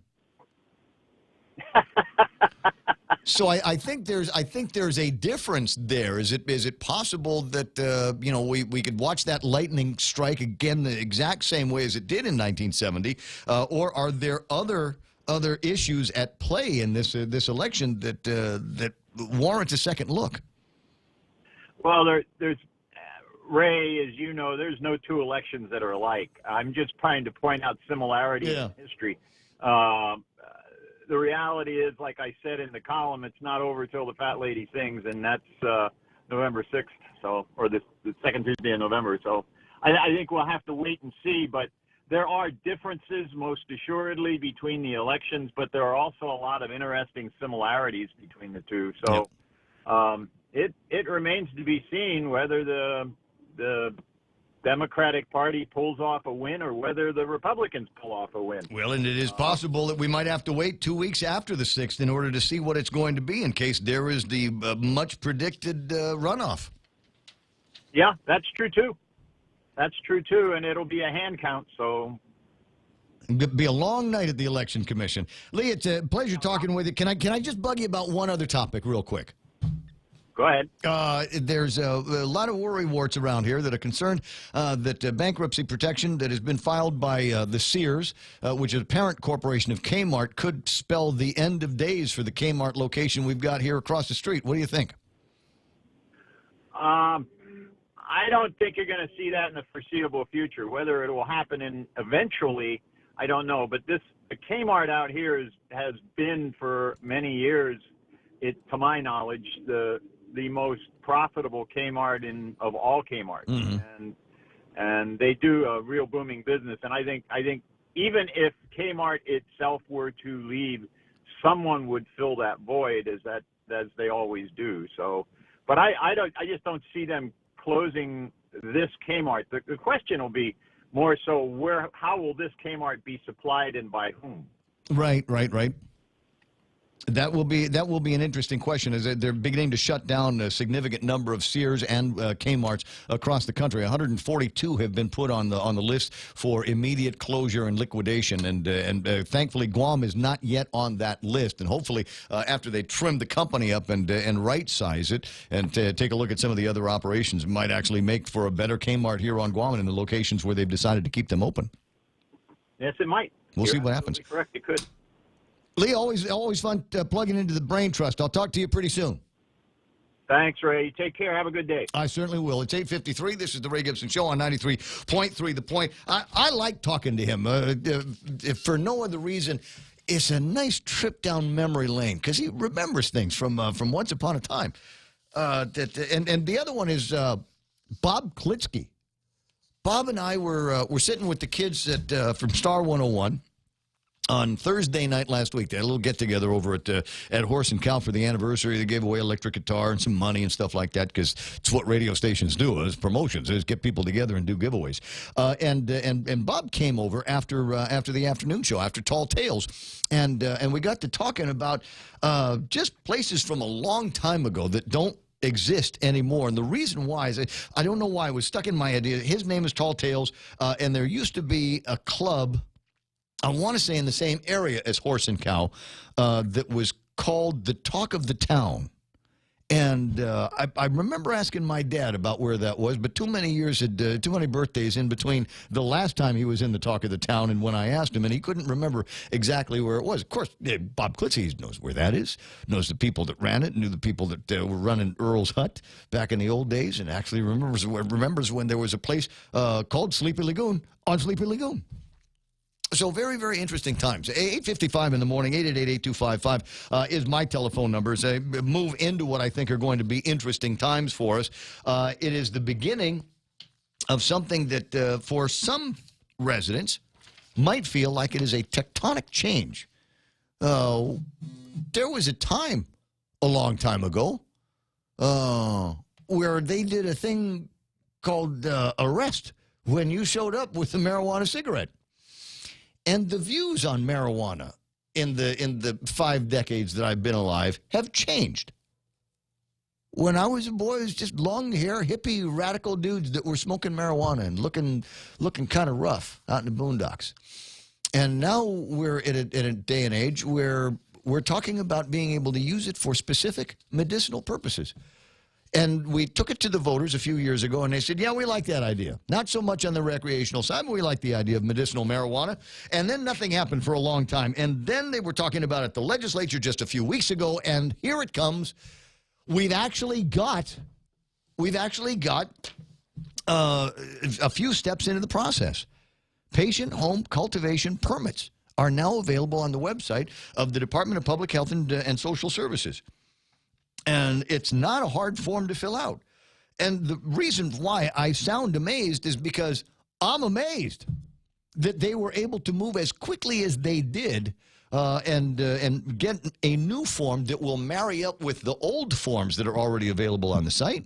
And before too much longer, somebody that might already have the identification or has already taken the steps to get the identification and other paperwork from their doctors will be able to fill out this piece of paperwork and maybe start growing marijuana plants in their house. That's what happens when you have a director who doesn't put his personal feelings in the way of policy. If that's what happened in the last case, I knew that the last director liked the program that he had put in place, that he had set up. He had worked with people, I guess, in Arizona once upon a time. But it was just when we took a look at it and tried to figure out who it is that is going to be able to do dispensary, who's going to be able to do the cultivation, who's going to be able to do the labs, and the incredible cost associated with just the concept.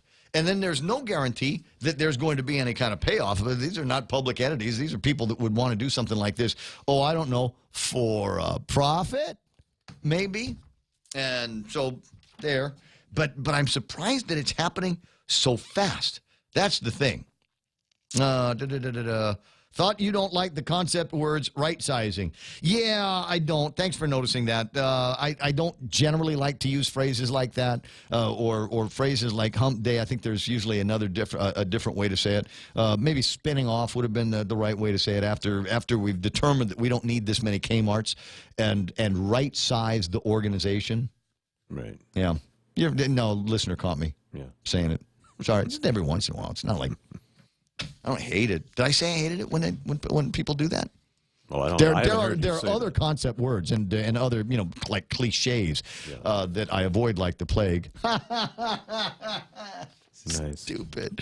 All right, and we have not yet spent too much time delving into the political ads that are floating around. One I pointed out yesterday, which is how can Lou claim to protect Guam's most vulnerable if she won't protect the unborn? I thought this was among the most dramatic. The late President Ronald Reagan said, "I've noticed that everyone who is for abortion has already been born.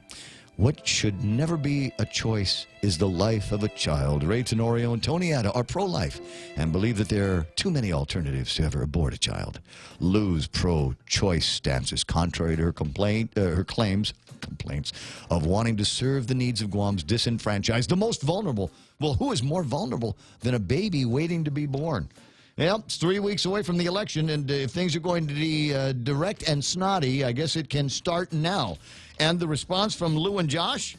Something about career politicians. I'll delve into this in the next hour of the program. Won't you delve with me? Please, feel free to delve on The Ray Gibson Show. It's at 9 o'clock in the morning or darn close to it. The radio station is, which one are we? KUSG, right? Okay, KUSG FM, Agana. This is The Point. We'll be right back.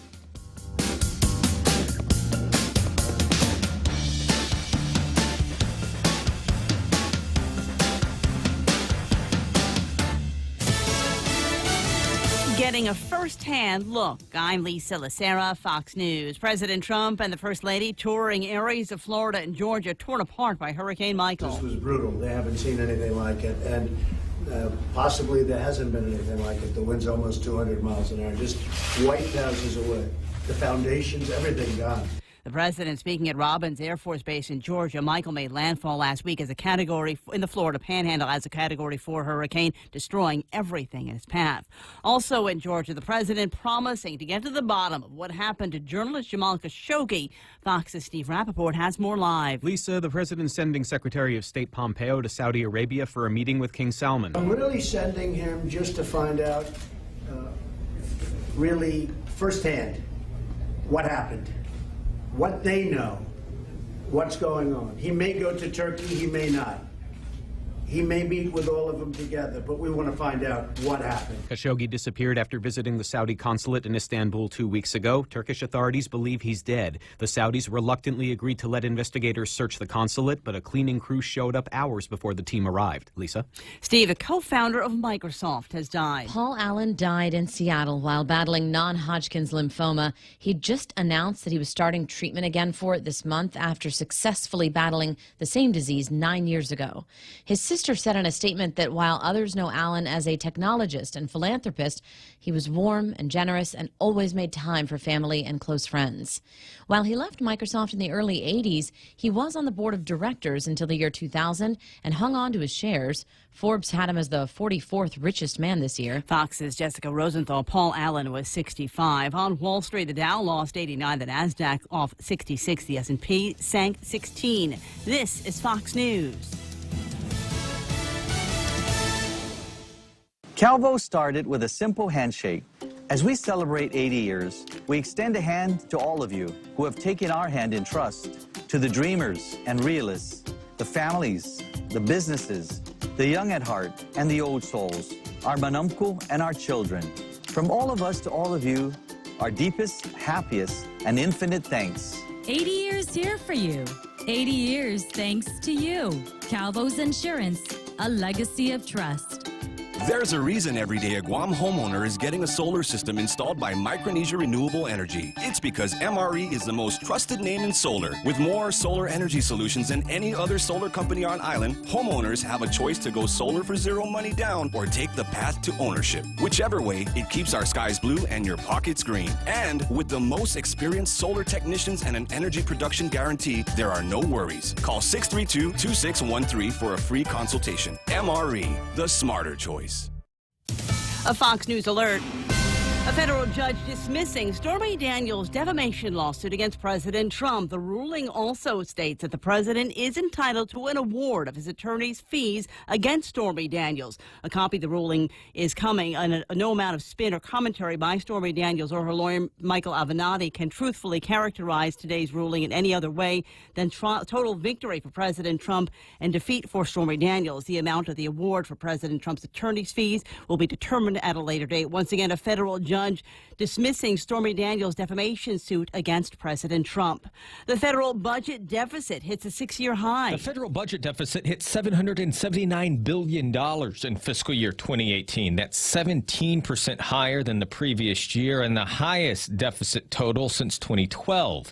The Treasury Department figure shows tax revenues were up slightly for the year. Spending increased more than 3%, with increase in defense spending, disaster relief, Medicaid, and Social Security. Congress passed a tax cut bill in December, signed into law by the president. Estimates show deficits topping $1 trillion in 2019 and 2020. That would match the deficits in 2009 through 2011 that followed the financial crisis and Great Recession. In Washington, Jared Halpern, Fox News. The nation's second largest health insurer has agreed to pay the government a record $16 million to settle potential privacy violations in the biggest known healthcare hack in U.S. history. The personal information of nearly 79 million people, including birth dates, social security numbers, and medical IDs, was exposed in the hack, which Anthem discovered 3 years ago. The company also agreeing to a corrective action plan that will be monitored by the government. And Detroit police say they will file a criminal complaint against the owners of a funeral home after the remains of 10 fetuses and 1 infant were found last week. I'm Lisa Lacera. This is Fox News.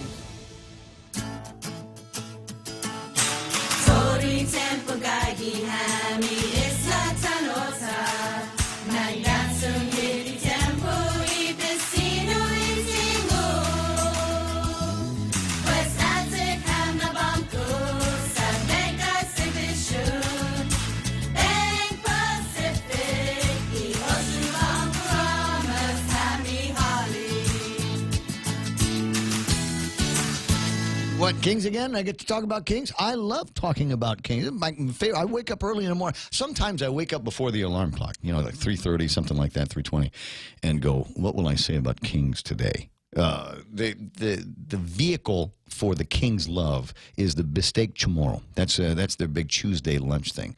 But you can go to King's anytime you want to and call up all kinds of other favorites that you want. You want Salisbury steak, you want meatloaf, you want tanak. They got that. Loco Moco, they can do that. Oh man, they've got a couple of different versions of it. I want you to try the next time that you're there. In fact, I'm gonna ask for somebody to bring me a menu so I can point it out for you. But anyway, bistec chamorro lunch special, King's today. It's important to have claims process that works for you. At Guahan Insurance Services, we make things simple and convenient. Same door you walk in to purchase your insurance is the same door you open to file your claim. We can't pretend that the car insurance claims process is fun, but we can promise a hassle-free and speedy recovery without any runarounds. For your home, auto, and business insurance, visit us at the Camacho Landmark Center on Marine Corps Drive in Tamuning. Don't forget to like us on Facebook or give us a call at 475-1162 or text 929-SAVE. That's 929-7283. It's a whole slew of people that make it possible for me to join you every morning here on The Point. I'm talking about my friends at American President Lines. They're shipping the future's American water tech. Smarter water, better water. Guam Regional Medical City, the first choice for all of your open heart surgery needs. And of course, Micronesia Renewable Energy. There's never been a better time to go solar. What would you do with unlimited internet? With Docomo Pacific, the possibilities are endless. Docomo Pacific is throwing off the data caps so you can enjoy more of the things you love. Watch, stream, download, and play with no end in sight. Stop by any of our stores or check out DocomoPacific.com to learn more. Life becomes limitless with Docomo Pacific. Better together. Oh, how nice. No, I'm just looking at something on Facebook. Suzanne's on in Paris got a neat gift from her staff in the office. Apparently National Bosses Day, and I didn't know. I didn't know until I went just now to my office, and on my office is a 12-pack of Heineken Light with a note that says National Bosses Day. Suzanne's got a cup of something from Infusion, right? So, I think we're both happy on National Bosses Day. I'm going to be here all day in case any other members of Choice Broadcasting would like to place certain articles or beverages on my desk. It'll make me happy, trust me. 8 after 9. Oh, you know what? You don't have to put beer. Just get me one of those hot pastrami deals from over at Subway. Those are so tasty. Lean meat, cut lean pastrami-style meat that they put in there, and you can have it on any bread you want. My personal favorite, 9-grain honey oat. I like the texture that you get with all the different grains that they put on the thing. And I'm trying to stay away from like regular white bread these days, so I'm going with the darker, earthier stuff. And it's so good. You condiments on top. You put your favorite flavors on top. Try it because it's happening for a limited time. Hot pastrami at Subway. The Coconut Wireless is back. Watch and listen live on thepoint.gu.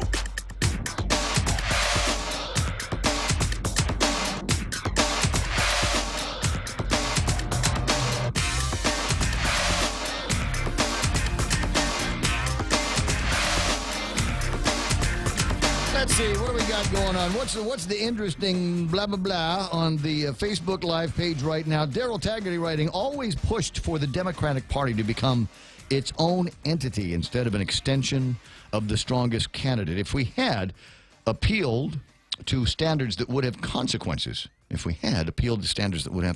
right. Now party position is extension of plurality. No one really worked to combine primary campaigns, and this is the same position. Calvo put up a straw candidate in Ray, with Lou carrying the common Calvo Bank of Guam business benefits forward. Too bad neither Post nor PDN has printed my op-ed on this. Well, finish, write it here. People watch the Facebook Live when it's live. Some people watch it when it's on video on demand. But it's interesting how you talk about that and how you have the feel that the parties are all about the gubernatorial candidates. The Democratic Party for Lou, the Republican Party for Ray. I have heard from many of the senatorial candidates, a couple in particular, from both sides, Republicans and Democrats. I'm like, well, what did the party do for you today? Yeah. Yeah, that's... Have they done? Have there any big senatorial meet rallies? Has the Republican Party taken out some big ads on the radio? Here, meet your Republican senatorial candidate, and the comparison is true on the Democratic side, isn't that? Is it not? No, there will be a nod towards unity between here and the general election, where the parties will take out their meager funds and buy some kind of, I don't know, newspaper ad, double truck or something like that, where we got, here's our gubernatorial candidates, and here's our slate of 14 or 15 Republicans or Democrats that we want you to vote for in the upcoming general election, and this is who we like for Congress, right? There, you will see something like that, but it never felt unified. Perfunctory is the word that's in my head. That's too big a word for Sorry, Tuesday, just bro. Per usual, you know. It's like here's the ad. We're going to take out this ad because we have to take out the ad. Yeah. We're only doing it because if we don't do it, people will say that we should have. So here's the one or two ads. There, Romeo Carlos telling Daryl. You know what, Daryl, I'd take him up on that. I think the more people read Guam Blog than some of the other traditional media around here. So you might want to take him up on the offer to write that. And I hope I'm riffing in the right direction on what it is that you were talking about. Ken LG says, heard a lot of the same thing when I was talking with legislative candidates. That's why we will be supporting legislative candidates as well as write-ins. And I think that's important. I think it's certainly for these legislative candidates. I've already posited the idea that the Republicans may still stay home in the upcoming general. There might be some of them to go, well, I don't know. I don't know what kind of chances Ray has. Might come down to the no runoff. chance if they don't get out. Well, that's a fact. But, you know, they should have come out in the primary. But again, I think it was a given that Ray was going to get in. Well, of course, yeah, but so they just came out to vote for whatever Democrats, as you said, would happen that would lose. Is that what it is? Perfunctory. That's what we were talking about. There's a word that we were using about the court case the other day. What's that going to be like? It will be perfunctory, and it turned out to be anything but perfunctory. And the reason is because Ray didn't show up. Lawyer did. Said not guilty, Your Honor, on everything, and we'll do anything that the court is asking of us at this time. What? I'm sorry. I just don't know how someone can go on television and say, "Yeah, it was a teachable moment. I was just doing what I thought was right," and then go into court and say, "I didn't actually do it." How do I get a copy of this? There's a buddy of mine that has sent me on Facebook Messenger. That painting of Trump having a Diet Coke with Abraham Lincoln is now hanging in the White House. My computer, the computer that I use for controlling the Facebook Live and the YouTube Live is a Windows computer. And Windows decided in the middle of a conversation that I was having with the listener just a few minutes ago, did it want to pick now as a time to update. Oh, nice. Yes, as Paul Allen's parting shot to Ray Gibson. Here, let me update your Windows. So it's doing that. Give me a second. I'll see if I can take this picture and put it up. I've got a blank wall at the house that is dying for some kind of artwork, and I've commissioned Michelle Peer to see if she can come up with something that will look good on that wall. That will be a custom expression of the essence of Ray Gibson. BS, BS, BS.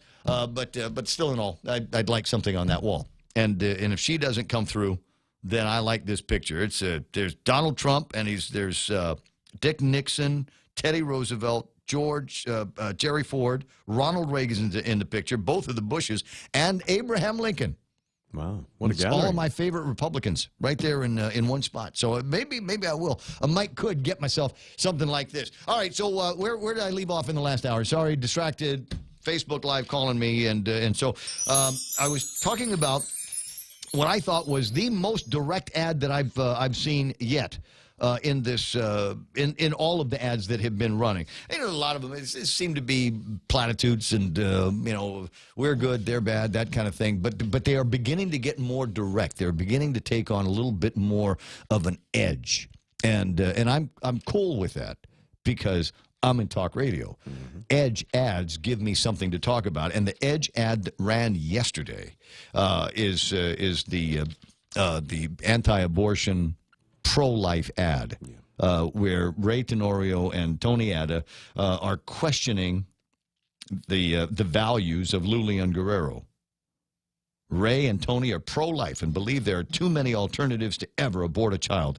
Lou's pro-choice stance is contrary to her claims of wanting to serve the needs of Guam's most vulnerable. Who is more vulnerable than a baby waiting to be born? This election, vote for life. Well, just lay out the contradiction. If you vote for Lou, you're voting for death? Is that what you're trying to say? Vote Ray Tenorio and Tony Atta. And you will see the same thing, or similar, I think, coming from the write-in camps. Because that, I think, they've determined to be is it kink or chink in the armor? Chink. Okay, the chink in the armor, right?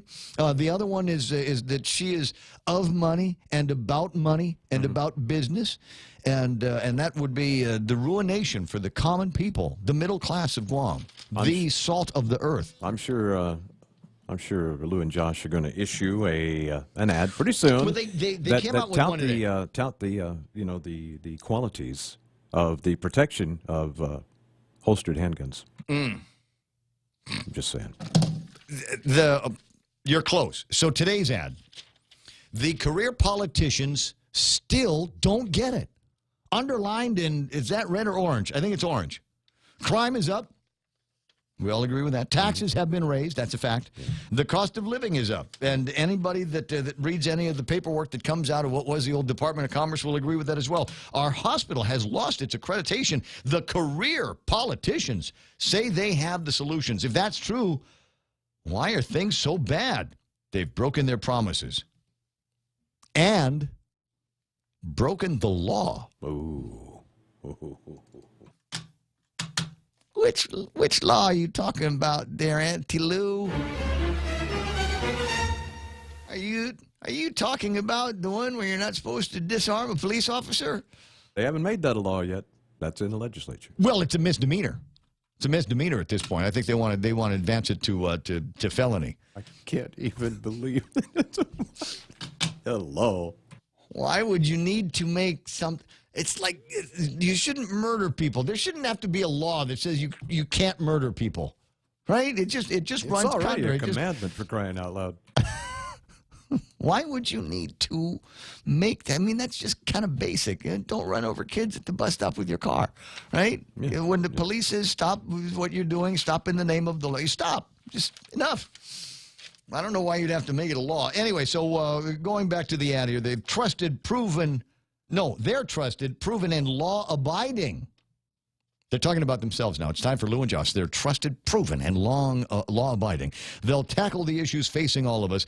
They've already succeeded helping and caring for thousands in her nursing, policymaking, banking, public administration, and private sector careers. Lou and Josh will get the needed cops in our villages. Lou and Josh will collect taxes. I don't know if you ask me, that might be a reason not to vote for them.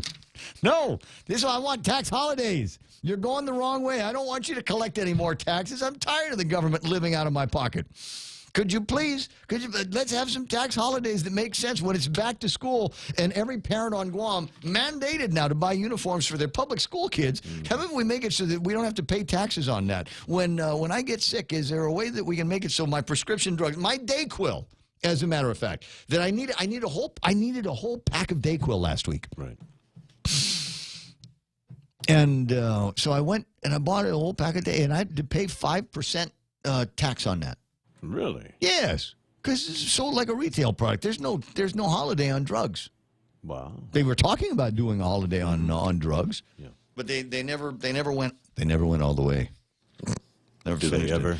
So Lou and Josh, this is what I want to see. I want a campaign promise that Lou and Josh will make it easier on Ray and all of the monies that he's got to pay and taxes. See, the price of gasoline has gone up again. Yeah, how much is the liquid fuels tax that's attached to that? That went up in January. Let's roll that one back. Someone say that one. Lou and Josh will roll back the hated liquid fuels tax. That's what I want to see. Lou and Josh will attract new industries to Guam and create new and better paying jobs for our people. Lou and Josh will get the hospital accreditation restored. she's made the point. She was part of the team that got the accreditation. And then the point that, who was it that made earlier this morning was Vince Akimoto, that it was in this administration that they lost the accreditation. Everybody got lots to talk about. 9:20 in the morning. So is that the appropriate response, to the attack on the morality of the candidate? Just talk about, well, they don't get it. They're career politicians. They broke the law. We're law-abiding. It sounded like a tepid response. Yeah. It sounded like it was, you could have, there's just so much out there. Just on the gun grab incident, you could make that really a platform of the campaign a little bit stronger than the one that you've got. In my mind, that's not so much a response as something that was planned, and they decided to go ahead and issue it as a response to that. I think we've got something a little dirtier down the pipe. I'll watch. We'll see. We'll see. They are Chris is doing the thing. Where are we now? We're at that time. Small talk portion of the program. There should be a sign, right? There should be a sign on the small talk portion of the program. Everything that you hear is flat conjecture. May actually be false. Some of what you hear might actually be incorrect, and based purely on opinion. As we make our way through this, now I should stay in the realm of fact, right? A little bit? Not necessarily. No, because it's fun to me to point out what I consider to be one of the great flaws in our system here. And it's unfortunately, it's a flaw in the criminal justice system. So what was it, Lou, talking about we need to get the cops on the streets. Right. We will get the needed cops in our villages. So that, number one, that's good. Let's do that.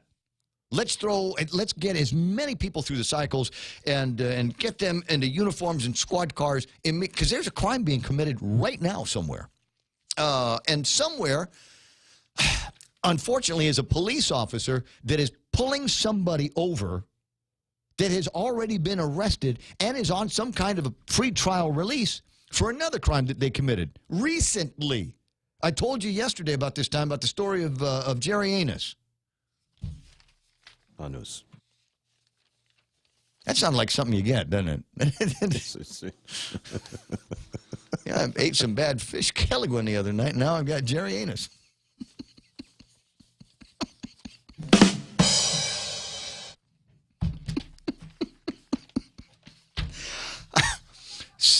At this point in the program, I have to tell you, my friends, the only reason why I even work after 9 o'clock in the morning is to find a way to make Mike laugh. Yeah, that's one of those that's got to simmer a minute. Okay. I forgot what I was going to say. Oh, I wanted to read you this story here. It is a declaration by Peter J. Santos, a duly appointed Assistant Attorney General, and it tells the story of Officer Donnie Pangolina. There ought to be storytelling music at some point when I do these things. Donnie observed a silver sedan motoring south en Route 28 by Nevermind Road. Can I just say how great it is that we have a road called Nevermind Road? Cool. Yeah, Just like any map anywhere else on the planet. I guarantee there's no other Nevermind roads. Anyway, the vehicle was traveling at a high rate of speed and decelerated while continuing to travel on the shoulder of the road. The vehicle also had an obscured license plate due to a plastic cover on the plate. Why do you think you would need to do something like that?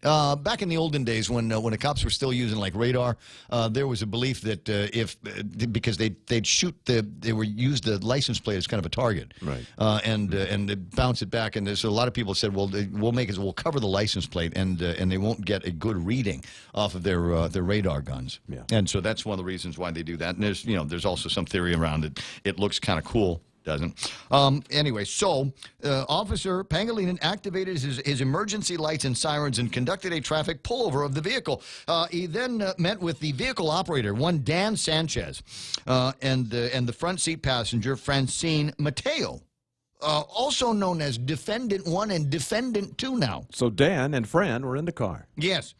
During the pullover, it was determined that Sanchez did not have a valid driver's license. Officer Pangilinan observed a switchblade knife in the center console of the vehicle, which Officer Pangilinan, in keeping with department policy and self-preservation, said, "I need you to step outside the vehicle for my safety." Sanchez did. And Officer Pangilinan continued to speak with Sanchez at the front of the silver sedan while also keeping an eye on Francine Mateo, defendant number 2, for those of you following along. He observed that Mateo was fidgety, and she reached down underneath the front seat. Officer Pangilinan then requested that Mateo now exit the vehicle as well for his safety.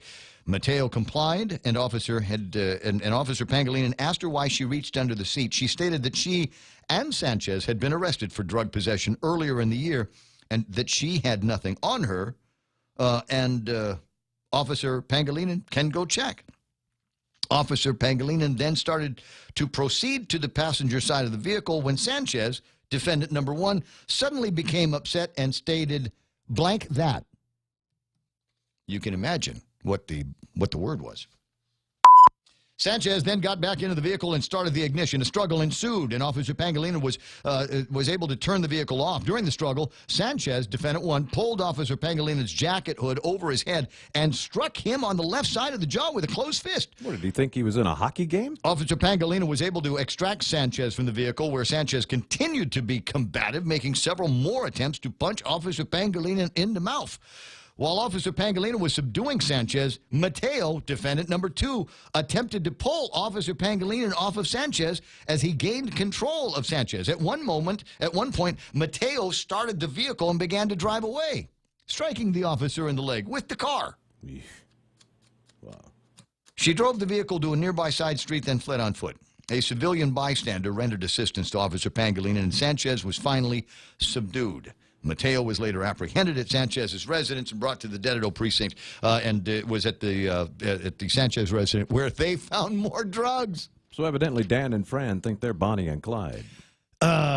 Yes, apparently. But on a more serious note, had there not been a concerned citizen bystanding, looking out for the well-being of this police officer, this peace officer, this could have gone in a completely different direction. Yeah. Unfortunately, and so that's the point that I wanted to leave here. Is these people are dangerous. The ice heads that we've got out there, these ice jug heads, the police officers. Let me get back to the ad here. Lou and Josh will put the needed cops in the villages. We've got the needed cops in the villages. We've got them on the roads. They're doing their job. But the problem is that when they've done their job, it goes to somebody else, and the ball gets dropped. And they say, okay, Ice Jughead 1 and Ice Jughead 2, you better be good and come back when it's time to come back to jail, and we're going to have a trial for you. In the meantime, go and sin no more. The problem is that the go and sin no more thing is just completely lost on these guys. And as far as they're concerned, it's just a wasted day. What happened? I got arrested. And the penalty is, I don't know, I lost 24 hours. Right? They let me out. I bounced out. And now get into an actual physical scrap with a police officer. And had Mateo done something different, had Mateo grabbed a gun, this story would have had a completely different outcome, a much more tragic outcome for somebody. Can you imagine if she did attempt to grab the gun? It is my belief that Pangilinan would have reverted immediately into life-saving mode and put a couple of caps in a couple of heads. That's what I would have done. And so this is one of those things that kind of worrisome when you start looking around at the nature of our crime problem here. The temerity, number 1, to be on pretrial release and still screwing around with drugs. That's number 1. Number 2, guy punched the cop in the face.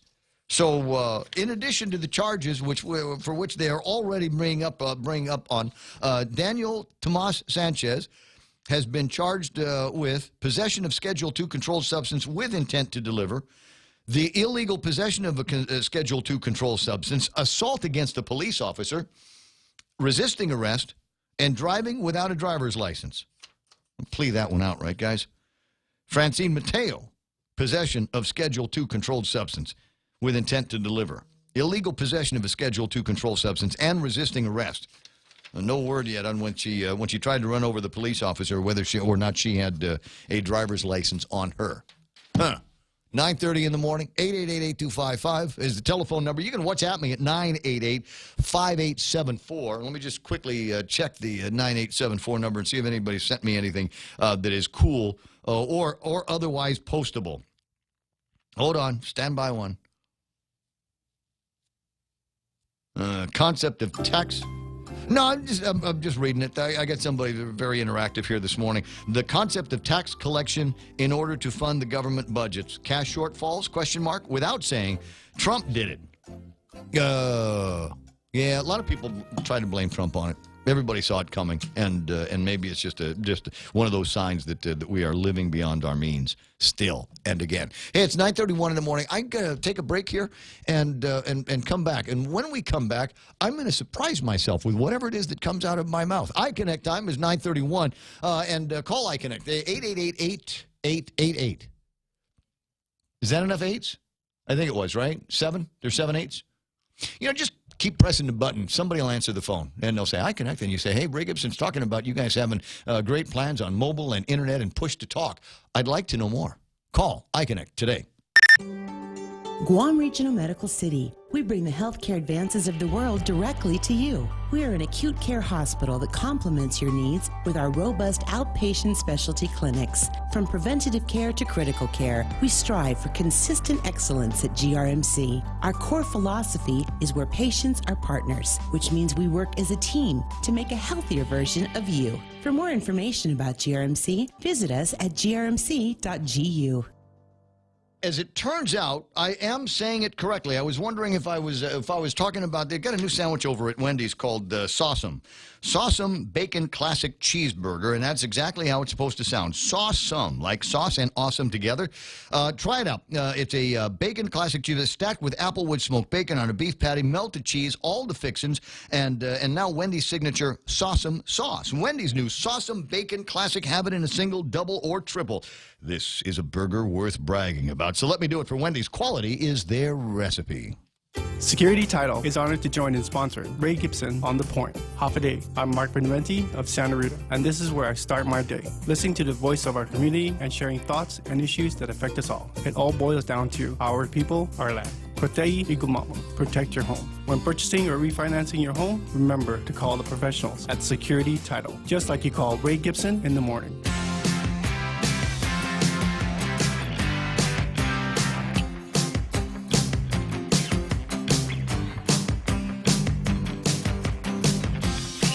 As you can see on Facebook Live now, I was able to get the graphic, and I love it. I love it. I want a copy of this. I'd like to, get a version of this that I can hang on the wall somewhere. Some places they've got, pictures of Jesus in the living room. I'd like to get this picture in my living room. It's great. It's Trump drinking Diet Coke with Abraham Lincoln. Huh? Eddie, does it get any better than that, my friend? Yeah, you're right. I wanted to talk to you about that arrest thing and how the process goes, because I've been looking for a gubernatorial candidate that's going to come out and say, I'm going to build a better prison system. I'm going to push for this and push for that, and work with lawmakers to make us have a safer community. Because actually, you're right on about the throwing them back out into society and let them commit another crime. But the worst part about it is the AG's office. I don't know if it's because they're understaffed or they're overworked or what it is, but it seems like they play a musical chairs kind of thing when it comes to prosecution. And many times they settle for a plea bargain, which will put these guys back on the streets and they'll do it all over again. Actually, they get educated at the prison because poor Tony Lamarina can't have enough cells to put him in there, and there's no punishment system where they can put him on a chain gang or anything that actually gives them real punishment.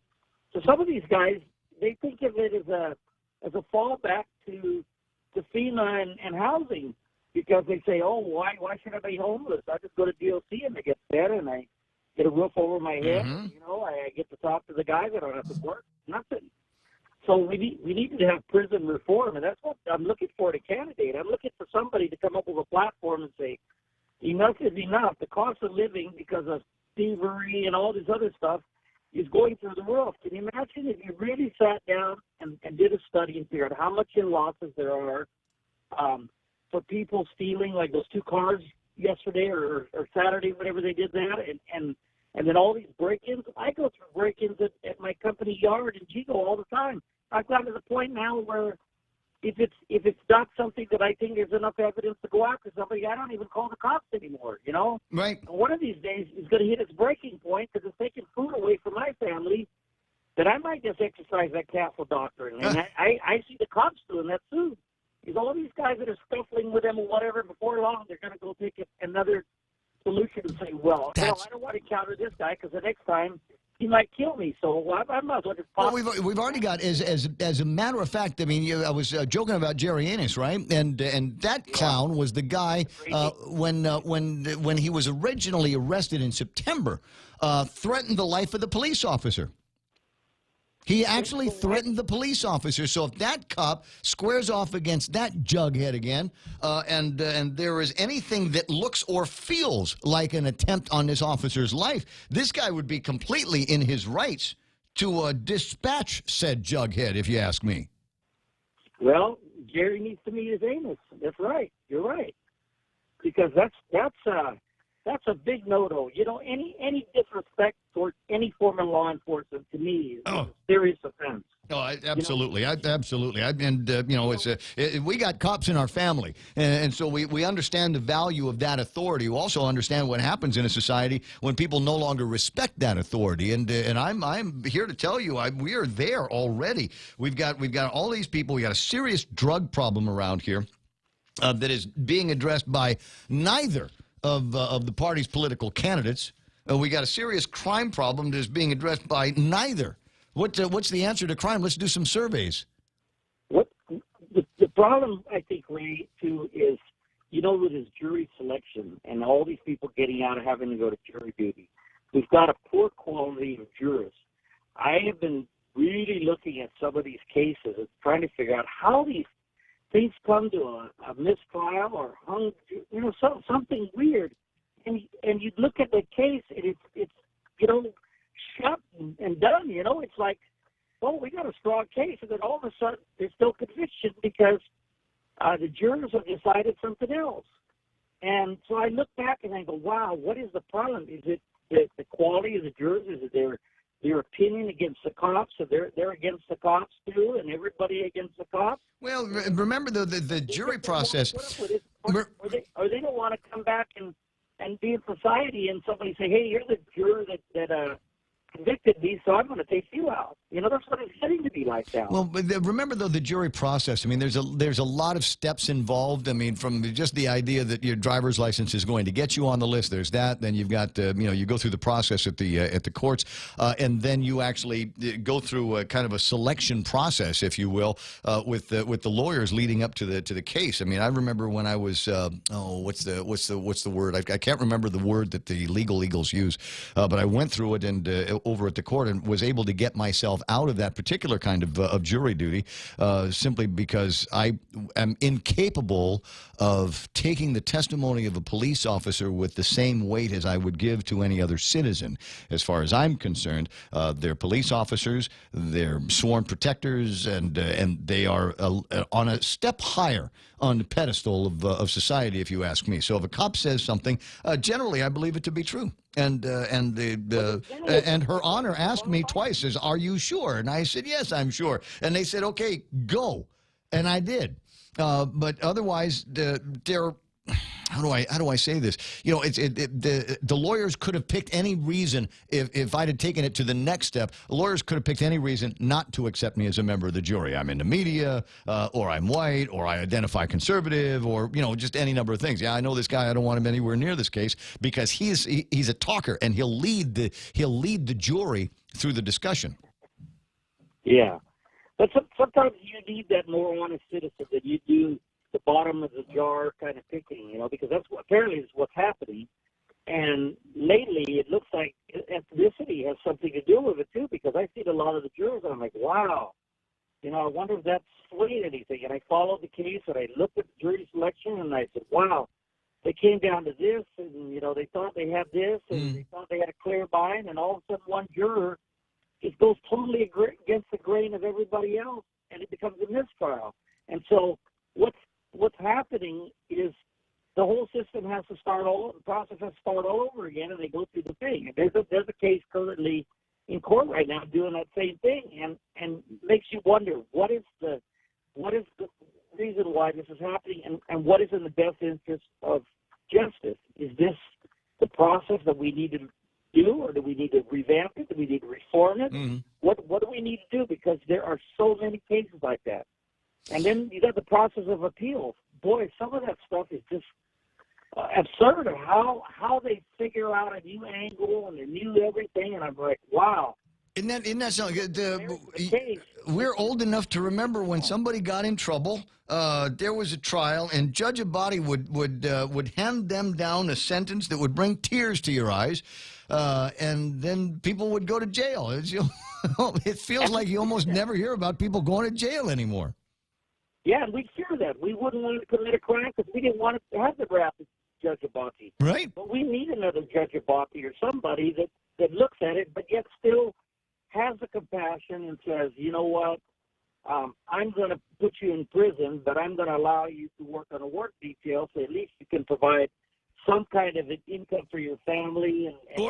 How about provide some kind of restitution to the people that you have wronged, the people that you have stolen from, the people whose lives you ruined? How about we make it so that you can earn a penny or two in prison every day, so that you can you can get back on the side of goodness and light? Well, we used to have that, and they'd say 50% of it goes to restitution, 50% of it goes to support your family, so they don't have to go on welfare and all this other stuff, you know? Yeah. And so there was some latitude and some flexibility for the judges to do that. But now you've got all these minimum sentencing guidelines and maximum sentencing guidelines. So now how they're getting around that is they just plea bargain and they plead to a lesser crime.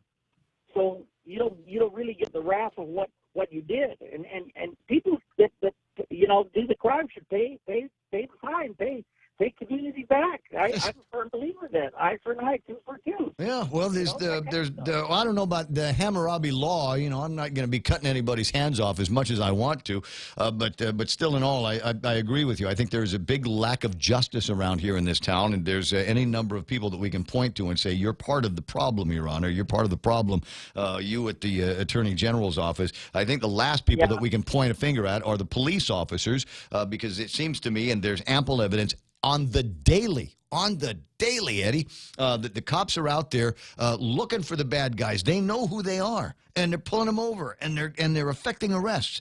And as we have seen, it seems to me that it doesn't matter what the quality of the police officer is, what the quality of the rest is.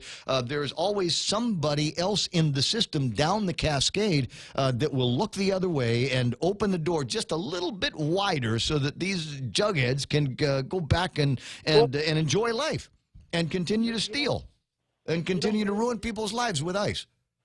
Let me tell you a quick story. I was involved in helping the cops arrest some people that were going around breaking into construction sites or whatever. And after the third time, the one cop said to me, he says, you know what, see that guy over there? I bet you before the week's over, he's going to go break into somewhere else. And I'm going to have to go try to arrest him. And I'm going to try to arrest him and put him in, and they're going to let him go again. Mm-hmm.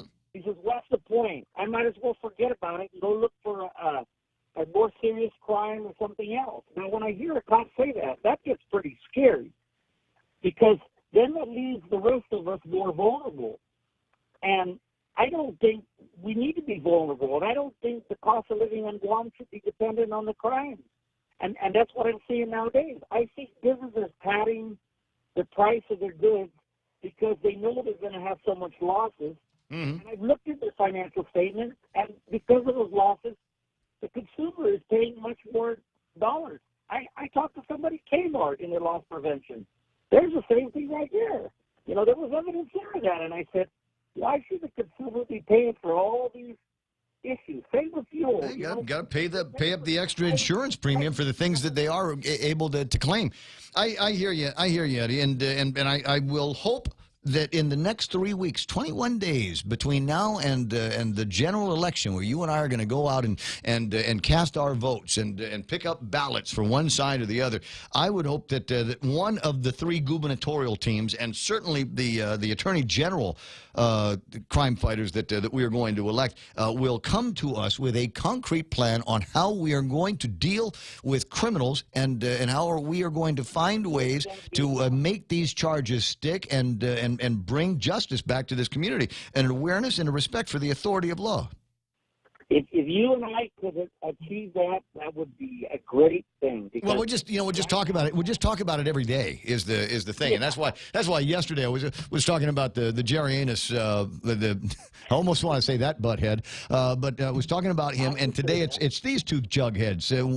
Both of them assaulted a police officer, and that crime that cannot go unanswered. That cannot go unanswered. Yeah. And I don't care who you are. If you're the son of a judge, whether you're the lieutenant governor, whether you're whatever, if you do a serious crime like that could explode into something, you should pay the price. I mean, I'm sorry. I like Ray Tenorio, ever since he was a cop, but I can't put up with that. He's just got to face it and say, I messed up. What can we do to do this? I didn't have any bad intentions, maybe because I was inebriated or what the deal is, but that's a serious crime to grab the gun. I mean, like you said, if it had been anybody else, they would have been shot. It's that serious. And when I was a law enforcement officer, I had a secondary weapon on my ankle, and if you grab my gun, let me tell you, that second here comes the backup on my ankle would have been barking at you. Here comes the backup. 9:47, Eddie. It's always a pleasure. I'll see you pretty soon. Okay, you take care. I will, and we'll see what we can do about you and Blake going off to New York to watch Dallas play. Who did you want to play? The Giants in New York? I don't know. Can I just? Why would I go to New York? I was thinking about that. It's a little bit of traveling and conversations with somebody about wanting to go off to the U.S. mainland. And it occurred to me when I was hearing it, I almost immediately put myself, I could see myself sitting in the Section 8 area of the airplane, right, for I don't know 12 hours, 13 hours, or something like that, and whatever it took to get me to the west coast of the United States, and then just feeling that anxiety. I don't like the Hawaii International Airport. I don't like LAX, and I just thought, for a second, it sounded great. Talking about the destination and talking about the sightseeing and the food and the shopping and all of this other stuff. And then it occurred to me, you know what? I could take some mileage that I got stacked up right now and give it to my friends over at United and fly in the pointy end of the airplane, right?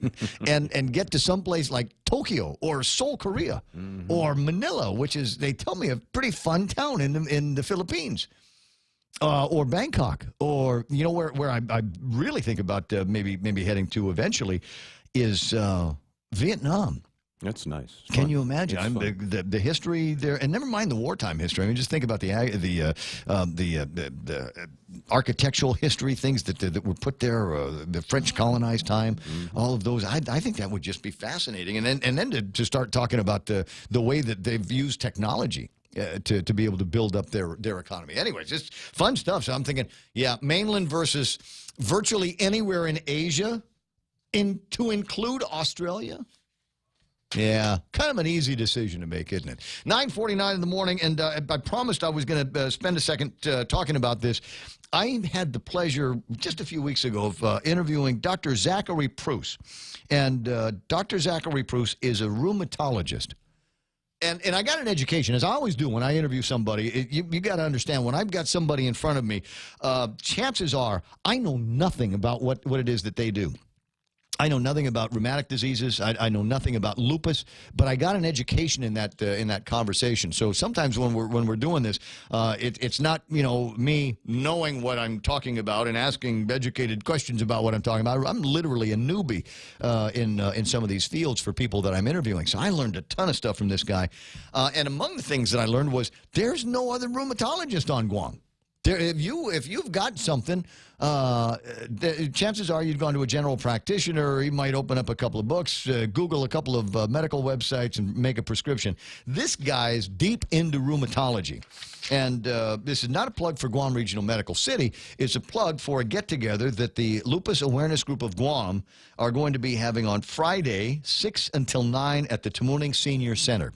So if you suffer from lupus, if you suffer from rheumatic diseases, if you just got the itchy feeling and you don't know what it is, then get a chance to get in front of this guy and hear what he has to say. He said, let's talk lupus. Again, a meet and greet for Dr. Zachary Preuss at Friday, 6 until 9 at the Tamuning Senior Center. Now, it's not this Friday, it's the 26th. So put that in your calendar. And yes, I have lined up a couple of people that we might do a phone interview with down the road to talk to them about that. A couple of other items in the table of contents that I've practically seen. I was gonna do the table, and now you're sending me to a break. Look at that. Well, what am I? How am I? Because I'm gonna come back, and then I'm gonna think about something else and not get to the table of content stuff. Yeah, but I had to catch you before you get on that roll, Butter. Let me just quick. Congratulations to Gianna Scambalori, who has been crowned the new Miss Guam World. And I'll say it like this. And older folks will get the joke. Gee, a Scambalori that's a beauty queen. Imagine that. Just the last in a long line of very attractive Scambaloris. Congratulations to you. Big K-pop concert. Looks like it's coming to Guam. GVB working with a whole bunch of people. They think that this might attract 20,000 people. Right, to watch these K-pop acts. Oh, K-pop's huge. I mean, the kids from the Philippines will flock over here to see that just as well. That could be. And answering the question, what happens when you write in Frank and Alicia under the GOP blank and the Democrat blank? What will happen there? You know, we still don't have an answer to that question. I thought it was one thing. Maria Pangilinan thought it was one thing. Ken Leon Guerrero and Frank Uggan think it's another thing. We'll find out about that in a meeting tonight over at the Guam Election Commission as they steamroller our way into General Election 2018. Currently, the time is 9:52. You were talking about a break. Maybe we'll take that now. If you can dream uncommon design and unprecedented engineering, you define the 2018 Lexus. The boldly designed IS Sport Sedan's aggressive design stimulates the senses. Advanced paddle shifting puts the exhilarating performance of the IS Sport Sedan at your fingertips. With deep, luxurious seating, the ES350 offers an ultimate level of comfort, while cutting-edge engineering delivers a thrilling drive.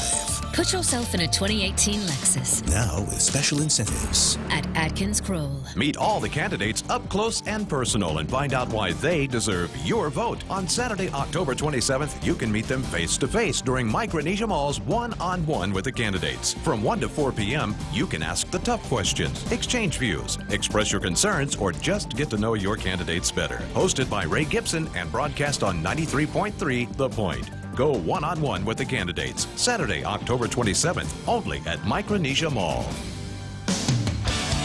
Nice. Jose Paris Langara II says, good morning, Uncle Ray. Well, it's good to have you out there. Who else? Brad Hewitt says, vote no on Election Day to retaining these judges. Yeah, it's a beauty contest, unfortunately. Most people just, yeah, go ahead, stay there. What did I do now, Romy? What'd I do? Romy says, that was good coffee. Normally, Romy says things like that if I've said something that causes him to coffee out the nose. Was the Jerry Anus thing, right? Had to be it. Had to be it. Yeah, I think so. Where's the other post here that was fun? What's funny is those who are going after Lou were big-time supporters for Hillary. She almost came to the point of any time was a good time for an abortion, just saying. Are you suggesting, Bill, that there might be a degree of hypocrisy among some who all of a sudden have embraced the pro-life flag? I'm pro-life. I am for the family. I'm for the middle class. That's it. And anybody that's not me, baby killer. That's what's going on. Yeah. It's possible. Yeah, there were a lot of people on that side that were supporting Hillary Clinton or not supporting Donald Trump. So maybe there could be. I don't know. I'd have to dig it out. I don't know that that's Frank, though. I mean, Frank is always kind of, in my mind, I think he's always had the conversation that bent certainly towards pro-life. He'll take a look at his legislative record and things like that. I don't have it obviously in front of me, but it seems to me that there were a couple of measures that he introduced over at the legislature, including one that I believe Lou testified against. That was markedly pro-life. At any rate, 9:55 in the morning. Where are we going? Is it? I'm trying to find. There was another post that somebody, Chris from Bigger Better, had posted a question in here. So many conspiracies, and they're all working together. And that's something that started leaking to the surface yesterday. Is bubbling up from the political gossip ooze that is out there. Is the idea that Frank's write-in campaign is not just Frank and Ken and Andre. It is in collusion. It is in cahoots with the Republican Party of Guam in an effort to dash Lulian Guerrero's chances at being the first woman at Adelup, the first woman governor. Huh? And so maybe there's this conspiracy that there has been a secret get-together. And now Frank and Ray together, cheek and jowl. And close. I've heard something about somebody from off-island offering their services for 6 figures to just make the election a mess. Have you heard that? So we can do that ourselves. Yeah, I've heard about it. I don't know. There's firms, right? There's people that you can dig out that what are they called? They're specialists, and it wouldn't be the first time. I want to say that even Felix had somebody that was I don't know. It's not a reputation thing. I'm not going to remember. There's a name for it. Right.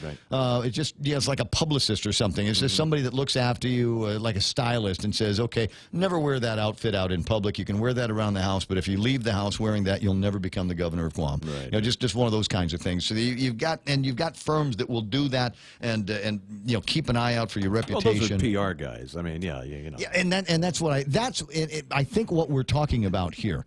But I think there are people that are trying to gin it up like it is some kind of like the Russians. Oh no, yeah, I've heard China. I've heard getting involved with our elections in the Philippines really? or something. Yeah, you want somebody to screw up elections? We can do that on our own. You don't need to bring in anybody from the Philippines. Here's an example. Take a look at Troy Torres. Mm-hmm.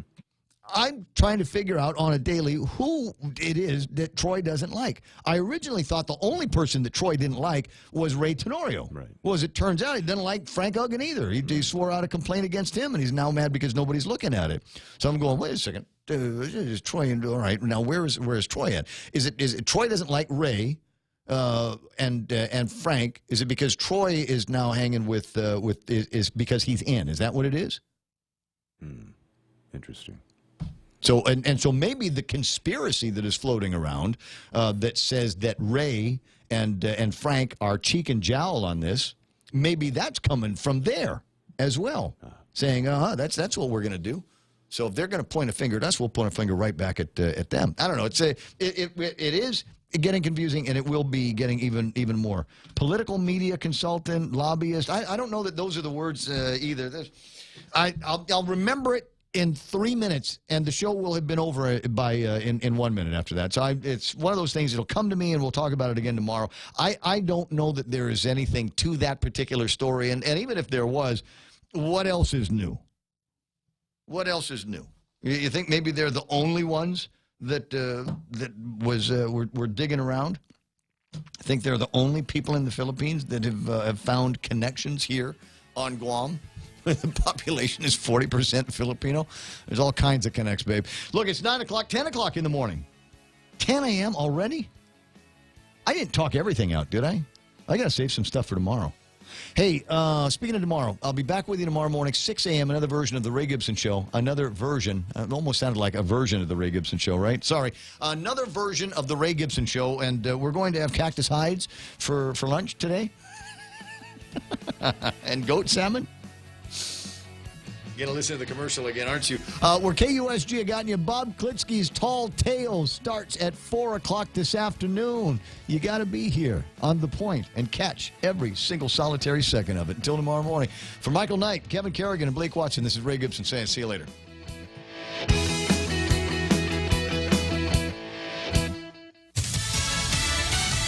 Possible break in the case. I'm Lisa Lacera, Fox News. As pressure mounts, Saudi Arabian officials agreeing to try to find out what happened to a journalist who disappeared at the Saudi consulate in Turkey. 13 days after Jamal Khashoggi disappeared, and Saudi Arabia has started to cooperate. On Monday, King Salman ordered an investigation into the case, headed up by the lead Saudi prosecutor, working in tandem with Turkey.